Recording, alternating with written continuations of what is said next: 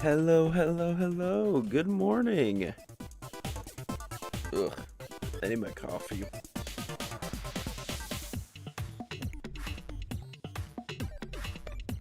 Can you tell I am still congested, even after all this time? Fun stuff. I'm still dying.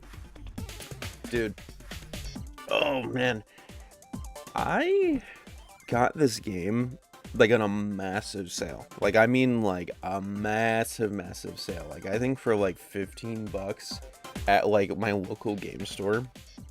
Because I kept seeing clips of it all over Twitter, man. I kept seeing people like giving out their codes for their custom levels. I saw like someone made like Minecraft in this shit. Like it was very much like a lower end like Dreams, you know what I mean? And I just really want to try it. You know, at first I was gonna be like, all right, I'll sit down, I'll do all the normal lessons, and then we can just stream like just all the fucking random levels I find online. But then I was like, you know what? Nah, dude. I want to chill out and get my money's worth out of this game. I want to like chill out. I just want to learn how to make these games. Like it could be fun to learn how to make a game in a game. You know what I mean? Because like whereas Dreams, I love Dreams. Dreams is a little bit too complicated for me. Like I could maybe understand it a tiny bit, but Dreams is so beyond convoluted, especially on a PlayStation controller. I'm just like, yeah, there's no way I'm trying that. Like, maybe if I followed guides or something I could, but like, no way. This game I feel is way more rudimentary. You know, there's like easier controls. The Switch 2 version now has like mouse controls and everything, so like it feels way smoother. It's got touch controls now. I don't know, I just feel like this one will be way more simple for me to understand. This is like baby's first game creator, which I think is honestly kind of fun, especially because some of the more like technical shit you can pull off in this game, it's really technical. Even with how oversimplified this engine is, there is a lot of complicated shit you can make. I've seen people make first-person shooters in this game. I don't even know how you do that in an engine that is built off of a 2D screen. How do you do that?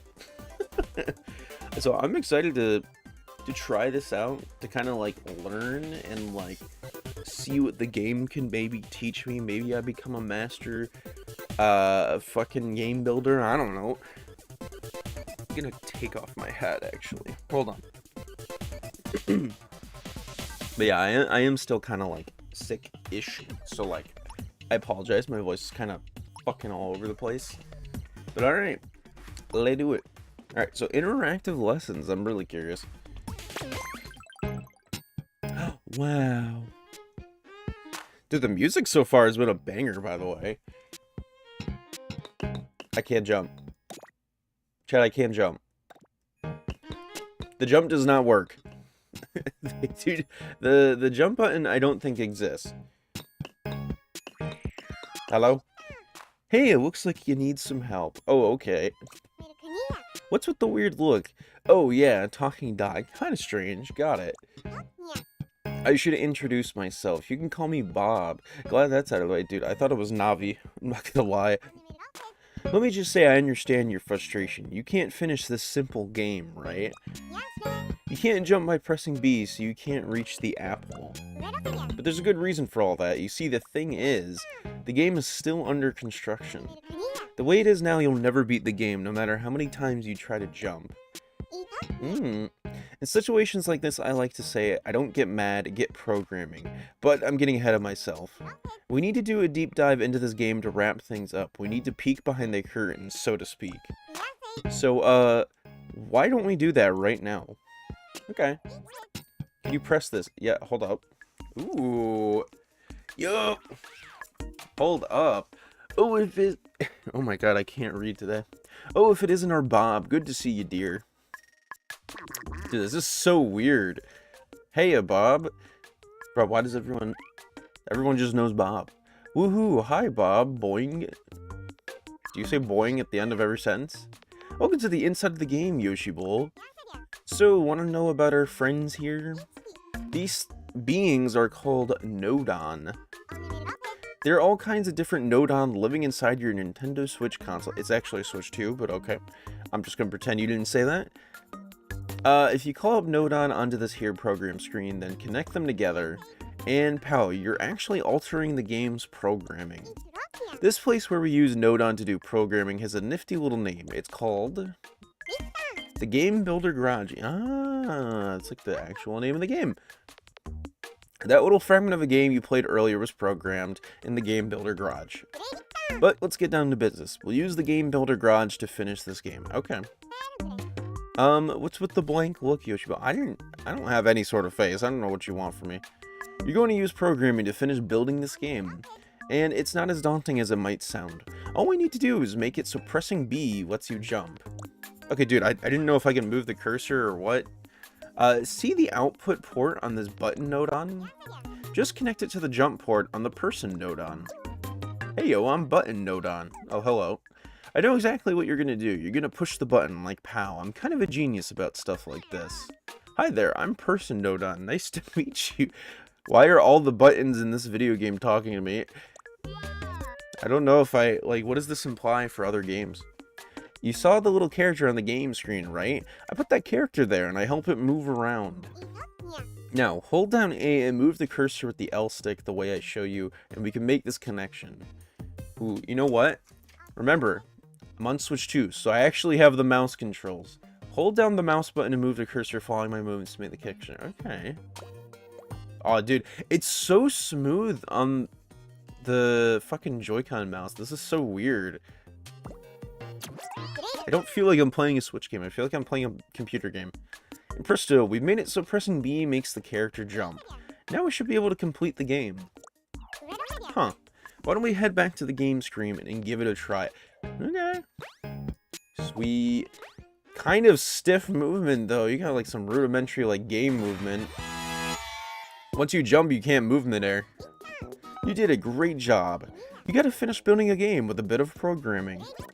Well then, why don't we pop back to the program screen? Okay. So, what do you think? It's fun learning how to program a game, right? I mean, I only really programmed one fucking thing. Actually, I think you might have a real knack for this, Yoshi Bowl. How about it? Do you want to program some more games? If you do, then maybe you'd be interested in your new pal Bob's interactive lessons. Like just now, you'd go through programming all kinds of games with me as your guide. And by the end, you'll have what you need to make your own game, all by yourself.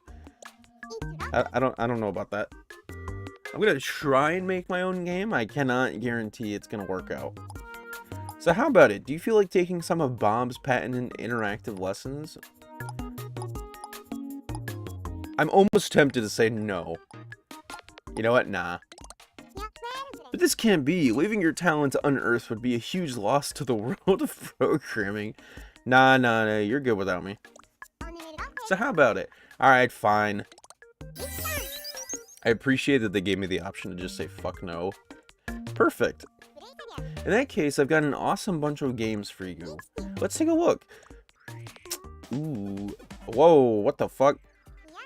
We'll be making 7 games in these interactive lessons. In the first lesson, we'll make Tag Showdown, which is just a simple game of tag. Next, we'll use some unique features of the Nintendo Switch console on a roll. Okay. Lesson 3 is the auto-scrolling blaster game Alien Blaster.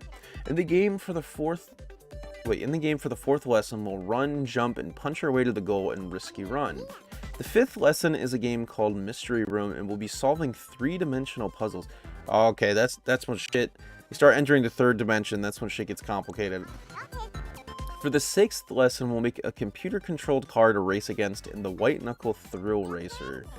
And last but not least, in Lesson 7, we'll make the 3D action game Super Person World. Okay, that's very distinct.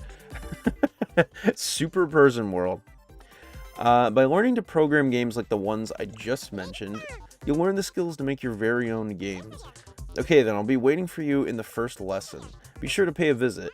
I've been the ever-knowledgeable Bob. See you later. Okay, goodbye, Bob. What the fuck? You're not Bob. Yoshi-Bo, hang on a second. My name's Alice. So not Bob. He's the excitable one you already met. I look similar, but I'm Alice. How do you do? Please don't forget or call me Bob or anything like that. Okay. I got you. I ain't gonna call you Bob. So, Yoshi-Bo, you know how you got that game to work just now? Be honest, you don't really get what made it work, right? I mean, that's totally fine. You've just started with all this stuff. But, you know, if you're going to make your game, you'll need to understand what mechanisms do what. That's why I've set up some checkpoints to help you. I'd like you to come to the checkpoint before lesson 1. I'll be waiting. Oh. Okay. Huh. So I'm assuming that's a checkpoint? A mysterious checkpoint appeared. Prepare to enter. Dude, the fucking UI is so goofy. So how do I leave? What does, like, log do? I don't know. Log's just kind of there? What about controls? Handheld tabletop mode controls. Control stick pointer. Yeah. Huh. This is so weird, dude. This is so bizarre. I really like it, though. I just don't know how to describe what I am looking at. Like, what is Nodepedia? So I can't do anything. I don't know if I appreciate the fact that you can't do, like, online levels until after you do all this stuff. Like, that's kind of crazy. But to be fair, that is half the game. So, like, that kind of makes sense. Kind of understandable. Okay, checkpoints.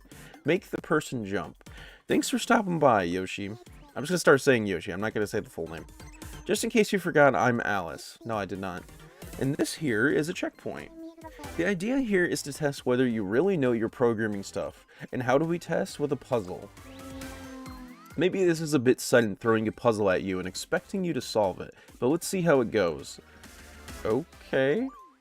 Game Builder Garage, the basics, Alice's Guide updated. Okay. So, I've got something for you that I think will help. Your very own Alice's Guide. Also, I'm gonna, like, I think I can just use one Joy-Con for this. We'll give you further tips on how to use Nodon to make games. Can you select this here? It'll open up Alice's Guide list. Okay. So let's see. Why not use it to learn the basics of Game Builder Garage? Okay. So we've got button and person Nodon. Alright. This is so weird.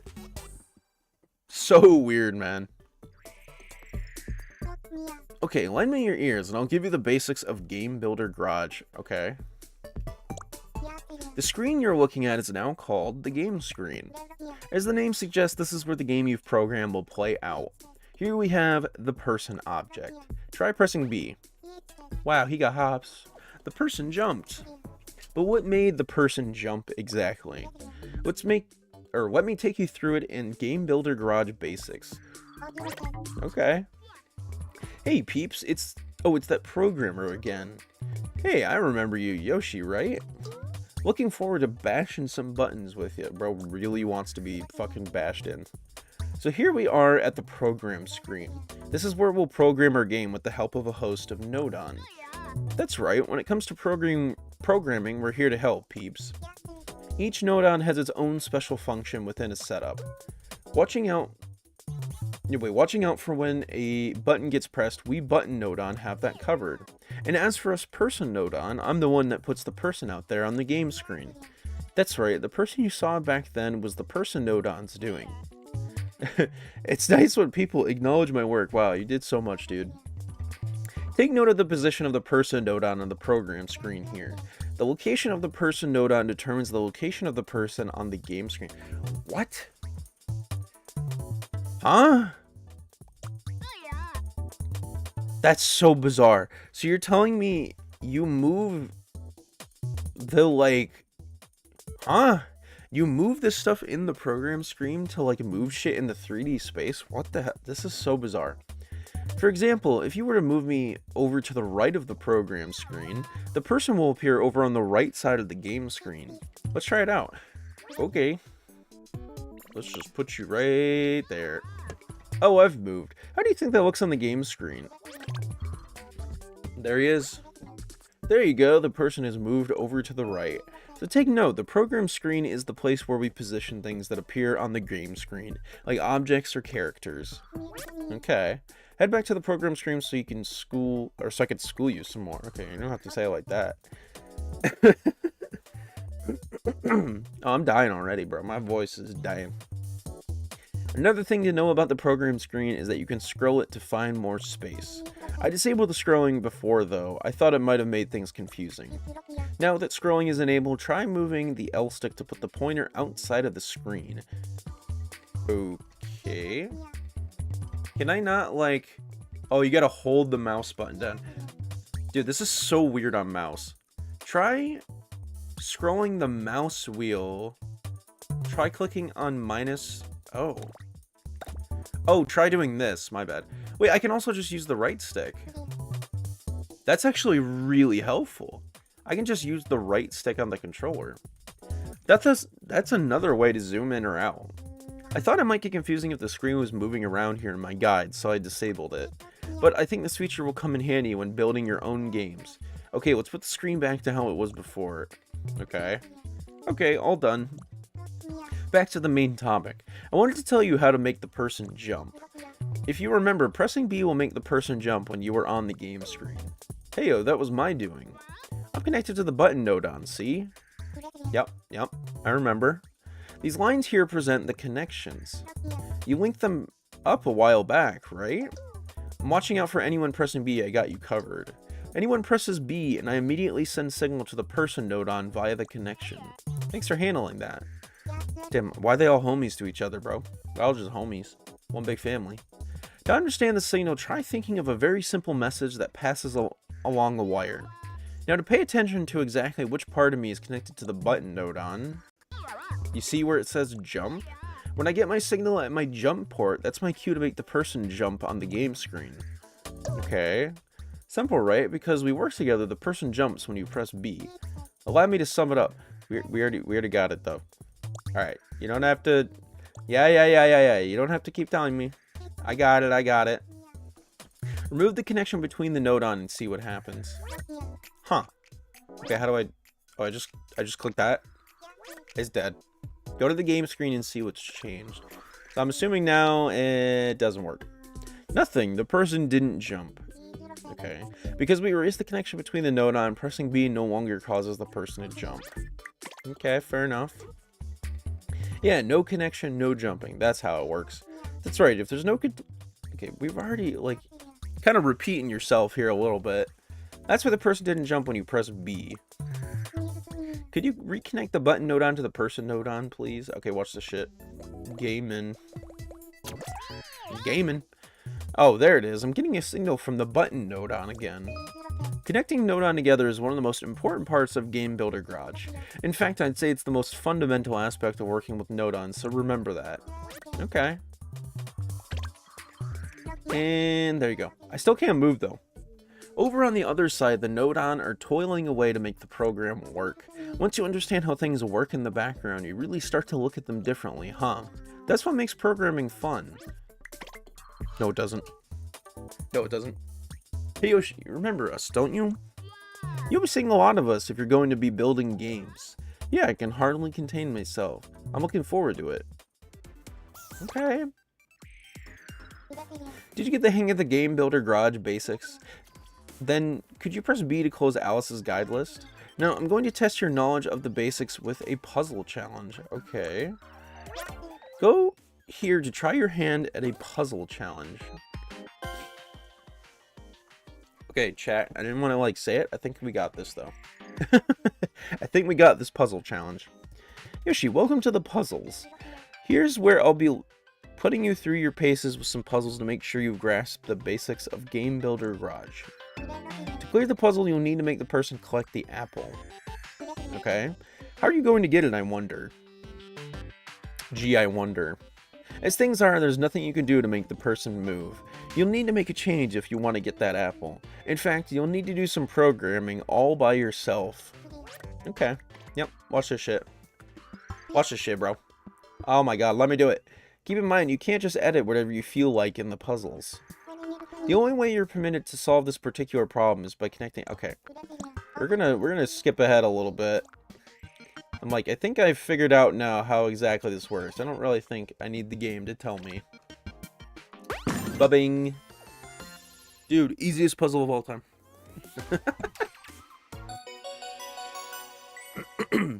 It seems simple enough so far. Awesome, looks like you definitely have the basics of Game Builder Garage down. From now on, I'll be testing how well you know Game Builder Garage and the Nodon. So between each lesson, I'll test you with some checkpoints. I'll also be adding things to my guide every now and then. That's Alice's guide to you. So if there's anything that's not clear, feel free to hit up Alice's guide. Now, there's nothing holding you back, so let's get to lesson 1. Okay. Cool. So, like, it's just open? Like, is everything just done, though? Or, like, how does that work? Okay. Yeah, no, literally, her guide and everything is just done. So what about Notopedia? What the hell? Oh my... What the fuck? Dude, that's crazy. Look at all these Nodons. Holy shit. Okay, I am ready for all that. Hold on, I'm not ready about that. Hold up. I'm not ready for all that just yet. Okay, I'm not touching that. That is like way future stuff. Okay, Tag Showdown. Oh. Holy shit, that's a long one, dude. Let's just do step 1.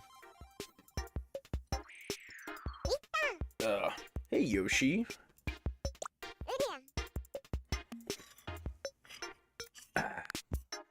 I'm so glad you made it. Yeah. Welcome to the interactive lessons. Just in case you forgot, I'm Bob, and I can't wait to start working with you. Well, it's a day to remember because you're going to make your very first game. Tag Showdown. Huh. Oh. Bro just got murked. So what's with the, like, the balls that are coming from the top of the screen? Like, oh shit, those just kill you straight up.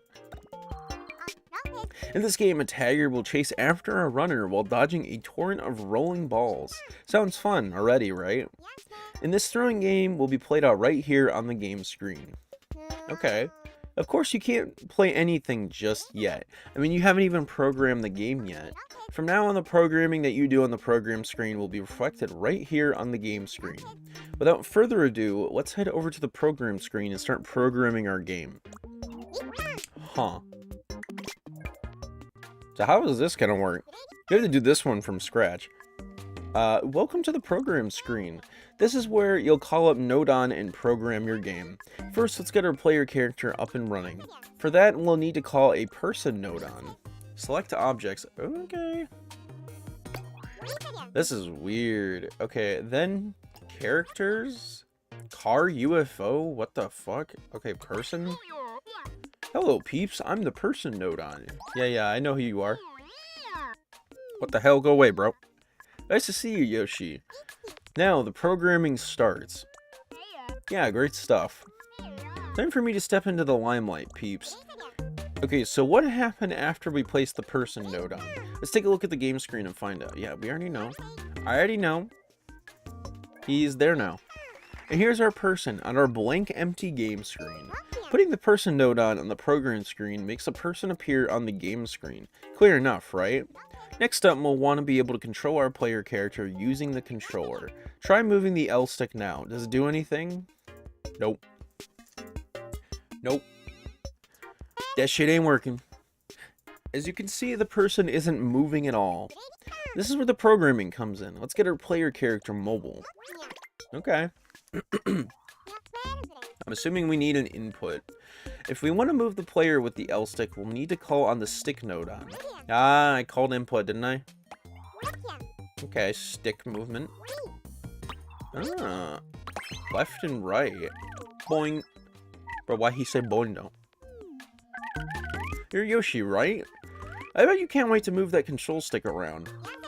Okay, now we'll need to look up the stick Nodon's output port with the left and right port of the person Nodon. Okay, easy. We need the jump button too, by the way. Hey, Sticky, time to do what you do best. Sending over the output from the control stick. Boing. Okay, here we go.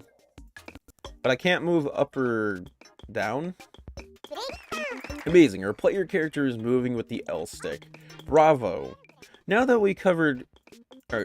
that covered, we can move on to something else. Wouldn't it be good if a person could jump when a button's pressed? Wow, dude. First move the stick node over to the blue frame. Okay. Then select the input. Button press, and then B. Okay, so far this is making a lot of sense to me. Yo!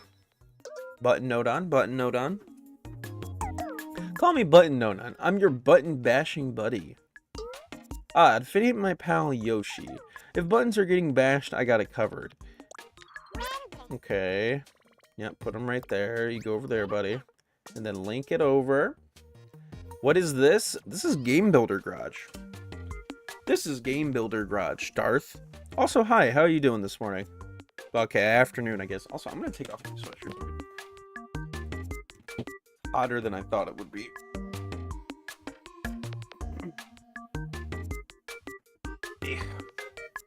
Stuffy in my room. Whew. What'd it do? Good, good. We're making a game. If the button gets bashed, you can be sure I'll let you know. Wait, I have 2 mouses? What? That's really bizarre. What the fuck? Why do I have 2 mouses, bro? What the shit? Thanks, bud. Okay. And then we move it around. Huh. Interesting. Great, the player jumped when you pressed B. When you're done testing that out, head back over to the program screen. Okay. Okay, guess what? You've cleared step 1. Huh. Boing, bravo. Good job, peeps. Great job, buddy. Oh, wow. Everyone's so nice. In this step, we made it possible to move the person with the controller. In the next step, we'll get ready to build the level for a game of tag. I don't mind saying I'm pretty excited about that. See you in the next step. Damn, that was the whole step? Okay, bet. G-Bill, 2 mice. Exactly. Exactly. Okay, I'm not gonna lie. I don't really know if I feel like doing Alice's guides, because it's like... Didn't we just do that lesson? Why do I need to go back and, like, do the exact same lesson again? You know what I mean? I don't really feel like it. Alright, making the floor and walls. Alright, bet. Welcome again, Yoshi. Let's get right back to building our game of tag. But first, let's have a little look back at what we've done already. Try using the L stick and B to move the character player. Okay, so it's pretty much a checkpoint. You got it. Thanks to our top-notch work in the last lesson, we can now move the player with the controller. This time around, we'll be building the floor and walls that set the stage to our game of tag. Okay. It's gonna be interesting. I'm assuming objects. We'll be making the floor and walls, but first, we need to decide where we're going to put the entire level. Oh. How about the space up here? That should do. I'm glad that's settled. Now we need to make sure the area is shown on the game screen. But if you're going to do that, we'll need the help of the game screen node on. Oh. Game screen? Oh. Hello, darlings. I must say, you're looking radiant today. What the hell? Even the game screen is alive? Oh, and you must be Yoshi. Everyone's saying you're the next big thing. With you at the helm, this is going to be a simply stunning production. We're sure to rise to the very top, darling. If we make use of the game screen node on, we can determine which part of the game or program screen will be reflected on the game screen. Bro, my throat. My fucking congestion is killing me. I couldn't have put it better myself, darling. Whatever I frame will appear vividly and thrillingly on the game screen. Okay. Let's make this game screen node on a little bit bigger. Yo, watch this shit. Pete. Okay. Now let's take a look and see what's happening over on the game screen. Well, nothing. I think you'll notice that our player character is nowhere to be seen. You see, over on the program screen, the person node on isn't surrounded by the game screen node on. Let's head back over there and fix it so the person appears on the game screen. Yeah. And then you gotta, like, drag them up. Yeah. Right there. Dude, that's so cool, though. And then you have, like, the button inputs and everything off screen. Like, what?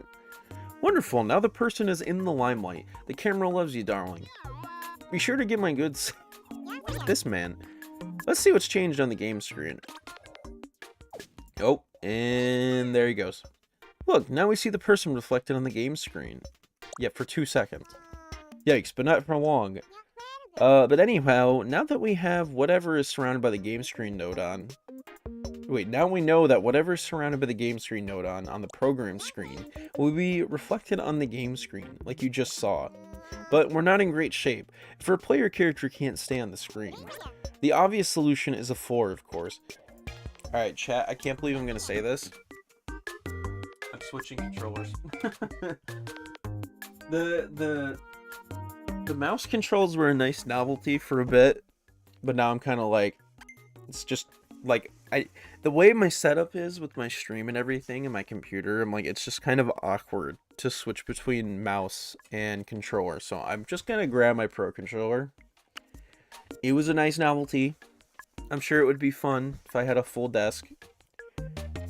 We will of course need an object node on to make the floor. Go to the objects. Okay, bet. Simple objects. Box. Oh, hey, the name's object node on. Dude, these things being alive is so strange. True to their name, object node on are node on that make objects appear on the game screen. Well, he's not wrong. Huh. This is really cool so far, man. This is a very, very cool way of teaching, like, how to do game programming. Like a very beginner-friendly programming. Whoa, did you see that? Whoa, holy shit. Oh, sorry, I should mention that with nothing to keep them up, objects just drop right off the screen. Let's head back to the program screen and fix it so the object doesn't fall out. Okay. How do we do that? First, select the object node on. Oh. Oh, shit, they got menus inside of menus? Uh-oh. Open the settings screen with this icon. Whoa, okay. This is starting to get a little bit convoluted. The settings screen is where you can make all kinds of changes to a node on. Okay. We'll need to adjust the property settings to fix it so the object doesn't fall anymore. Now disable the options movable, destructible, and destructive. Okay, why destructible or destructive? Is that just like so it doesn't break? If that's done, we can close the settings screen and head on over to the game screen. Okay. Yo. You can like jump on this like off. Oh, never mind. Never mind, it's gone. Perfect. The object is staying where it should. The person isn't falling out of the screen either. Though I'm not sure that 4 is big enough. I bet the person feels a little uneasy there. Head back to the program screen and see that we can adjust the size. Okay. Select the object node on. Oh. That's really weird. Perfect. Let's check out what happened to the 4 on the game screen. That's really weird. Now that's a much more reassuring size. Damn, that's what she said, bro. I ain't gonna lie. The player won't fall off quite so easily now. The 4 is doing its 4 thing, but the color is kind of plain, right? Let's see if we can change the color too. Okay. Obviously click it. Settings, and... Whoa. Now here's where you'll be able to select the color for your object. Okay. Let's try making it brown. Oh, because we want it like a plank of wood. Okay. Interesting. This is so weird. But it's so cool, though. And the 4 is now brown. Awesome. Well, the 4 is all taken care of, but if the player goes past the edge, it'll just fall off again. Perhaps some walls would make this level a little safer. Okay. Just like the 4, we'll need to make use of the object node on to create the walls. Calling out more object node on, changing the settings again, sounds like hard work, right? So let's save ourselves some work and just copy the 4 to make the walls. Oh. Oh, what? I can be a wall, no problem. And we've copied the object node on. This is so bizarre. What the hell? So, like, do I just... No, you just... What? This is so cool, man. Now make a copy of the new nodon and drag it over to the right edge. Okay, what about the ceiling, though? And ta-da, the walls are complete. Okay, but what about the ceiling? Huh. Behold, some nice, safe brown walls. Oh, okay, well, I didn't mean to skip that. Okay, let's see. Yes. I hereby declare step 2 complete. Okay. Thank you, thank you, thank you, thank you all. In this step, we added a floor and some walls. In the next step, we'll add some platforms to complete the level. Bye for now. See you again at step 3. Damn, bro, we flying through this shit. Okay, the game screen, nodon's job, basics of object properties. Yeah, I don't feel like I'm gonna touch Alice's guide. I'm gonna be real, chat. That seems like some extra shit if I'm not understanding it. But, like, I feel like I'm understanding it so far. Okay, making platforms. And there you are. Okay, time to continue programming our game of tag. Last time we made the floor and the walls. Could you try moving the player with the L stick and B? Yeah. What of it? In step 3, you're going to make exciting changes to the level's environment. So does this person seem a little small for a game of tag, maybe? You could fiddle around with the walls and floors to make them a bit bigger, or you could just make the person smaller. This will have the same effect as making the level bigger. Interesting. I didn't even know we could shrink the player. Oh. How small can you... Okay, not that small. This is how you make the person nodon smaller. But what happened to our character over on the game screen? Oh, you were tiny, tiny. And you might have guessed it shrank in size. It has a lot more space moving around, or to move around in, right? Looks like we're all set to continue building our level. Back to the program screen. Okay. This is where we'll liven things up by placing a whole bunch of platforms. Start by selecting the object nodon that's making our floor. And copy it. Okay. Then adjust the new nodon so it's the same size as the blue frame. Okay. This is so bizarre. And then the player character will stand there. Hop on me all you want. Hop on me all you want, I won't break. Huh. And then that's just there forever, okay. Now we've got a nice platform right in the middle of our level. And we're going to make a whole bunch more, just like this one. Let's head back to the program screen. Okay. I think you're ready to be making a sloping platform. Start by selecting this object nodon. Make a copy. Then take the copy over to the blue frame. And then you'll need to make it a bit smaller. You can make it smaller than that. Lastly, rotate it so that it's on an angle. Oh. Grab it on this handle and turn it a little so that it fits inside the blue frame. This is so bizarre. Oh wow, I've gone a little slidey-wise. Cool. Let's make another one just like it, but over on the opposite side. Okay, so copy it. This is so cool. I don't know how to explain this, man. This is very interesting. Perfect fit. Let's see what's changed on the game screen. Oh, whoa. What the hell? Now we have 2 sloping platforms. Things are going great so far. But we still have a few more platforms to create. Okay, next, let's add some slopes in the bottom corners. Select this object nodon. Okay, alright. We've got this pretty much down now.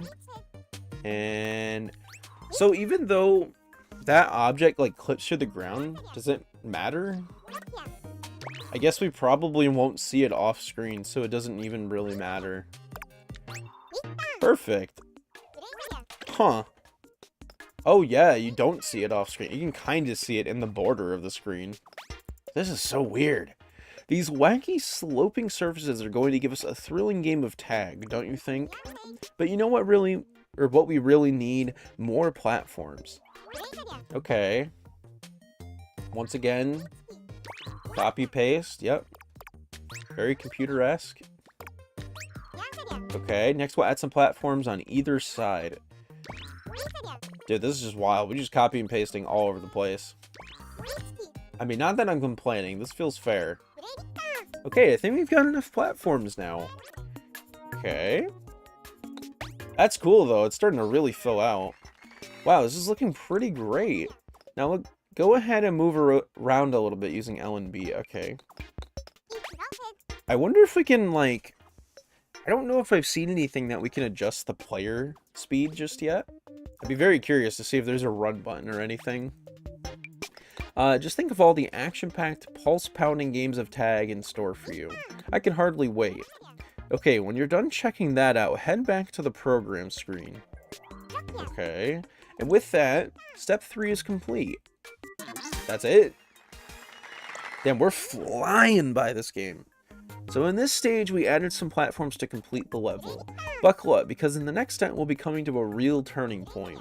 Our game of tag is about to become a 2-player game. Uh-oh. See you in the next step. I don't like that, bro. I don't like 2-player. That makes me a little concerned, chat. Okay, making the tagger. Alright. Great to see you again. We're already halfway through the programming of our game of tag. You're zipping through this stuff. In this step, we're going to create a second person to act as tagger. Then we'll have a real deal, bona fide 2-player game. Last time we added some interesting touches to our level. Let's warm up by moving the player character around the level a little bit using L and B. Okay, so we've done this before. Same stuff. Imagine what it'll be like when there's a tagger chasing the player. I get chills. Let's go ahead and create a tagger over on the program screen. Okay, so how does this work? How do we make like an AI to chase us around? Before we make our tagger, let's adjust the position of the person a bit. We can make the person node on above on the platform on the right side. Okay. It's a good idea to move the other node on attached to the person node on too. It'll make things a little bit easier to understand. Okay. That's what you think? I could totally understand that if it was there. Okay. Let's take a look at the game screen. Yep. Exactly the same. As you can see, our player has moved from the middle out to the right side. Okay, those preparations are done. Okay. So I'm assuming we're going to put it on the left side. We can use another person node on for our tagger. Select the person node on. Oh, copy and paste again. Hello, peeps. How can I help? Aha, you can count on me. I'm a reliable person node on. Okay. So you're going to be evil. You're going to be the evil, fucked up person node on. Okay, let's see how the game screen looks. That is so bizarre, dude, having 2 people now. Now we have 2 characters. Can I jump on your head? Bruh. This game's amazing. Huh, the person on the left side isn't moving. I guess it's not that surprising. We still need to do the necessary programming to control the second person. Wait. Are we gonna have it so that we can control one character with, like, the left stick and then the other character with the right stick? That's kind of interesting. That's kind of cool. So now that we have 2 characters, we'll need to figure out how each one will be controlled. Since this is a 2-player game, we'll need to have 2 players controlling one person each at the same time. Controlling one person with the left Joy-Con and the other with the right would be ideal. Let's arrange it so that the tagger on the left side moves with the L and jumps with the L button. As for the runner on the right side, the right stick and the R stick. Or R button. R. Dude, I can't do it. Now that we've got a plan, we can program the controls. Let's start with the tagger. First, we need to call on the stick node on. Can't we just, like, copy and paste that, though? I mean, alright. Boing. More control stick wiggling, eh? Bring it on. Okay, move you over here. And then, yep. Left and right. Good to be collaborating with you, Sticky. Boing, looking forward to it. Now we'll call another button node on. Okay. So we're gonna need to reprogram the first person node on. Good to be here. I just know you want to smash the L button like there's no tomorrow. I would. Oh. Good to know, I guess. Alright, so let's do jump. Okay, the tagger is now ready to receive controls. Next up, let's change the controls for the runner.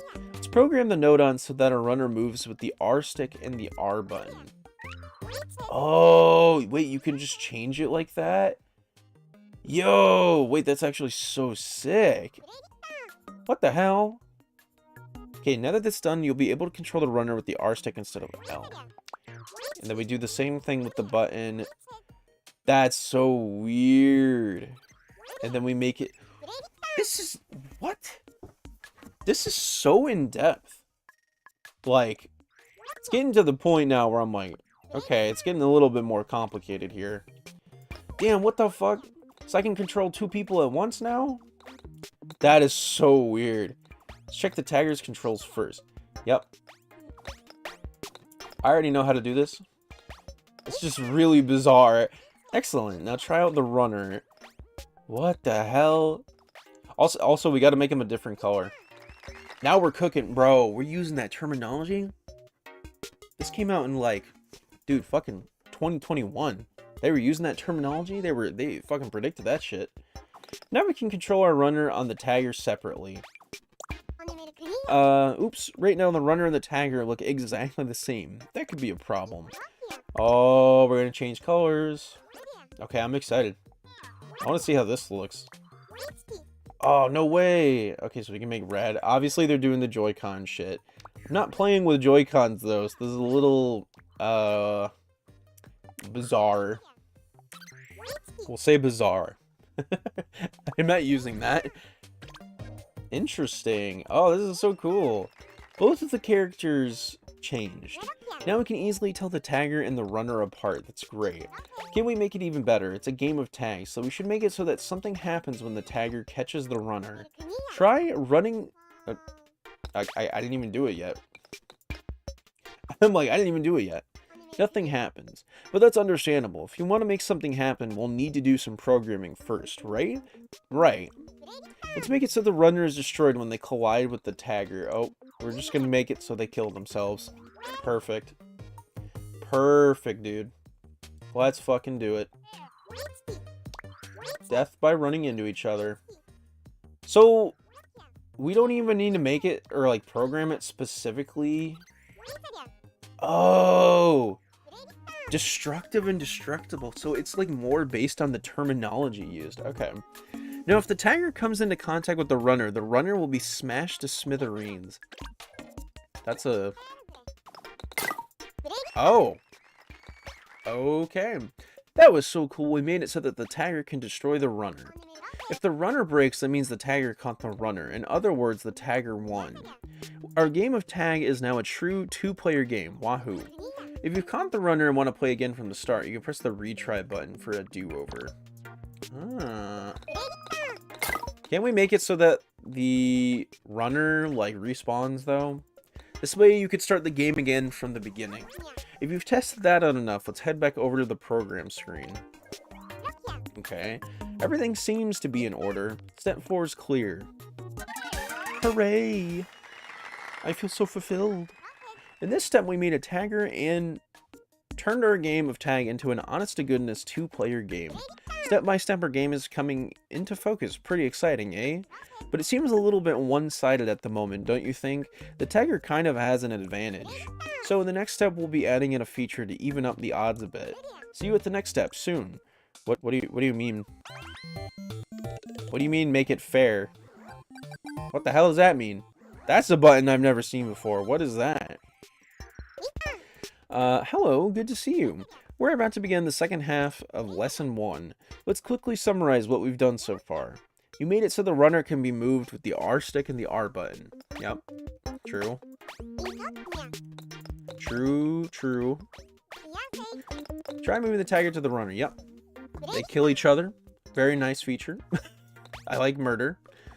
As you just saw, we also made it so that the runner breaks up when colliding with the tagger. That's already enough for a game of tag. But it seems like the tagger is a little too strong, doesn't it?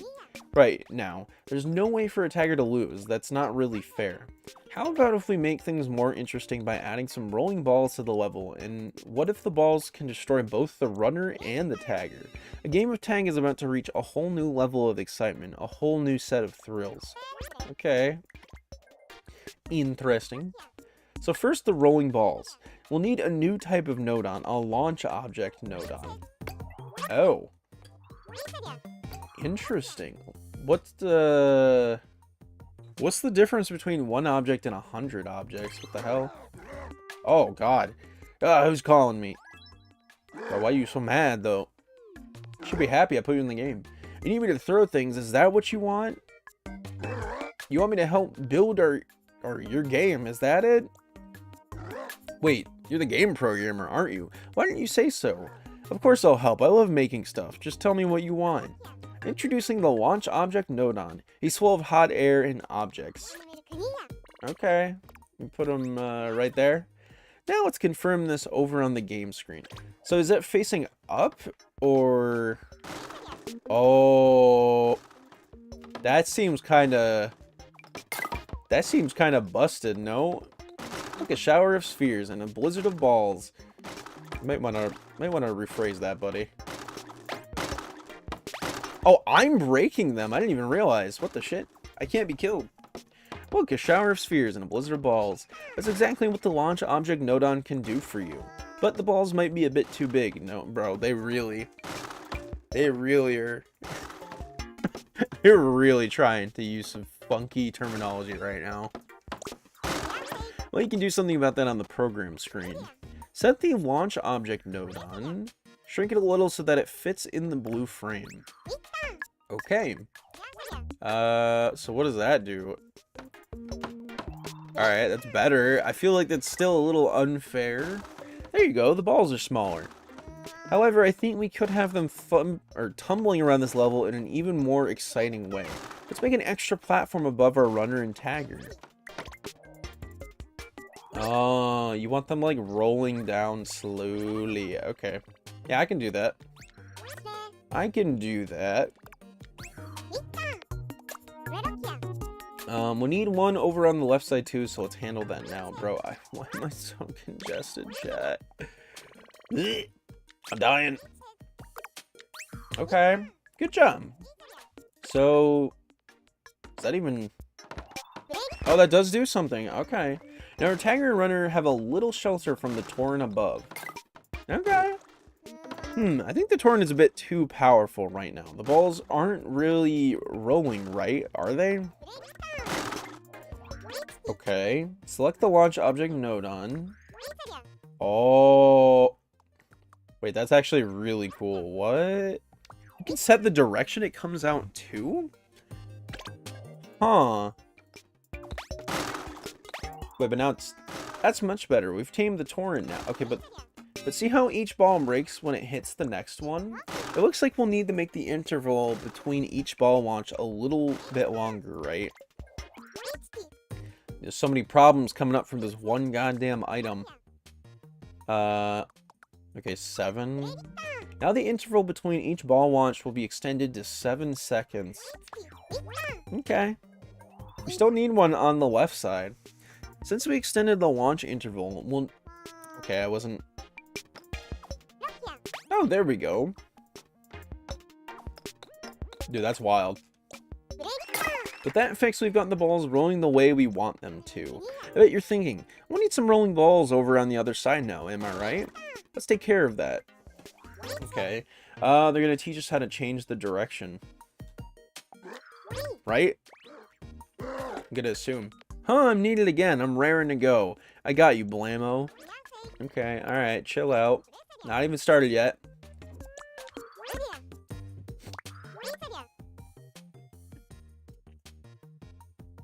Ugh. Sorry, chat. I am dying right now. Okay. This is so cool, though. Alright, and then go back. Wait for it, wait for it.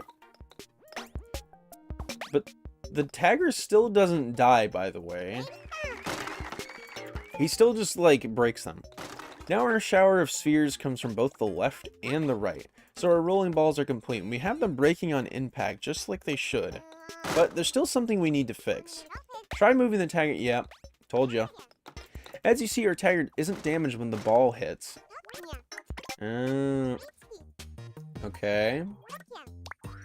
Destructible. Now, wouldn't that, like, fuck up the other runner character, though? Or does that not do anything? I guess not. Interesting. Oh, damn. Now the tagger breaks when the balls hit. Great. Imagine the tiger pursuing the runner through a hail of tumbling balls, the drama, the peril. We've gotten the makings of a truly thrilling contest. When you're done checking it out, I'll return to the program screen. And let's see. Step 5 is clear. Damn, dude, what could be left? I feel like we've done the entire game. Like, there's 2 more steps, and I'm like, how? In this step, we use the launch object node to liven up her game of tag. And the next step we'll make it so the game can be played again and again. See you in the next step. Looking forward to it. Oh, is it a score system? Okay. Yeah, I'm gonna assume it's a score system then. Am I crazy, or does this game like screams Mario Maker vibes so much? Automatic retry. Uh-oh. You made it. Great. We're getting pretty close to completing the construction of our game of tag. Let's refresh our memories about progress so far. Now let me see. In the last step, we really upped the danger by adding some destructive rolling balls. We've done a lot already. In fact, our game is almost finished. This time, we're going to make it a little bit easier to play. You could say we're adding a quality of life upgrade. Now, if the tagger or the runner breaks, the player needs to press the retry button themselves to play again. It seems like a lot of hard work when you're supposed to be having fun, don't you think? To make life easier, how about we add an automatic retry to the game? If the tagger or the runner breaks, a retry will be triggered. Okay. First, we need to call a node that watches out for things breaking. Namely, the object break node. Dude, alright, now we're getting into some complicated shit. Hi, honey, something I can help you with? You got like a big crack in your forehead. I don't know if you noticed that.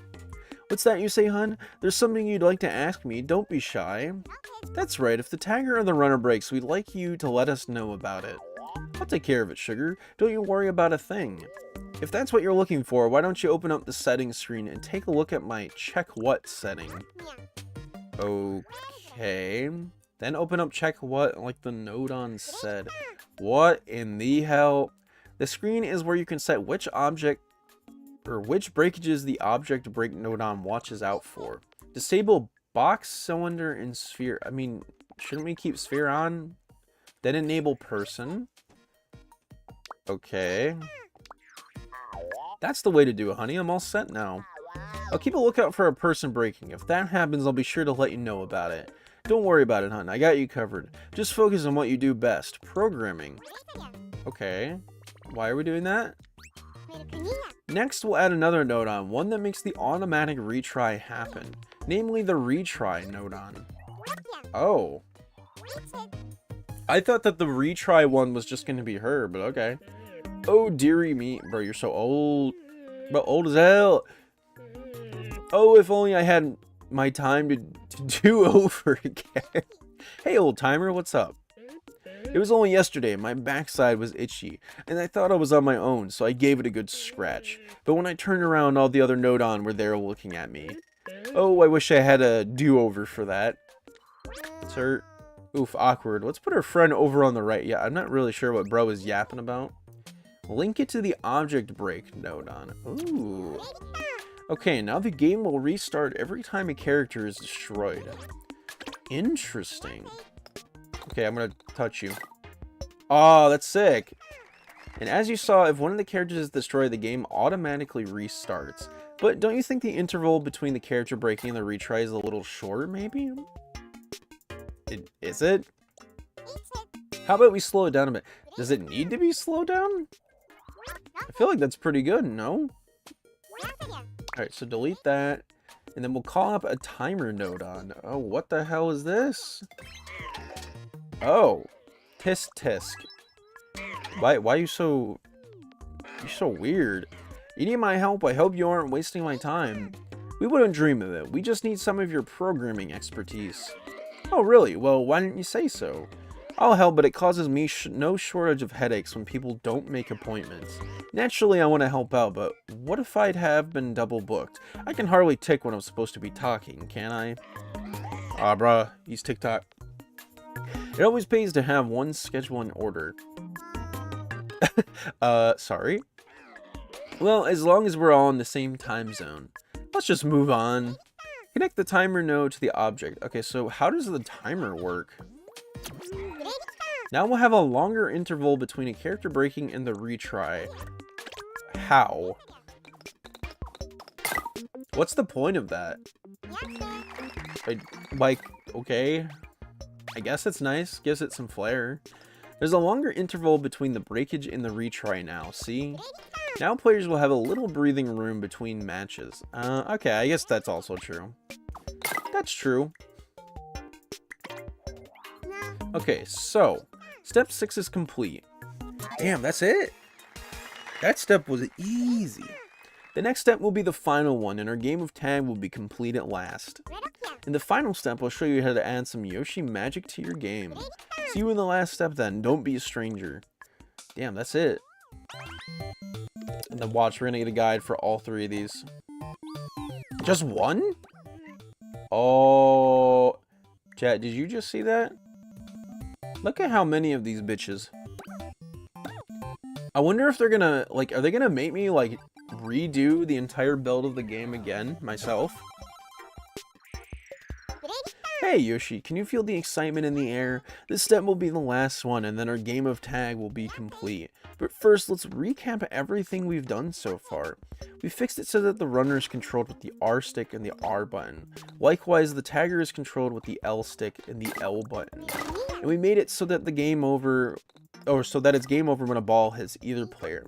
It's fair to say we've got pretty much everything we need for an awesome game of tag already. However, a final touch is still lacking, and it's a sprinkling of color from your very own hand, Yoshi. What do you mean? So next, we'll harness your inspiration and creativity to change the color of the level. Are you ready for that, Yoshi? Okay. Why? Okay, at this moment the object is brown. How about we make it black instead? Okay. Why? Ta-da, we changed the color of the middle platform to black. Now what I'd like you to do is change the colors of the other platforms to whatever you'd like. Express yourself. Let the hues flow out of you. Okay. I'm gonna make them all green. It's your time to shine, Yoshi. Run wild with the rainbow of color. You're going to change the color of every single node on, or object node on, to whatever you like. So start thinking about how you'd like to paint the town in shades of Yoshi. To make things easier, I'll make it so that you can move the program screen's view around.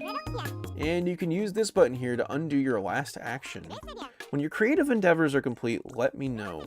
Press done when you have everything the way you want it. Ready, steady, start programming. Huh. It's all randomized. We're doing all randomized, chat. We're doing everything randomized now. Let's do red. I don't know, bro. I'm just like fucking random. Why not?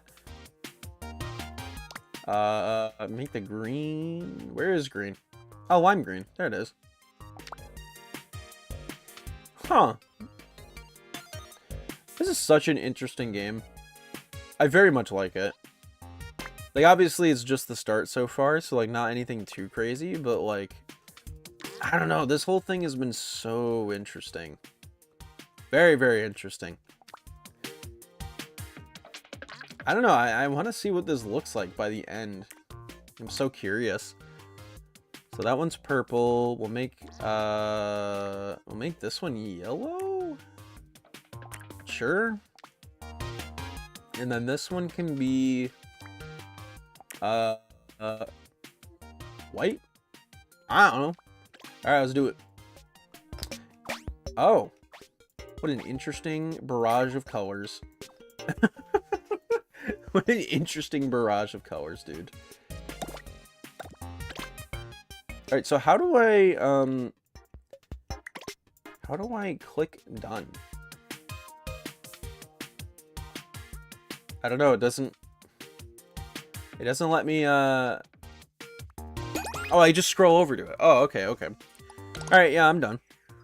Sure, why not? Oh, done already? Okay, let's take a look at the finished article. Your first ever completed game. Hooray, it's done. I feel accomplished. Hooray! Am I, like, looking at something here? Oh, what style? What flair? Color me impressed. Okay. With that, I can declare that development of this game is complete. And what a magnificent game it is.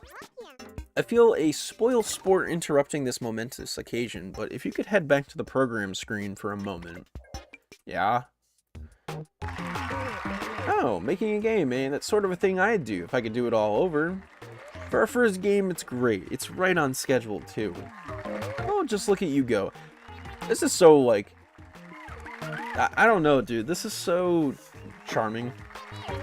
That's what I call teamwork, peeps. Huh. Good job. I said good job.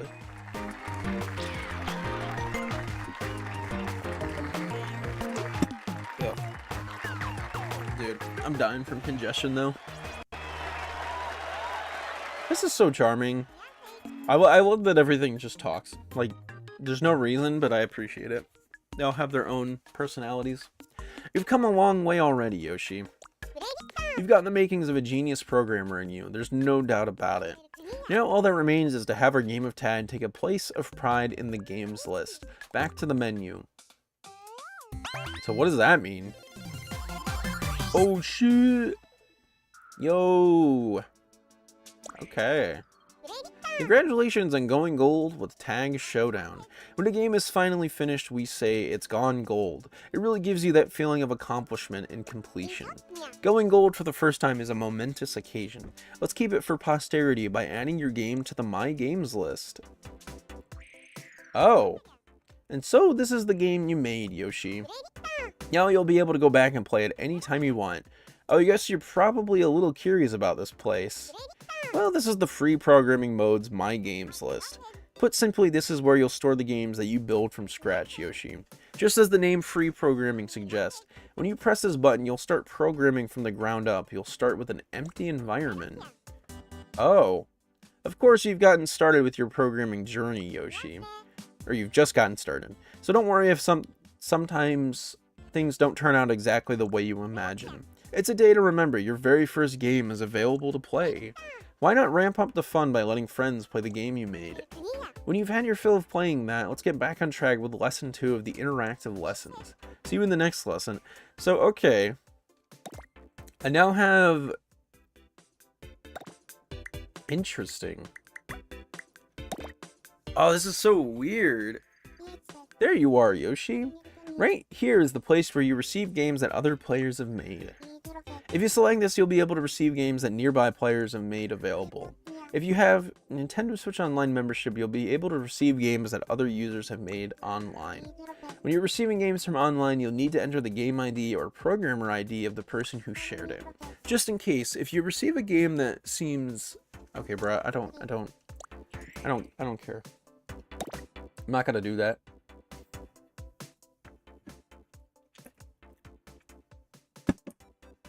Ugh. Okay. G and P. Well, I don't have anything I want to put in just yet because, again, I kind of want to save that for a different episode. So for right now, I would like to just stick to making the, like, programming stuff. Like, for right now, I don't really feel like we need to do anything. Yeah. I get it. I'm like, I don't... Okay, please stop talking to me. I get it. I understand how online works. Okay, thank you. Stop talking to me. Alice, go away. Alright. Cool, though. Cool to see that we made one game. I'm assuming now is going to be a checkpoint. Yep. Interesting. Damn, we still have 6 more games to make. Holy shit, dude. That was only one. I mean, also the tutorial, but still. Okay, let's see the checkpoint. Hello. Looks like you've completed the first lesson. Great work. Hold on, you didn't forget about my checkpoints, did you? Checkpoints are where we'll test if you've really understood how to use the Nodon properly. You'll have to solve a Nodon-based puzzle to proceed. There'll be 5 puzzles for you to solve. Let's start with this puzzle, okay? Alright. Now, Are they gonna just fully explain it to me, or am I gonna do it myself? That, it looks like they're gonna explain it. Maybe you forgot what you were supposed to do, so allow me to explain the puzzle again. Also, what the hell did my... Oh. Why did he kill himself? The puzzle is solved when the person collects the apple. To make it so the person can collect the apple, you'll need to work your programming magic on the program screen. Yeah. However, you can't just program willy-nilly in this puzzle. Your actions are limited. To solve this puzzle, you need to have a connection between the stick nodon and the person nodon somehow. You'll be fine, just pay attention to what the nodon are thinking and you'll figure it out. Okay, now do your best to clear all 5 of the puzzles. I'm sure you'll be great. Okay, so they do let us figure this out on our own. Okay, thank God. I thought Alice was just gonna be yapping the whole time, which I was like, oh dear God, no. What the hell? Framing with the game screen nodon. Okay. Chat. I'm already a master builder, bro.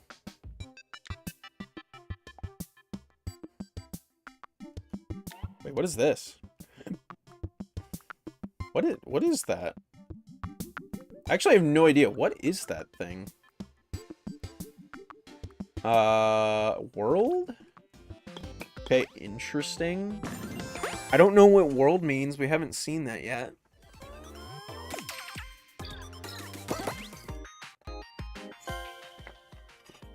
Very interesting.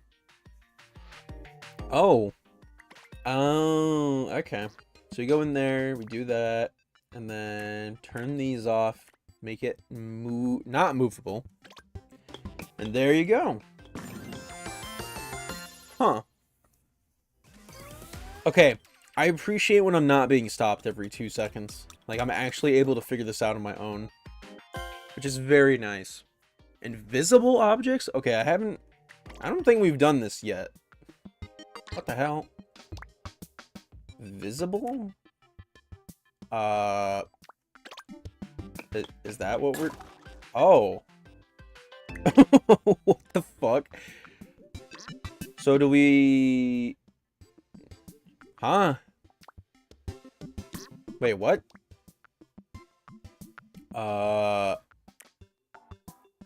Okay, interesting. So what if I make it destructive and movable?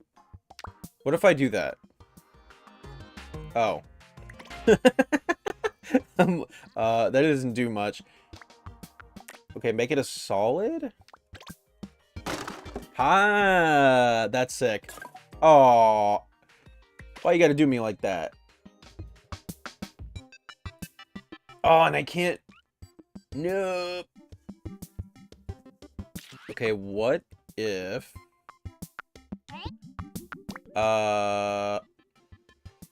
Okay, wait, this is the first one I think I've had that I'm, like, kinda, like, getting stuck a little bit. Oh, wait, what if I make it invisible? Oh. What the hell? Okay. So you don't do anything. Huh. So you can't do anything with that. Oh, wait, what if you make it destructible? Wait a minute. Oh! Okay. That makes sense. They both break each other. Interesting. I didn't understand. The Rowdy Launch Object Nodon. What the hell? Oh. Bro is extra angry today. Alright, so we want to put it like... I don't know, like... 20 seconds between each other. Whee! Hell yeah. Perfect, it worked out. Okay. Dude, I like the checkpoints. Checkpoints are very fun. Just figuring out these small bite-sized programming puzzles, it's very fun. Looks like your knowledge of our Nodon friends is really coming along. If you're going to be programming games in Game Builder Garage, then it's really important to have an understanding of how the Nodon, or understanding of the Nodon and how they work. all those Nodon, those funny little things living inside the Nintendo Switch console. I'm on Switch 2. Whatever, it's fine. I'll just ignore that. You could say that Game Builder Garage is a tool used to wield the Nodon to write programs. So please use Alice's guide in the puzzles to learn how to wield them properly. Okay, see you later. I will not be using Alice's guide, bro. It is just repeating shit I have already learned. Okay, on a roll. Oh. 50-minute lesson. Good lord. How is this gonna work? Using the overhead view. Huh. Hey Yoshi, you made it to lesson 2. In the previous lesson, we made ourselves the no-holds-barred Tang Showdown, and you were great. If you'd care to join me, I've got plenty more to show you in lesson 2. Now on to the topic of our next game. This one's going to be all about tilting your controller, and the name of the game is On a Roll. You're best playing the game in handheld mode, I'd say. Oh. I'm not gonna do that. Try watching the next video like you're looking from above at a ball with a box with a ball inside. Dude, we're really doing Kirby's Tilt and Tumble on the fucking Game Boy, are we not? It's just Kirby's Tilt and Tumble on the Game Boy. So interesting that you can do this. Okay. Basically, you have to tilt your controller like you tilt a box with a ball inside. As you can probably guess, that means for this lesson, we'll be doing our work in overhead view. Alright, thank God. I don't think they make me do handheld for this. One thing before we switch to overhead view. First, we need to place one of this game's most important items, the humble apple. For that, you'll want to call up a fancy object node. Okay. Round. Balloon. Why is a fish? Fish? And what a fancy object it is, too. Interesting. It's so ripe and juicy looking. The apple of my eye. There we go. Now you know how to place apples. Okay. Yep, that is an apple. If I had a mouth, I'd be tempted to take a bite. Okay, time for the main event. Let's view the apple from above using the overhead view. Fortunately, it's very easy to switch views. Oh.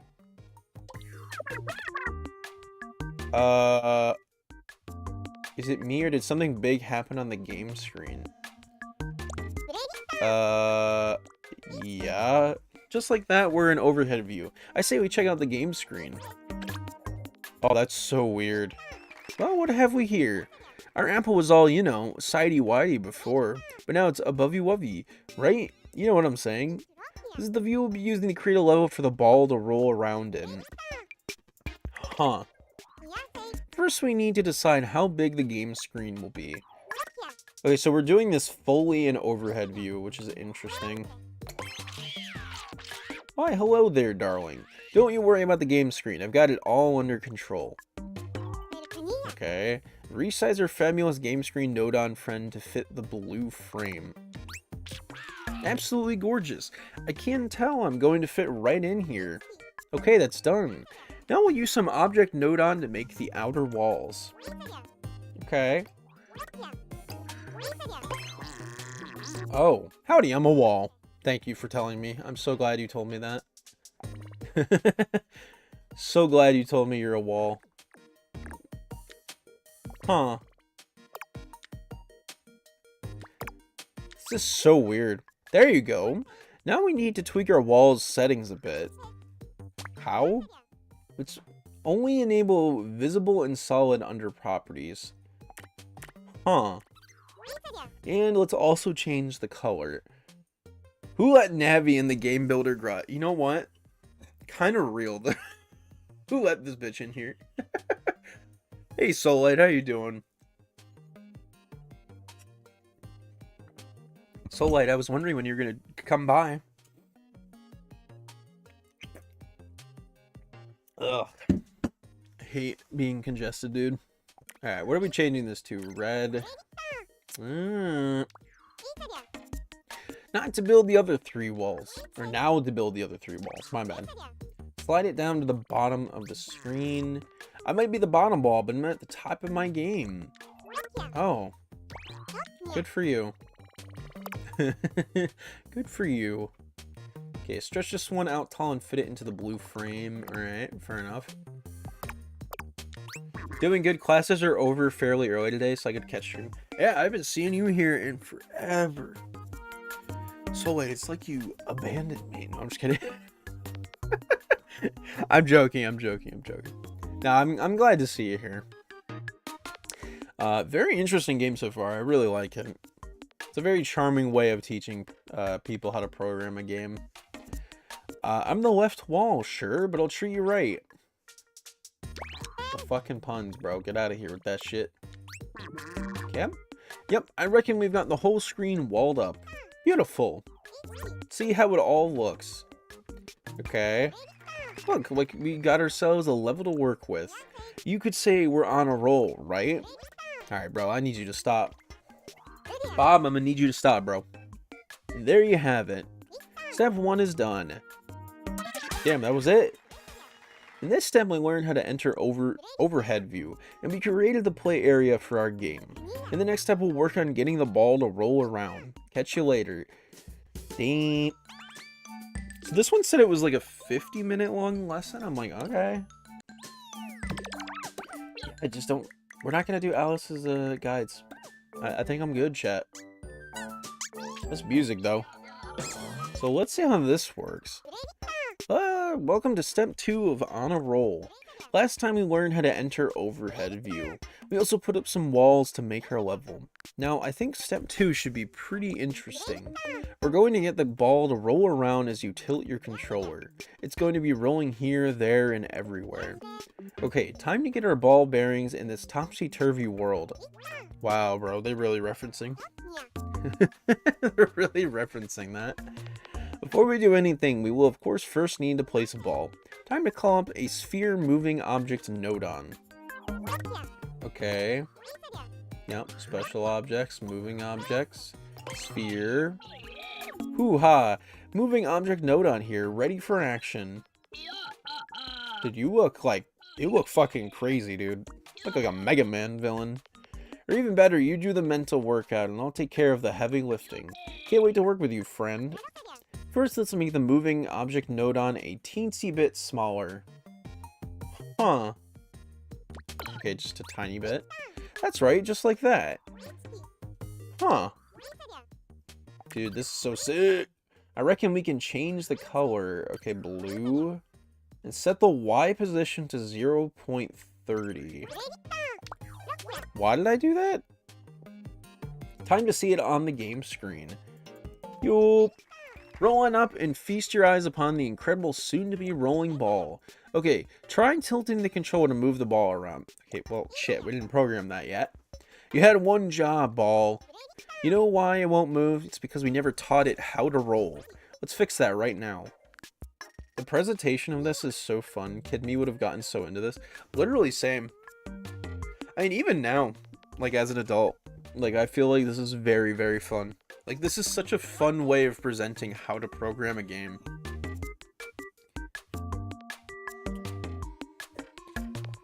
It's like I said, it's very charming. They could have very much just went with a very boring route where it's just like, all right, we just read a pamphlet.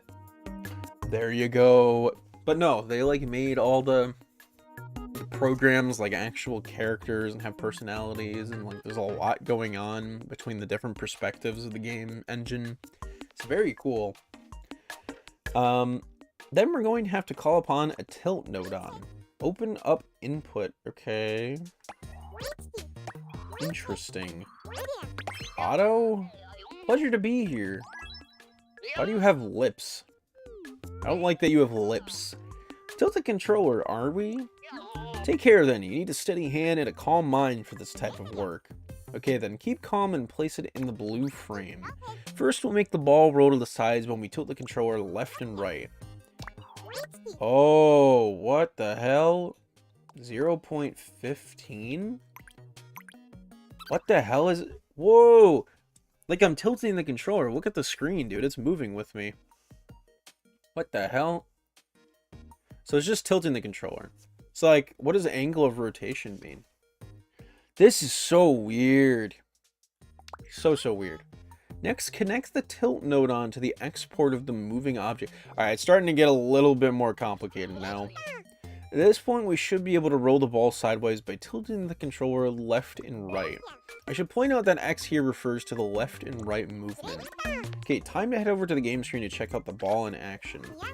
Holy shit! That thing is aggressively tilting. And we are rolling. So now we can move the ball in 2 out of 4 directions. Now try tilting the controller toward and away from you. Not so much movement, of course, but we haven't programmed it to do anything yet. Huh. Okay. Is this gonna be like the... Oh. Heyo. I just want to say, tilting doesn't come easy. Excuse me, Jesus. When you start to weigh up the important things in life, it's hard to get the right balance, you know?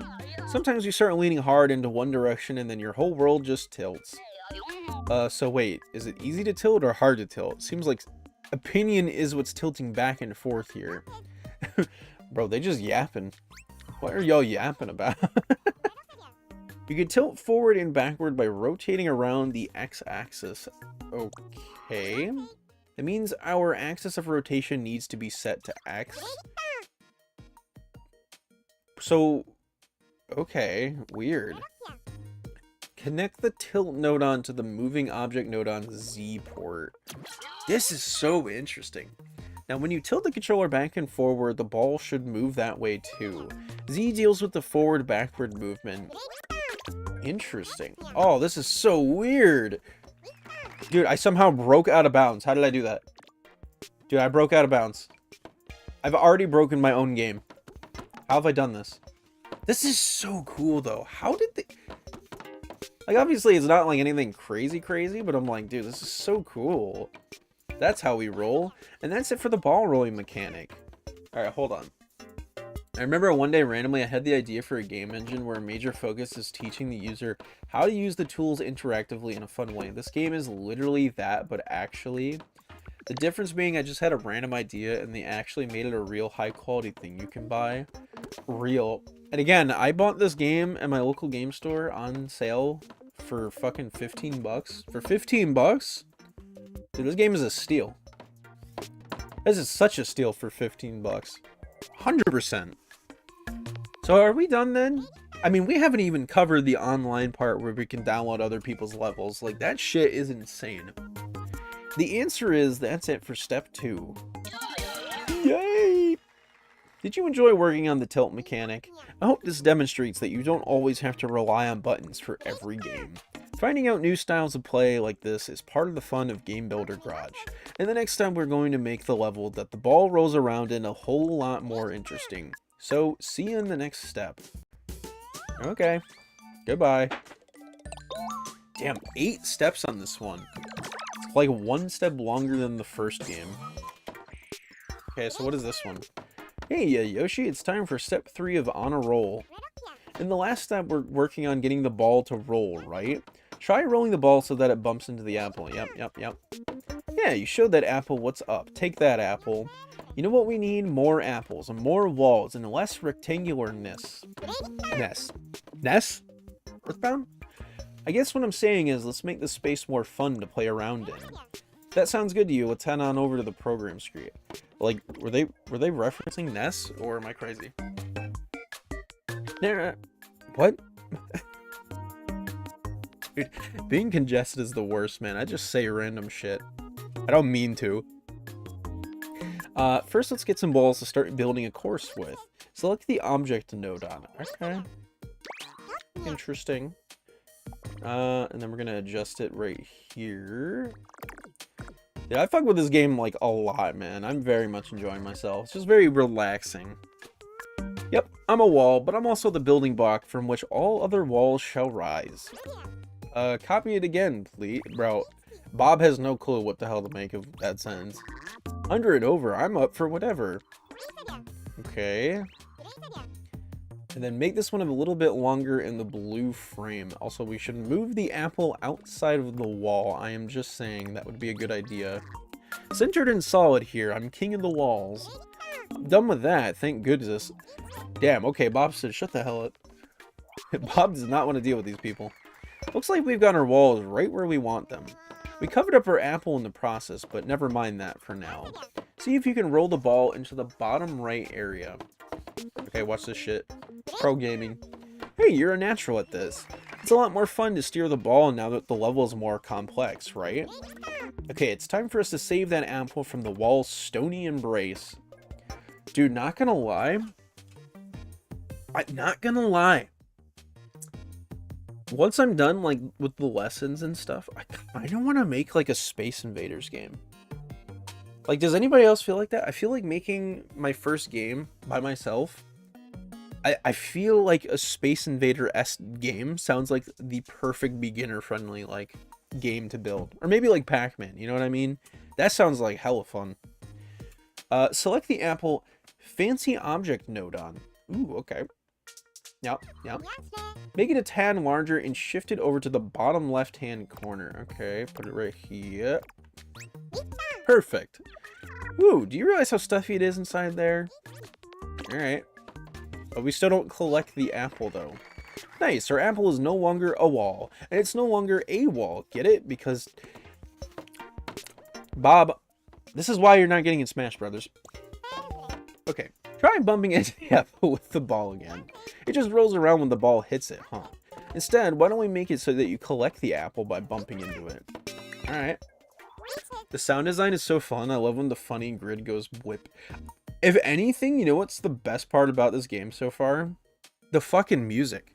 Why is the music? All of the music has been a bop so far. Like, I honestly didn't think the music would be so funky. Space Invaders could be fun. That's what I'm saying. That would be a fun first, like, beginner game idea. Under properties, we'll have to enable visible, solid, indestructible. Okay. There you go. Enabling destructible means that as soon as the ball touches the apple will be destroyed. Okay, so we remember that from before. That was from the last lesson. Applesauce. So you collected the apple. Take that, apple. When you destroy an apple this way, it can actually look like you've picked it up. Great. I think we should place some more apples around the level, liven the place up a bit. What do you say? Okay. Buckle up, because we're about to copy a basket load of fancy object node-ons. Okay. Kind of wish Bob would let me place it wherever I wanted, but understandable that, very scripted for right now. Understandable. Have a great day. There, that makes 5 apples in all. Alright, now watch this shit. Gaming! Looks like we've got ourselves a fat... Watch this, gaming. You're handling the controls like a pro. With more apples on the playing field, our game looks way more exciting now, don't you think? Time to head back.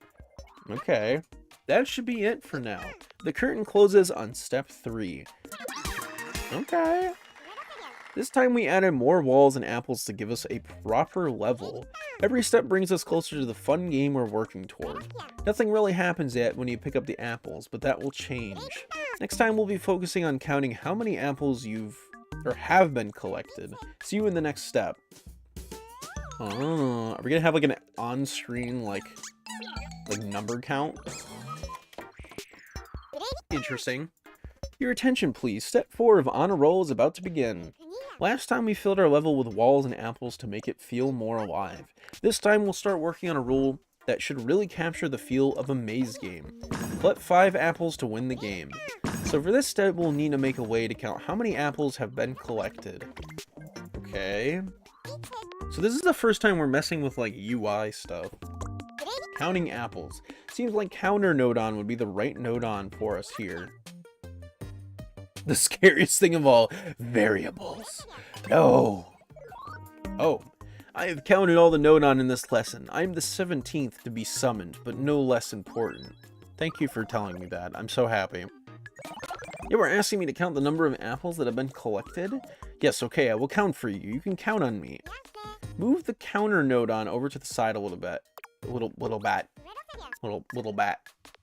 To get the counter node-on to count something, you'll have to put an input signal to it. We're looking to count the number of apples collected. We need a nodon that outputs a signal for us whenever we pick up an apple. I say pick up, but really the apple gets destroyed, right? So our rule should be if destroyed output signal. We call up an object break nodon for that. Yeah, I remember her. Yeah, I remember this. Hey there, sweetie. A little bird tells me you're making a game about breaking lots of apples. Technically it's about collecting apples. Same difference. Anyway, I've got it covered. I'll watch for the exact moment they break. Sounds reassuring. Let's go and open the object break nodon settings. Okay, and then we're gonna make it... Where's the apple? Okay, and then just disable everything else. Perfect. Okay, then we move it over, and then we attach it. So count up. Oh, I'll be watching, sweetness. As soon as an apple is destroyed, I'll tell you right there and then. I will count how many times it happens.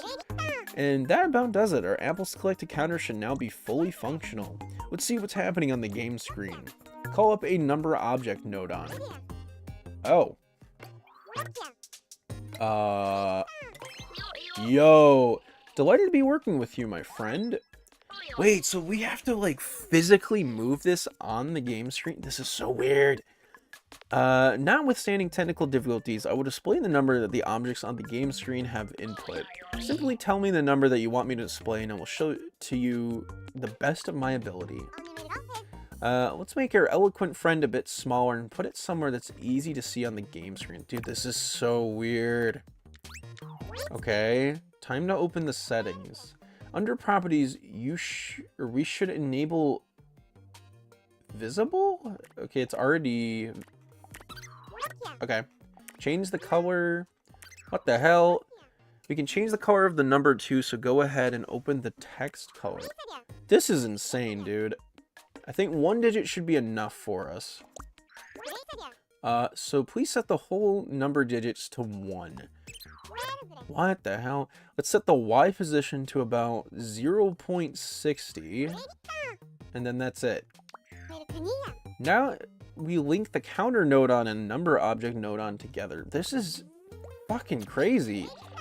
If all goes well, the number of apples we've collected should now be shown on the game screen. Huh. And presto, our apple hoard is being displayed as... absolutely zilch. Well, we messed up somewhere. We didn't take into account the fact that the game screen is in an overhead view. We need to make sure that the number display is pointing upward. How do you... Oh. We want the number to point upward, right? It means you need to do Y plus... What the hell? Y corresponds to moving up and down. Yep, fair enough. Makes sense. Oh, look at that. It's like a physical block on screen. What the hell? This is so crazy. Whoa, excellent work. Our number is visible. Yep, it was showing the number you squished, or collected. Huh. And we're done for now. Step 4 is a wrap, so give yourself a pat on the back. Alright, I will. Thank you. Thanks. Oh, dude, what is wrong with the counter nodon? Bro just keeps counting. This time we worked out a way to count the apples we've collected. Next up, we'll be using this number to work out when we've picked up all the apples to win the game. The programming we did here is going to help us out a bunch in the next step. And what we do in the next step will help us even further along the way. That's one of the coolest things about programming. The fact that everything you do builds towards something even better. Can't wait to see you in the next step. So there you go, that's the halfway point now. Huh. The way it works reminds me a little bit of Little Big Planet logic. Some wires pass on signals to activate more logic, while others pass values like numbers or even 2D stick input. It's so weird. I never was like... I don't think I ever built anything in Little Big Planet. Is it really similar like that? How are you this fine step? Are you feeling ready to roll? Last time we implemented a way to count the number of apples we collect. In this step, I have some other plans in store for that idea. But figuring out how many apples we still have left to collect. And that's not all. We're going to do even more mathematical magic to create a win condition for our game. But enough of my blathering. Let's hop right in. Uh-oh. It's time for math, bitch. At the moment, the game screen tells us how many apples we've collected in total, but we really want to show how many apples we still need to collect. Time to fix that. So our goal is clear. When there are no apples left to collect, we win. Let's see. We have to collect 5 apples in total, so we can work out how many apples are left by subtracting the number we collected from 5. For calculations like this, we've got our trusty calculator node on. Let's call one up now. Damn, we got a calculator in this game? What the shit? You got division? I excel in performing quick, precise, and logical calculations. Dude, this is nuts. We're starting to get to the point where it's getting complicated. I need only flourish my arithmetic wand and let the science happen. Subtracting the number in the input 2 port from the input 1 port, for instance, is child's play. The result of my calculation will emerge at my output port. Goddamn. I'm so congested I can't read. Yep, can't argue with that. Let's move the calculator node on into the blue frame. Okay. Connect the counter node on to the calculator node on's input 2 port. Oh, you can do it twice. You can connect 2 things at once.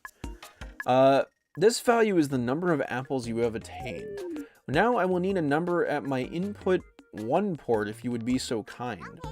We need to connect the total number of apples to the input 1 port, so we need a node on that'll output the number 5 for us. For fixed numbers such as this, we have the constant node on. Let's call one up now. Okay. What the hell? There is but one immutable, unchanging truth in this world. And what is that? I node on, of unyielding spirit, your constant companion shall be your rock to lean on. Glad to hear it. Okay, let's move over to the blue frame. Alright. And then open the settings. What the hell? Set the output value to 5? Oh, you can go to 1,000? What the hell? So 5 then. This number shall go on in living memory 0505 5.00. Okay, bro, chill out, chill out. Alright, then connect to the input 1. 5, a very good number. I will subtract the number of apples collected from 5 and output the result with my superior algorithms. Now to connect the node on that we want to be input to the number object node on. Select the connection between the counter node on and the number object node on. Oh, we won't be needing it. What the hell? Instead, we will link the calculator node on with the number Oh! What the hell? So, like, it goes through a completely different system now once we do the calculator. We sandwich the calculator node on in between the other node on like so to process calculations for us. With that done, we should be able to see the number of apples left now. Game screen time. This is so weird. We're at the beginning and it now says 5, so that looks right. Try to pick up all the apples now. Oh. You know, maybe we should put more walls. I don't feel like that should be happening. It's counting down from 5 to 0. Looks like we have a working counter for the remaining apples. Now we can get to the part where if you win, you get all the apples. Click to the program screen. Okay. Oh man, I'm so congested. Yep, Little Big Planet logic, especially in 3, can get mad complicated. Really? I guess I never knew that. I never saw how people programmed Little Big Planet levels. You know what I saw? Fucking Dream levels. Dreams looks crazy convoluted. I don't even want to imagine like people making the VR levels. The VR ones sound like way more complicated. Okay, now 1 hour if you get all the apples condition really means is if you get 5 apples. To find out whether the players got 5 apples or not, we need a node on that'll help us to compare things. Okay, middle. I don't know. We haven't really done middle yet. Comparison node for the oh, you are cursed. Why do people insist that some things are beyond compare? I compared pretty much everything. Okay. Right, now, I've got my eye on whether the number of apples collected equals 5. Just input the value you want me to compare it with at my input 2 port. We can do that. Huh. Now connect the constant nodon to the comparison nodon's input 1 port. 5, huh? Got it. I'm not gonna lie, this is starting to get a little too convoluted for me. I'm like, connect the counter nodon to the comparison nodon's input 2 port.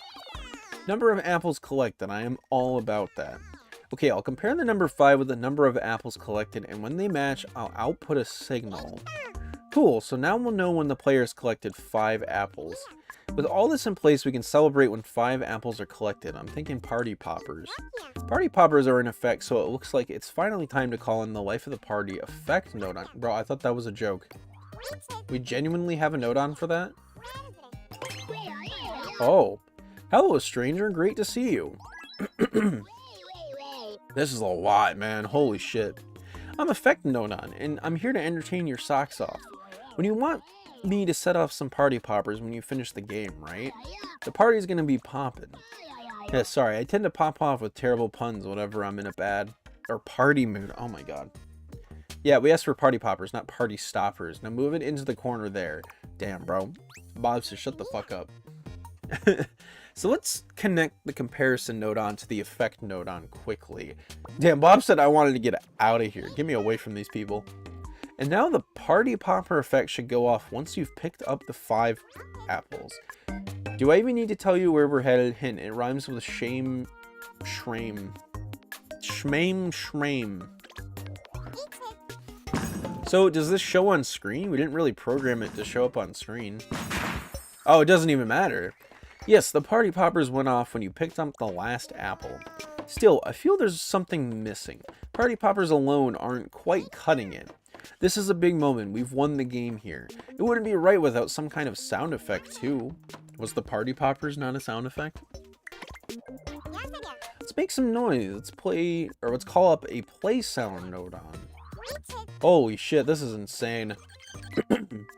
Oh. You're interesting looking. You look like a frog or a tadpole. Don't think you're getting this party started without me. No siree. Alright, you're gonna go all the way up there. What the hell?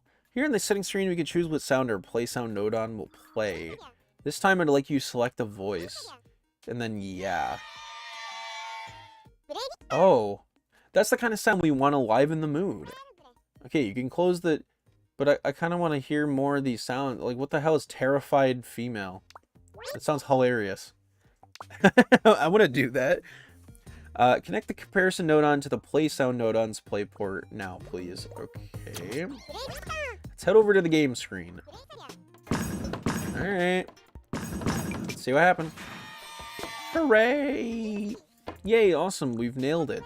The sound effect really adds some oomph, doesn't it? Gives you the satisfying feeling of victory. Okay, now I think we've gotten this win condition in the bag. It's home time. And that brings us to the end of this session. I hope you enjoyed step 5. Yeah, dude, this shit is getting, like, really convoluted now. We did a lot this time around, eh? We got our game to calculate the number of apples left to collect. And we also compared the number of collected apples to work out if the game is won.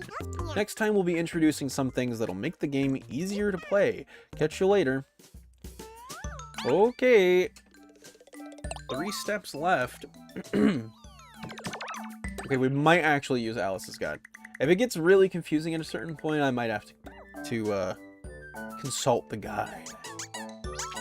Consult the guide, chat. Also, I did not mean to do that. That's crazy, though. This is insane. I love it. Okay, so the cool thing, Dreams is a direct expansion of Little Big Planet logic. It's probably the most direct Little Big Planet stuff to be in Dreams. Same icons and everything. Really? Huh. Hiya, Yoshi. All ready to go for step 6, are we? That's what I like to see. Last time we made a way for the game to recognize that the player finished the game. Yep.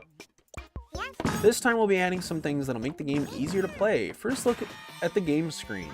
It's kind of difficult to tell what exactly you're supposed to be doing, isn't it? I feel like we'll have to tell the player what they're supposed to do. Uh-huh. There are a few ways to do that, but let's keep things simple and spelled out with text.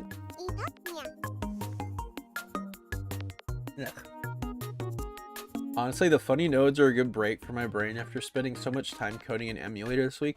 Really? That's kind of wild. If we want text to show up on the game screen, we'll need to call up a text object nodon. Can I, like, type whatever I want? What a joy. What a wonder we may express ourselves with text.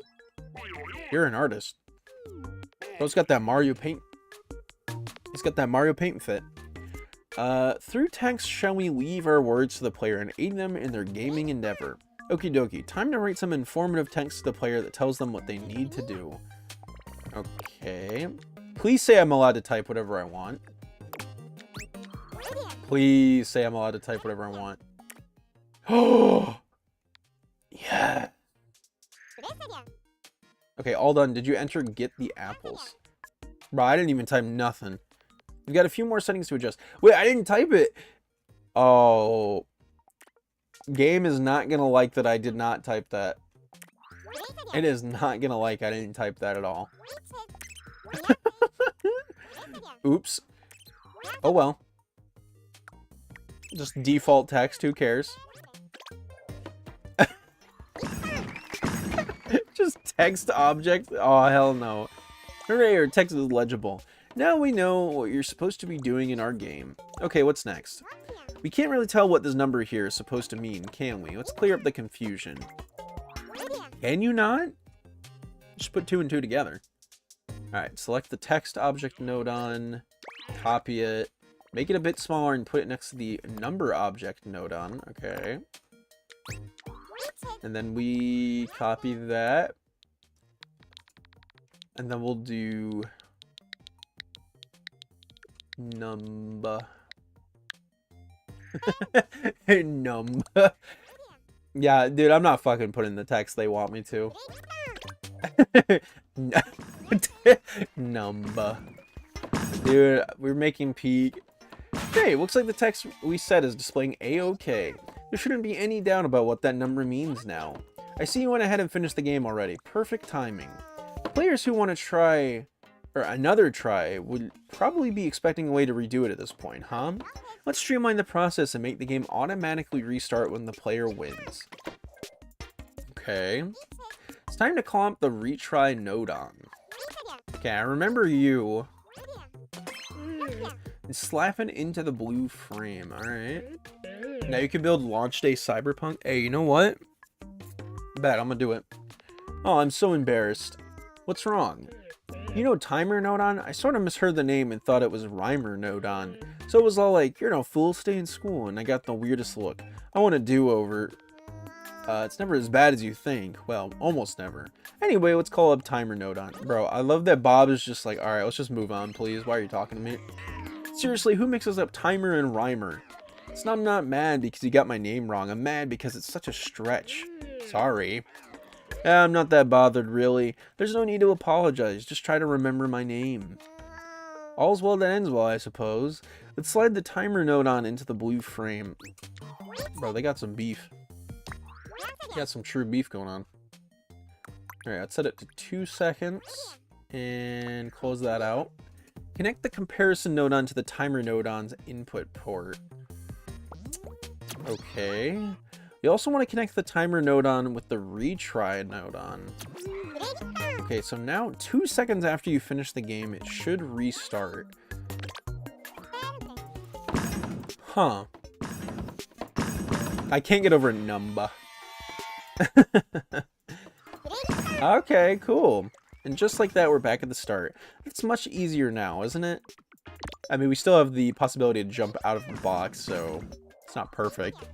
How about that? Step 6 is done. Damn, that was it? We made a few quality of life improvements this time, like using text to explain how to play.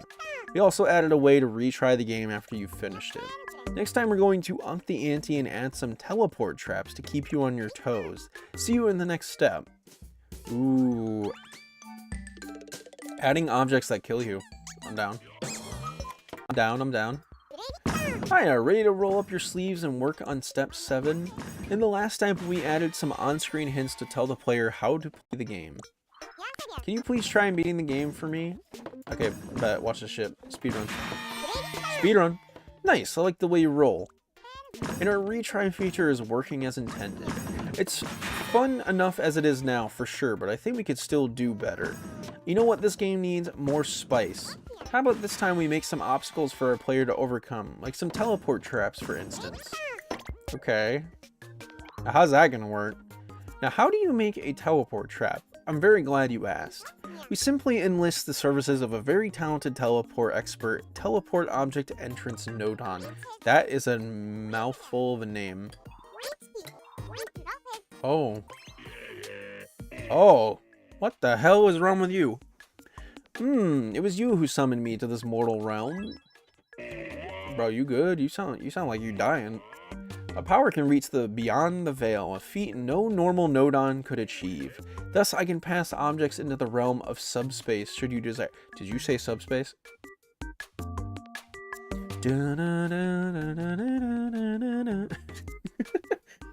Did he say subspace? We might take you up on that offer. Let's send the ball into subspace and see how that goes. Make the teleport object entrance Nodon a bit smaller and put it in the blue frame. Okay. You move it right there. What does the settings do? Whoa! Let's try making the entrance itself look round. Okay. Next, we want the ball to be the object that's being warped. Huh. This is so bizarre, dude. And when one enters the realm of subspace, one's corporeal presence is diminished. They will be lost from the game screen. Do you still wish to cross into the void? Yeah, buddy. So pumped for this. Well then, let's see it embark on its incredible voyage. Bro, it's gonna die. Oh, it's dead. The sphere at the center that you can see faintly outlined in white is the teleport entrance. Where'd the ball go? It vanished into the teleport entrance. Spooky. Okay. Actually, ghosts have nothing to do with this. We did it all with programming. Well, now that our ball is nowhere to be seen, our only option is to retry. The difficulty level as it is now might be a little steep.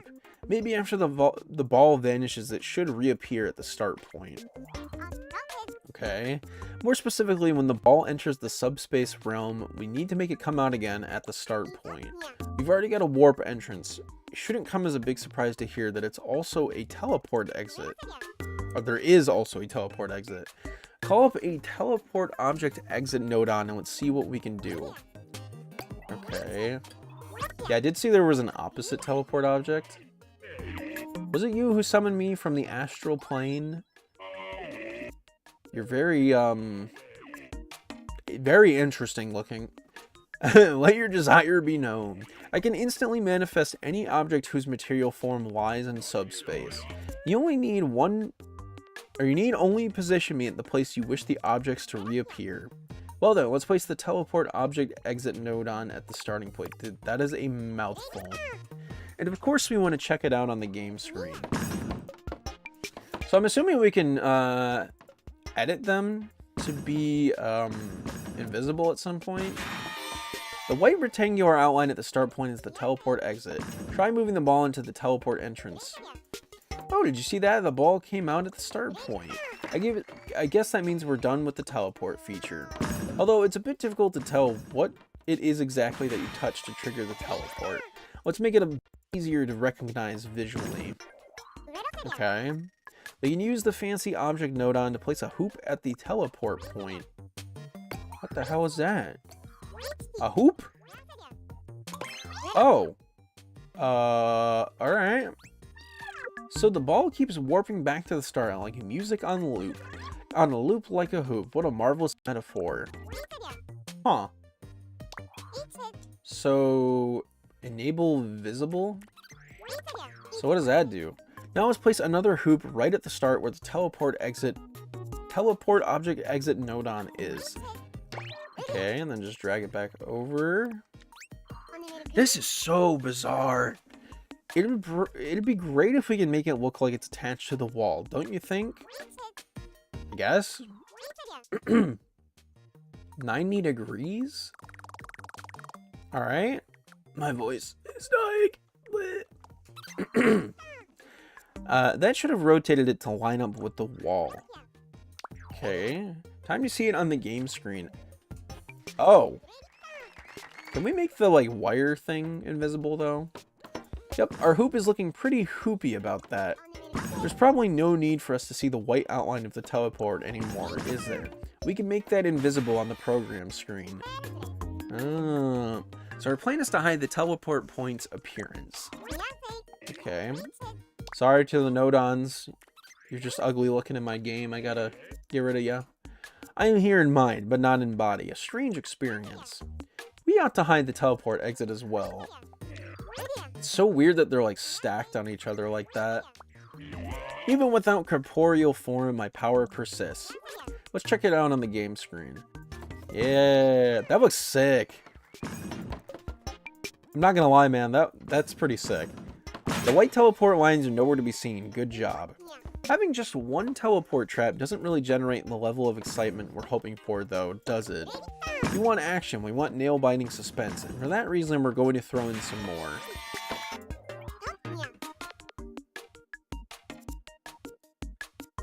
Blech.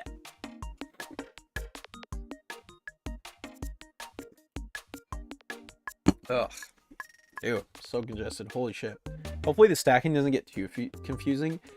Hopefully, I'm gonna assume once we start to get to the games that are like 3D, I'm like, I don't know, bro. I'm like, so like, when the games become 3D at a certain point, I'm like, that might become a lot. It's like I always say, you can never have enough teleporters. Okay, start by selecting the teleport object entrance nodon. Copy it. Yep, fair enough. Oh, I skipped what he said, my bad. There's no need for alarm. Though you may not see me, I'm always right here by your side. Good to know, buddy. Okay, and the final teleport entrance goes here. Belief is the power that expands one's world, believe it or not. We've got more teleport entrances now, but they're all connected to the exit that's at the start. Even if a myriad teleport object entrance nodon should rain down from the skies, my door will guide all lost souls to the world for as long as I remain. Bro, what the hell? Hold up, the writing is fire? Hold up, the writing is fire?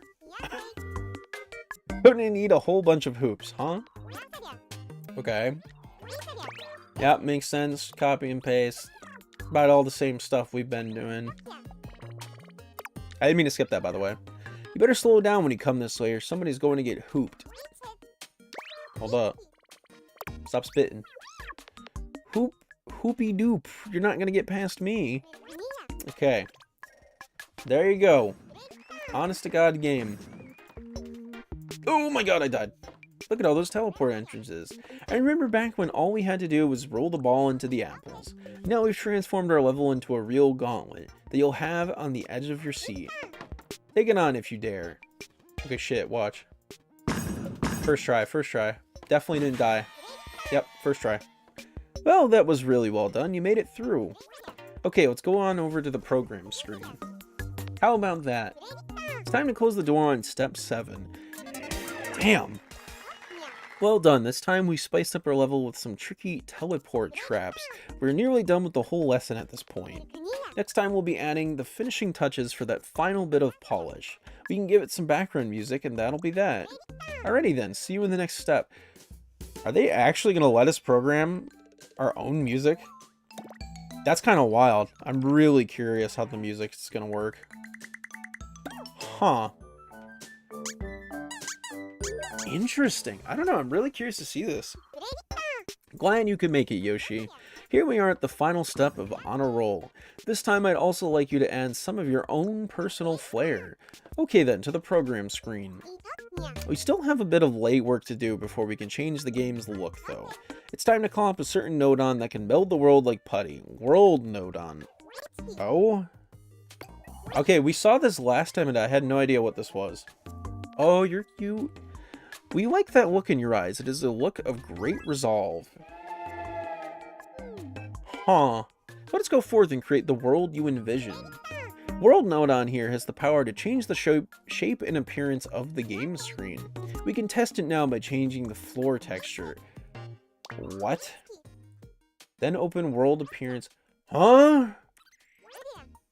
What the hell? Wait, we can change the lighting? Huh? I'm pretty curious to see how this one looks. What the f- Oh, that's weird.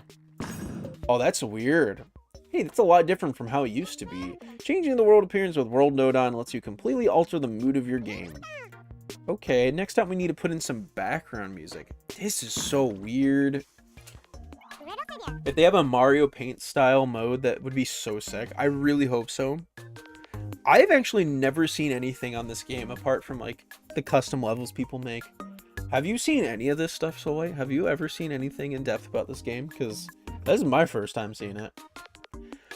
For this, we can call up the aptly named background music Nodon.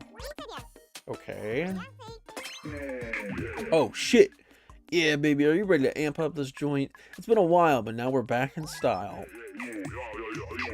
Okay, what do you do? Hey there, every Nodon. Are you ready to make some noise? Oh, hell yeah. That's a party. What's that? I can't hear you. Oh, there you go. Oh, one more time. Say it with me. No, that's more like it. You've been a wonderful audience. Peace. Oh, okay, goodbye. To get music playing, we'll have to feed background music Nodon an input signal. So call up a constant Nodon and we can connect it up. So, do we actually get to make our own music or no? I've got unceasing passion and I never miss a beat. Constant Nodon is in the house. Now there's a Nodon who's got their groove on.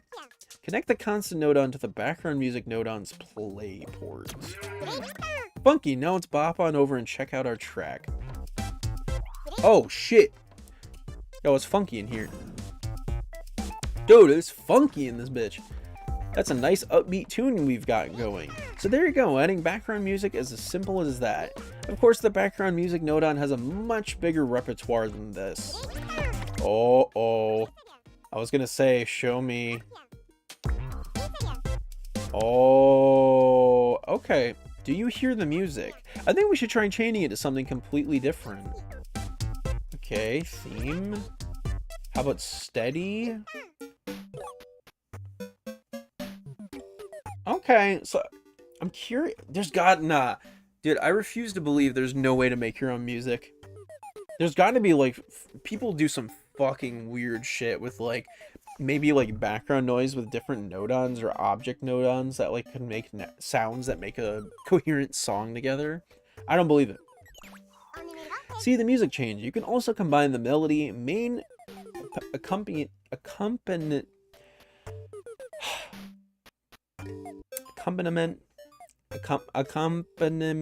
can't say that, bro. Accompaniment and rhythm however you like.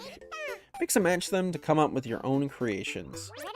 Okay, for instance, try setting the main accompaniment to the acoustic guitar. Dude, I can't do it, dude.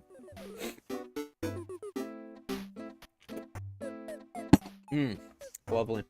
And now you can hear the guitar strings in the foreground. Next, try setting the main part to wah-wah guitar. What the hell is wah-wah?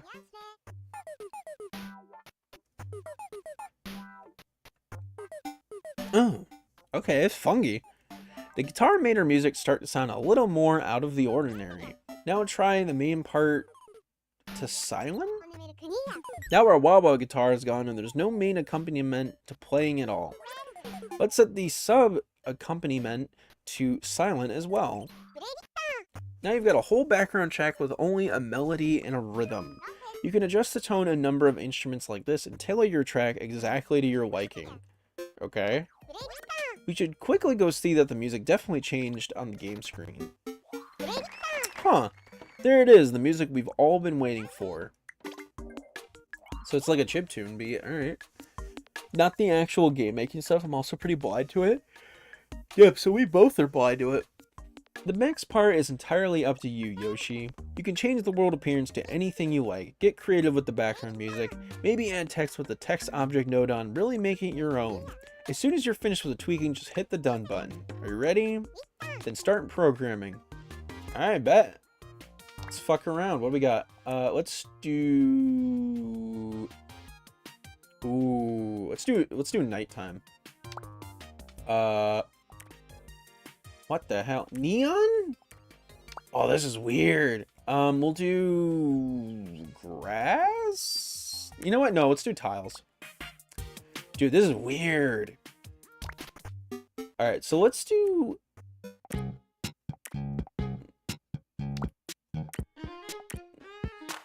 Boom, boom, boom. Hey. Hey, hey. Tension? Oh.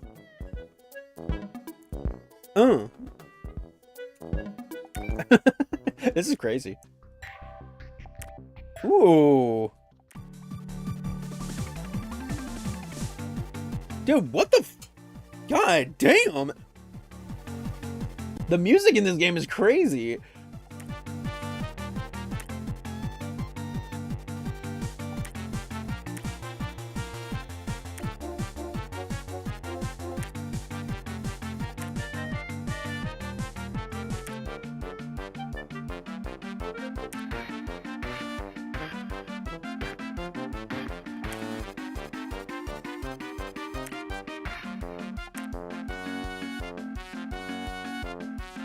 Hey, hey, hey, hey, hey.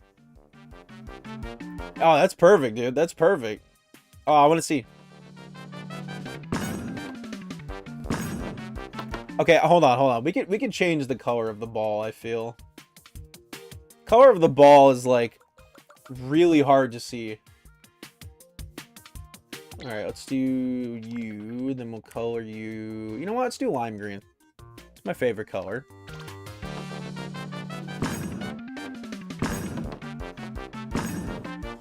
You can't really read the text, but that's fine.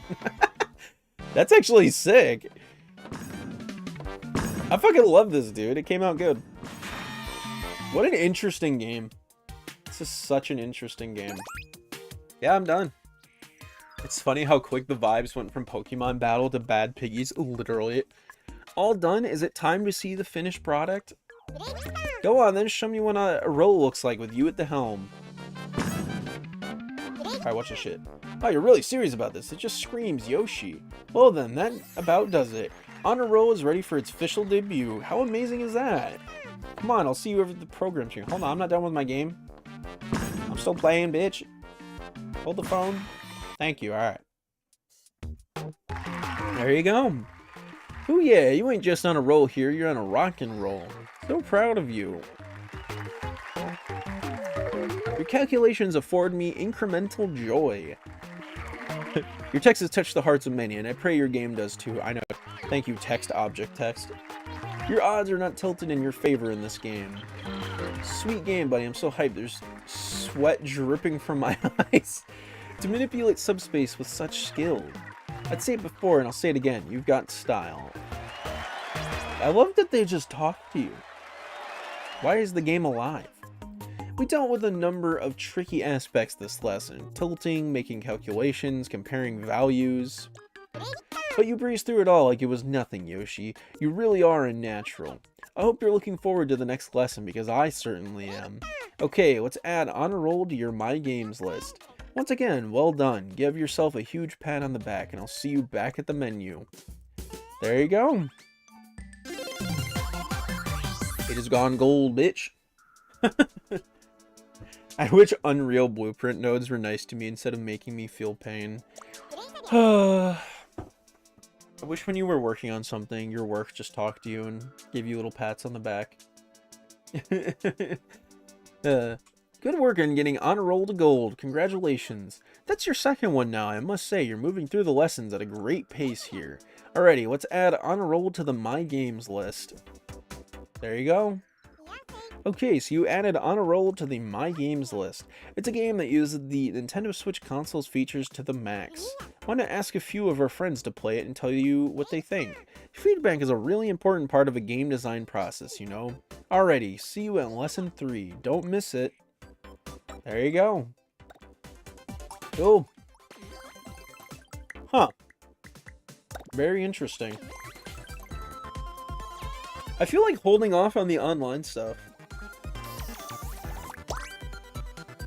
Like, I don't know. I kind of want to just hold off on doing online mode, you know what I mean?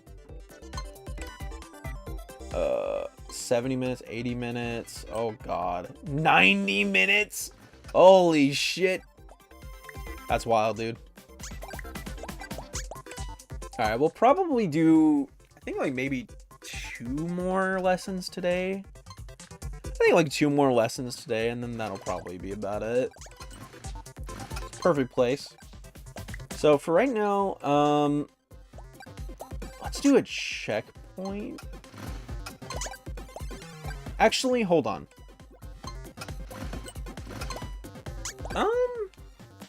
Let me think about this. Because we did the tutorial, checkpoint, lesson, checkpoint, lesson, checkpoint. Let me do 1 more. So that would mean we've done 4 games in total, meaning there's 4 left. So I think what I'll do, we will do 1 more game lesson. And then I think I'll save the second half of the game lessons for another stream sometime. And then after that, we'll, like, kind of just, I'll just fucking make, like, 1 game maybe like every episode. Because again, I don't really think I'm going to play the game that often. But, like, maybe just, like, make 1 game to show you guys of my skills and stuff. And then, like, we'll just play online stuff. And that's probably about it. I feel like that's a good idea. Yes, no? I think that's a good idea, chat. Alright. Well, in that case, because we still have the 1 checkpoint and 1 more game lesson to do, I think I'm going to go on a short break for a second, because I want to go get more coffee. Also, I'm congested as fuck, so perfect time to take a break. I feel like all of life can be improved with Mario Wonder talking flower style informations. That's what I'm saying. Okay? Why do you think they're making a real life talking flower for Mario Wonder? Okay? Why do you think they're making that? Just saying. That reminds me, I was curious if in all your time with dreams, have you ever tried the creation tutorials? I actually did. It was too confusing for me. I did try them. I did not understand it as much as I understood this game. Very confusing. But to be fair, I didn't really get too far into it, so I'm going to say that's my own fault. But even still, it's a lot more complicated than this one. Alright. Well, you go get yourself some food, Soulite. You go enjoy yourself for 2 seconds. I shall be back. And then we're going to do... we're going to do this checkpoint, the last game lesson, and then we'll do... I think maybe that and, like, checkpoint after this one, and then that'll be it for today. So, go enjoy yourself a break for a minute. I shall be back.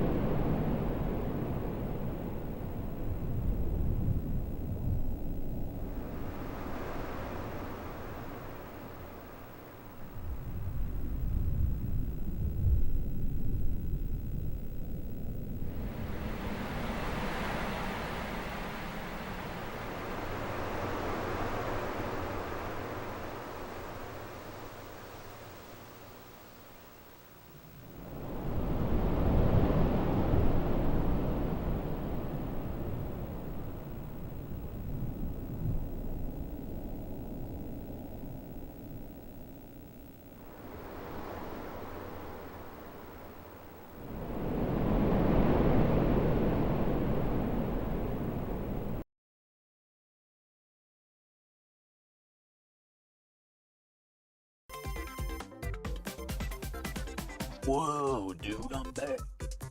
I'm ready to make some more video games. My mom told me I amount to nothing, but then I said, you know what? I make games on my Switch. Fuck you. I did amount to something.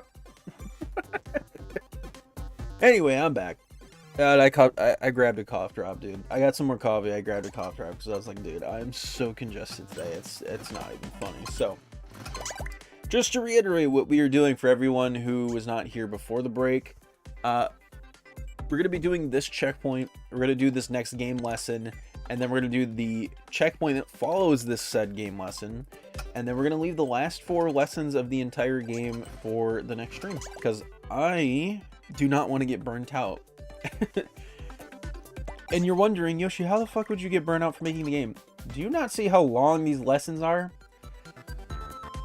Brother. Ain't no way. Alright? I do not want to be burnt out in one stream. But also I have stuff to do today. And the stream will end perfectly before I go to therapy today. So, thumbs up, yeah. Alright, anyway. Checkpoint 2, baby. Let's see. Hey, Yoshi. Okay, time to make sure you've properly grasped the functions of the Nodon in the Game Builder Garage. Let's test what you've learned with some puzzles. If you get stuck on a puzzle, I suggest looking back at my super helpful Alice's guide to help you figure it out, okay? Alright, go ahead and start from whichever puzzle you want. Alright, Soleil, this is officially when the game becomes figure it out by yourself. Let's see what happens. Soleil, if you want to help with these, I totally get it. Moving a movable object. Okay. Now, how do we do this? So, I'm assuming we need to move... Hold on. This is interesting. So, I gotta move the stick. Oh, wait a minute. So, we'll do... It's on the x-axis, right? Yeah, okay. I like that. I like that they're a bit different from the main lesson, by the way. Alright, let's see. The calculator decides. Oh, boy. Alright, this is the one that I was worried about. What the fuck? Where are you going? Okay, bye, box. Let's see. So, what are you doing? So we somehow need to have the calculator move the box forward. Calculation result is 3. The Snowdon takes 2 inputs and can add, subtract, multiply, or divide. So maybe subtract? I guess that works. Well, I feel like that's a little bit straight, like, forward compared to what I thought. Uh-oh. Counting counters. Uh-oh. Ooh, I don't like this. Okay. So, check what? Object break is box. When objects that this Nodon is checking for are destroyed anywhere in the world, the Nodon will output the number of destroyed objects destroyed in the moment. By combining it with a counter Nodon, you can create setups where the game finishes after a certain number of objects have been destroyed. So I'm assuming we want to make those boxes disappear. Huh. Okay. I don't really know. What are we doing here? Are we doing anything? Oh. Okay. Is it... Hold on. Is it connected to the wrong spot? Is that why? Maybe that's what it is. So broken count, count up. So count up instead. Wait, that's actually so sick. Wait a minute. This hurts my brain a little bit. I'm getting there, though. Comparisons. Okay, what does that mean? So... Okay, so that's the box. This Snowdon compares 2 input values. If they fulfill the specified condition, it will send an input of 1. So greater than or equal to or greater than? I'm not really sure. I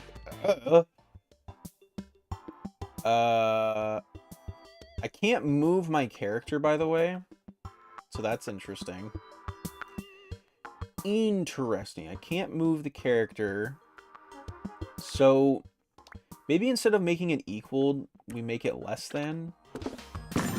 Oh. Okay. I'm not really getting that. Huh.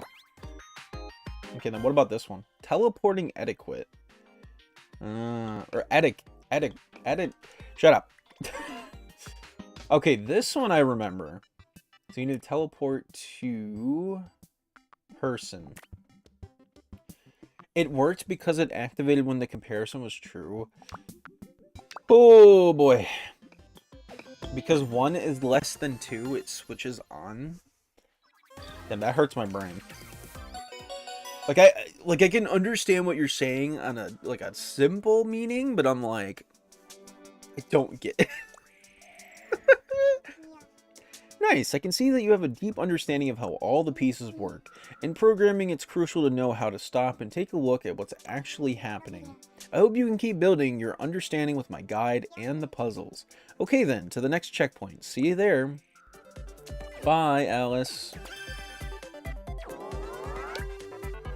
Maybe I just, is there, maybe a beginner-friendly way of explaining it? Because I'm gonna be honest, I don't really get that. I don't really get what you're saying right now. Am I slow, or am I, just that difficult? Also, Alien Blasters, it's kind of like a Space Invaders game. Destroy swarms of aliens in a space battle, add a little self-expression to the game. Alright. Damn! The music! Damn, why is it such a bop, though? Hello? Damn! Okay. Oh boy. Okay, so we can agree 1 is less than 2. Oh, okay, yeah, that bops. Yeah, no. We can agree on that. We can agree on that. I'm just not, understanding the fundamentals of it. So, is it saying that because 1 is less than 2, it will move the object forward? I don't... how does that work? Am I stupid? Yoshi, here you are at last. So far, we've completed 2 lessons. I feel like you're starting to get very familiar with the art of game programming. So get ready for a challenge. We'll call it, wait for it, Alien Blaster. Finally.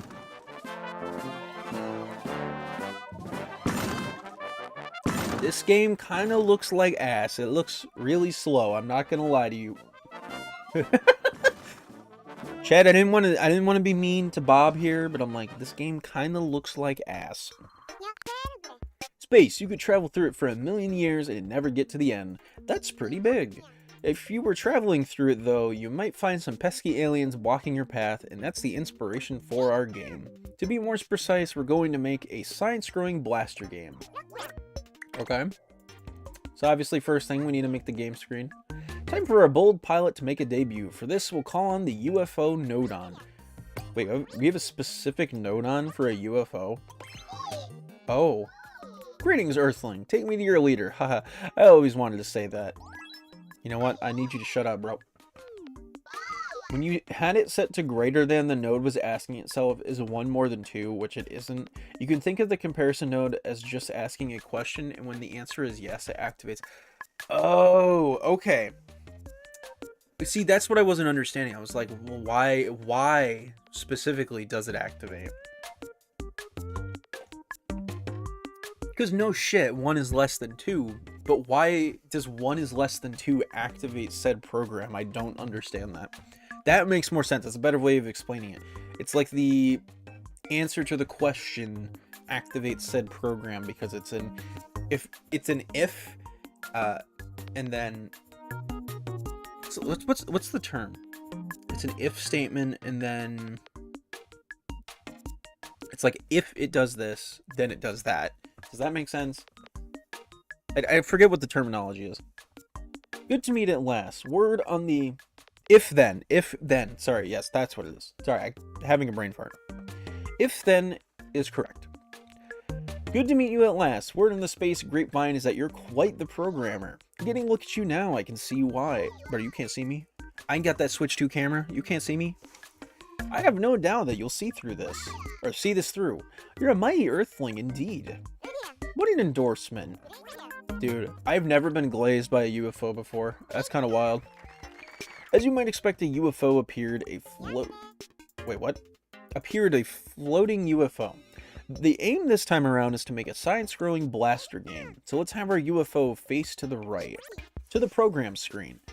Okay, so I'm assuming we're not going to do overhead view this time. Interesting. Okay. Select the UFO nodon and open up the settings. Okay. And then let's change the Y-axis rotation to -90 degrees. Okay.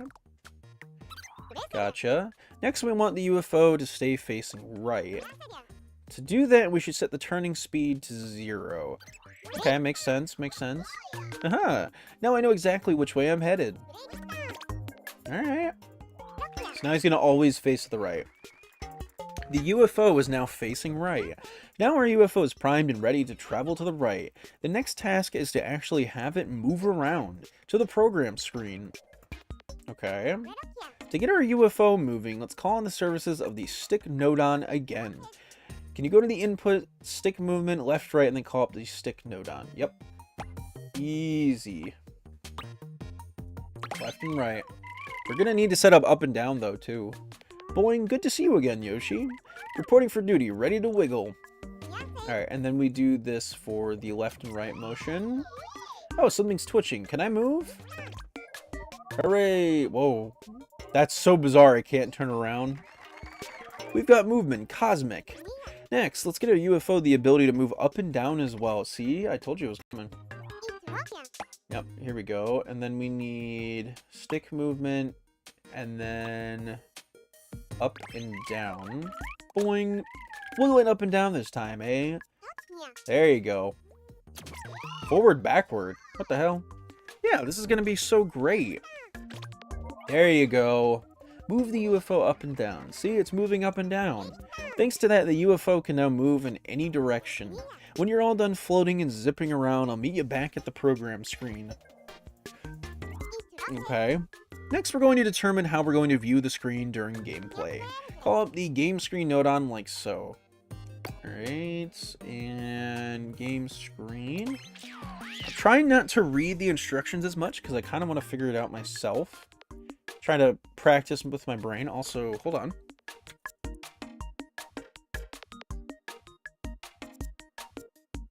Oh, biggest sneeze ever. Hello, Yoshi darling. You're radiant as ever. Make it the same size as the blue frame. Okay, alright. Okay, the game screen is properly marked out now. Let's see how this looks. Perfect. Got more room to move. The boundaries of the screen are all taken care of now. Woo! We set the stage for a blaster game now. Now let's give our UFO a means of self-defense. I'm thinking cannon. Yo, no way? Okay, to create our cannon, we'll need an object nodon. Call up object, yeah. Let's do launch. No, simple objects. Oh. Cylinder? Okay, interesting. Hey, bud, cannon, eh? Love it. Make it smaller and put it on the side of the UFO nodon. Okay, I thought this was not... I thought it was going to be a little bit more complicated. This is strange. Huh. Open up the settings menu of the object nodon. Under properties, enable only visible, movable, and destructible. Okay. So how is that going to stick to the I was going to say. The cannon fell off. Oops. If that happened too quickly for you to see, press the retry button for a do-over. Nah, I'm good. I'm not blind. Let's think about this for a sec. Since gravity is in effect here, it's only natural that things will fall, right? The UFO, however, is a special case. It's not affected by gravity, so it doesn't fall. Some objects, on the other hand, will just drop. Let's fix it so that our new cannon isn't subject to gravity. Okay. Select the cylinder's object nodon and open the settings screen. Oh. 0 gravity. Okay, but how do we get it to stick with the UFO, though? Exactly. Cannon is now floating instead of falling. While you're here, try moving the UFO. Yeah. When the UFO moves, the cannon is left behind. That's not so good. What we really need is for the cannon to stick to the UFO and move along with it. Yeah, how do we do that? How do we do this? So our goal is now to have the UFO and cannon move together. In other words, we'll connect the object nodon to the UFO nodon. To do that, link the object nodon's connection port to the UFO nodon's connection port. Oh! Yo, wait, that's such a simple way of doing it. Looks like we're stuck together. Ooh, a connection, cosmic. Now the UFO nodon and object nodon are connected. This is how we'll connect a nodon and make objects move together in the future too. Pretty neat, right? Remember it. Let's see how the UFO and cannon look now that they've connected to the game screen. Oh, what the fuck? Got a candle on my head. It's kind of like a chimney, eh? Well, it's not quite right, but let's stick with it for right now. Try moving the UFO. Yeah. Nice. Because you connected the nodon, the cannon is now stuck to the UFO. So moving on. Right now the cannon is pointing upward, which is certainly one way of doing things. Let's fix it so that the cannon is stuck to the front of the UFO. How? Select the cylinder object nodon and open the settings screen. Okay. Next, open the connection point settings. Whoa. The connection point settings are where you'll be able to set exactly which part of the object connects to which part of the other object. The setting for own connection point is Y-, so it's fine.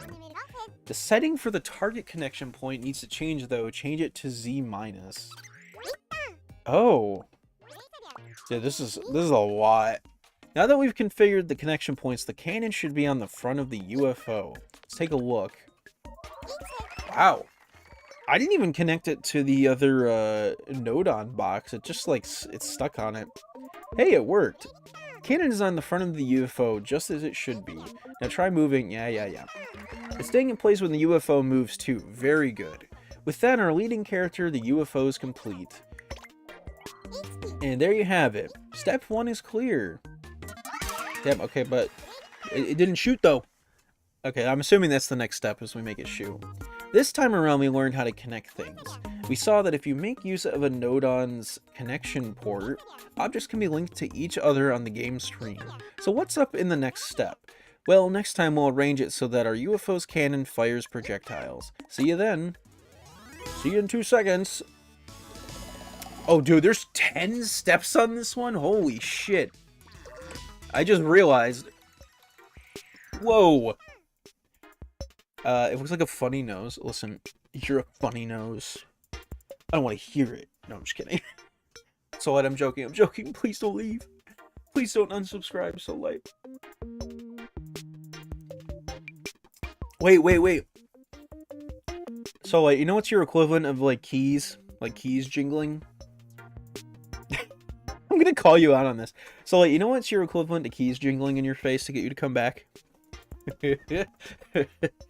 I know the exact answer. Welcome back, Yoshi. So last time we made it so that you can control the UFO with the left stick.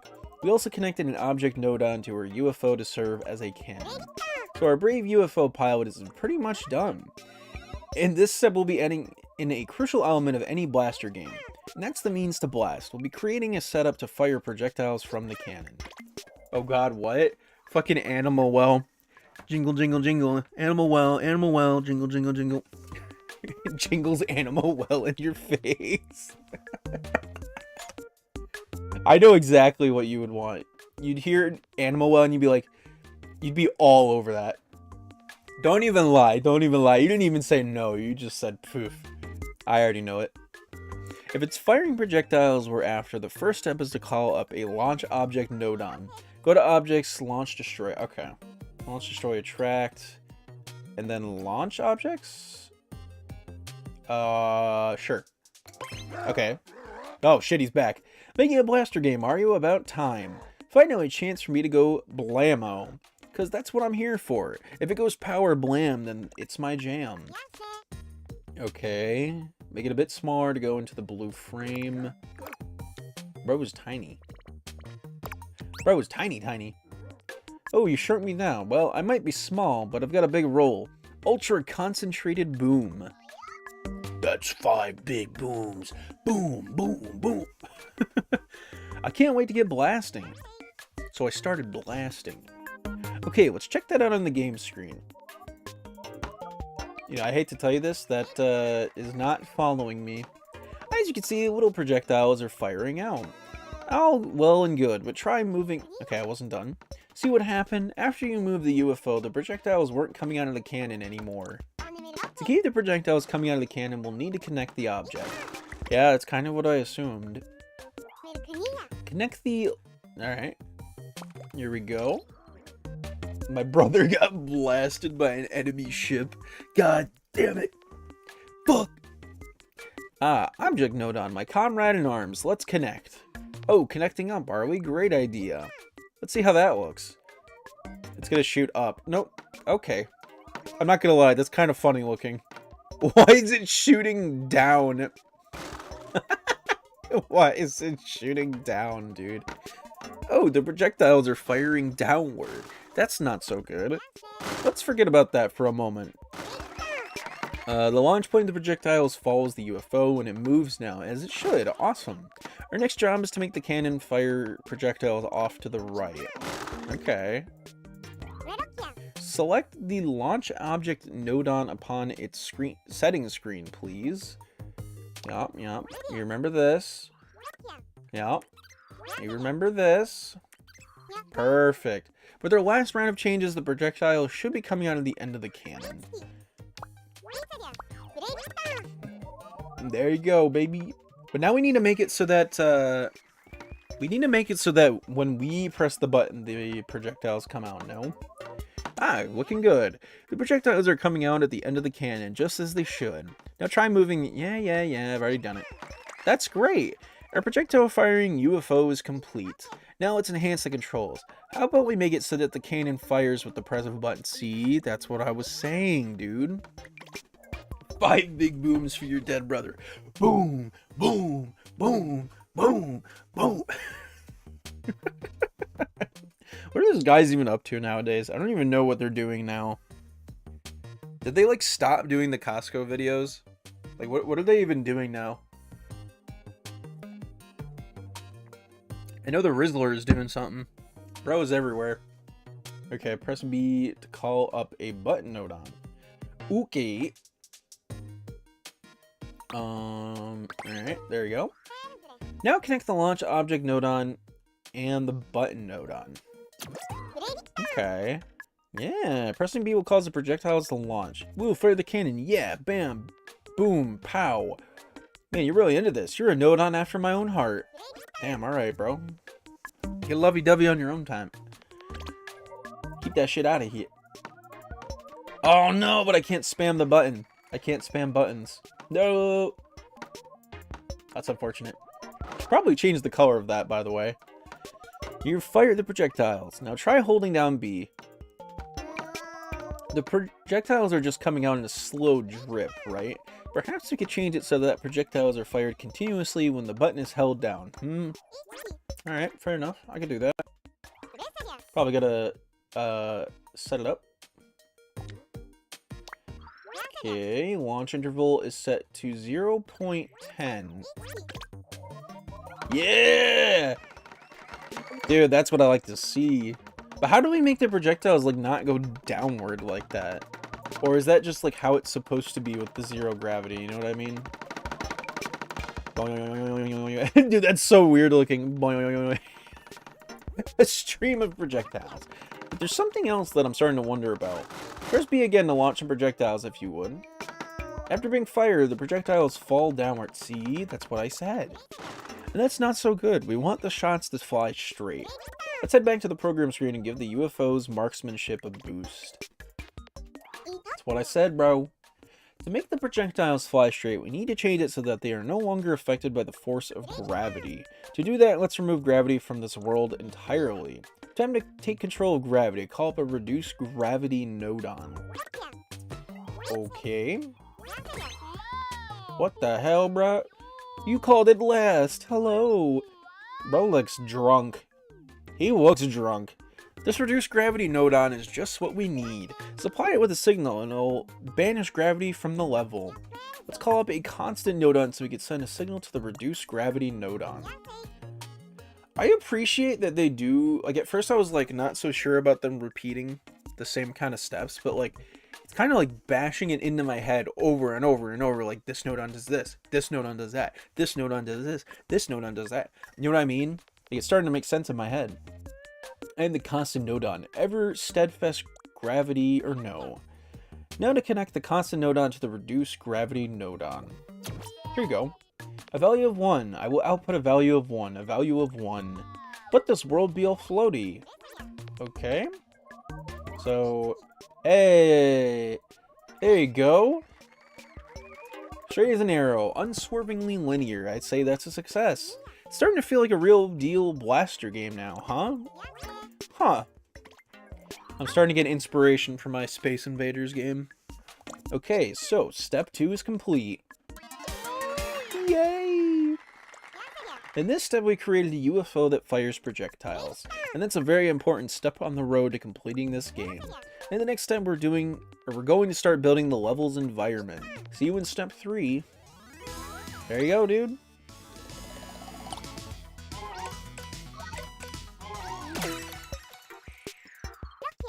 Oh god.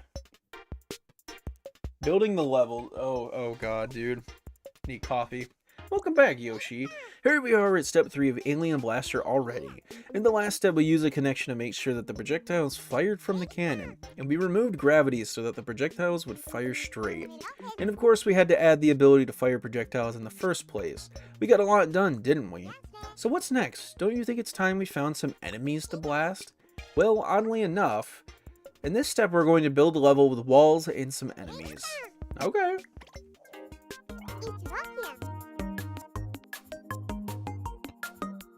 You could probably use timers and counters to control how the enemies move. Deadass. Soleil, you might have to stream this game with me. Deadass, if you stream this game with me and we programmed a game together, like on stream, I'm down. That sounds fun as hell. Having an actual video game programmer teach a guy who does not make video games how to make a game inside of a game would be the funniest thing ever. I would love that. First things first, let's see if we can give the atmosphere a bit of a boost. Give it more of an epic feel. Okay, I remember this one. We'll be making a change that affects the feel of the whole level. Yep, I remember this one. We gotta find the world node. We can change the world. All we need is to believe. Alright, and then we're gonna change it. Set the world shape to none. And then we're gonna do outer space. Duh. Duh. You need outer space in a space shooter? You've got the whole world at your fingertips. There you go. Damn, dude, look at that shit. Ooh, sweet cosmic vibes. We're edging ever closer to the look this game needs. All we need now is a few enemy aliens to complete the scene, don't you think? Let's go back to the program screen to take care of that. Okay. Let's get right to creating our alien menace. Go to objects, fancy objects. Okay, let's see. Fancy objects and round. And then alien. How the hell is this gonna work? Ooh, a pink body against a jet black sky. What a wonderfully grotesque alien. It's a great effect. Okay. Oh. So do visible, solid, destructible, and destructive. Oh, and get rid of movable. Gotcha.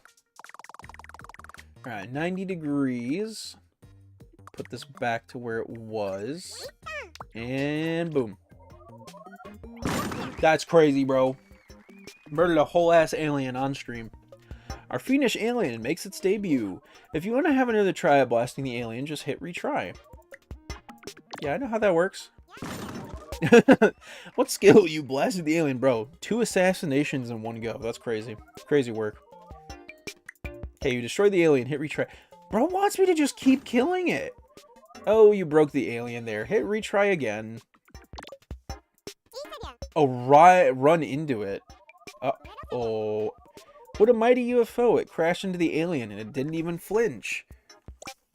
You might even say the UFO is too powerful, and by that I mean it is way too powerful. Perhaps we ought to make it so that the UFO is destroyed on contact with the alien then? Okay. Alright, let's see how this goes. So we need to make it destructible. Is that it? Oh my, we've upped the ante here. I'm going to get a cosmic crunch when I collide with that flying fiend. Oh, this is going to be bad. Oh, we salute you, UFO. You put up a brave fight. Yeah, you really did it when you ran into that thing. Our enemy alien is complete. Just one invader doesn't quite cut it though, right? Not very menacing. How about adding some more aliens? But before we get to that, press retry, please. Okay. Press B to fire off a few projectiles. The fired projectiles fly off into the distance. The projectiles are flying right to the edge of the screen. If we set more enemies out, the projectiles will plow right through them. Let's see if we can fix that. We'll add in a wall. And we'll have the projectiles break when they hit the wall. Huh. Okay. This is interesting. I'm very curious to see how this, like, just builds over time. Make it larger. And then we make it destructive. Enable only visible, solid, and destructive. Okay. Since destructible is disabled, when the projectiles hit the wall, it won't break. The aliens, however, will be broken by the projectiles. Let's make the wall a different color to make it that a bit clearer. Okay, blue. Interesting. Damn! That fucking sound design, though. And there's our wall. The projectiles break as they hit the wall. Adding walls to the level fixes the problem that we had before. Now the projectiles won't plow through the aliens too easily. I don't think so, bro. Do you see how many projectiles we're firing out at once? We're not quite done with the walls yet, though. Try moving the UFO out of the screen. Okay, bye. Did you see what happened? The UFO... The UFO flew right out of the screen. Naturally, it's kind of a problem if we don't keep the UFO on the screen. Alright. Make a death plane. We'll keep an invisible wall to stop the UFO from leaving the screen. Okay, not what I thought. Simple objects, box. Cool. Oh, dude, this is so sick. I kind of thought we would make like a death plane, but having it be invisible is really cool. Okay, and then we're gonna copy and paste it. Yep, I'm invisible. Alright, here we go. And then drag it down to the bottom. Bada bing, bada boom. I might be invisible, but I'm still doing my job. Alright, and then we copy it, and we're gonna do it to the left side this time. Perfect.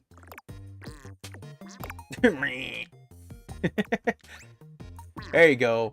Yep, it's actually quite relaxing being invisible, you know. Next, we'll be building up the level on the right-hand side. We should be okay with these 3 invisible walls here. Now let's check it out on the game screen. There you go. Hey. Oh, the UFO came up against an invisible wall, right? No need to worry about getting lost now.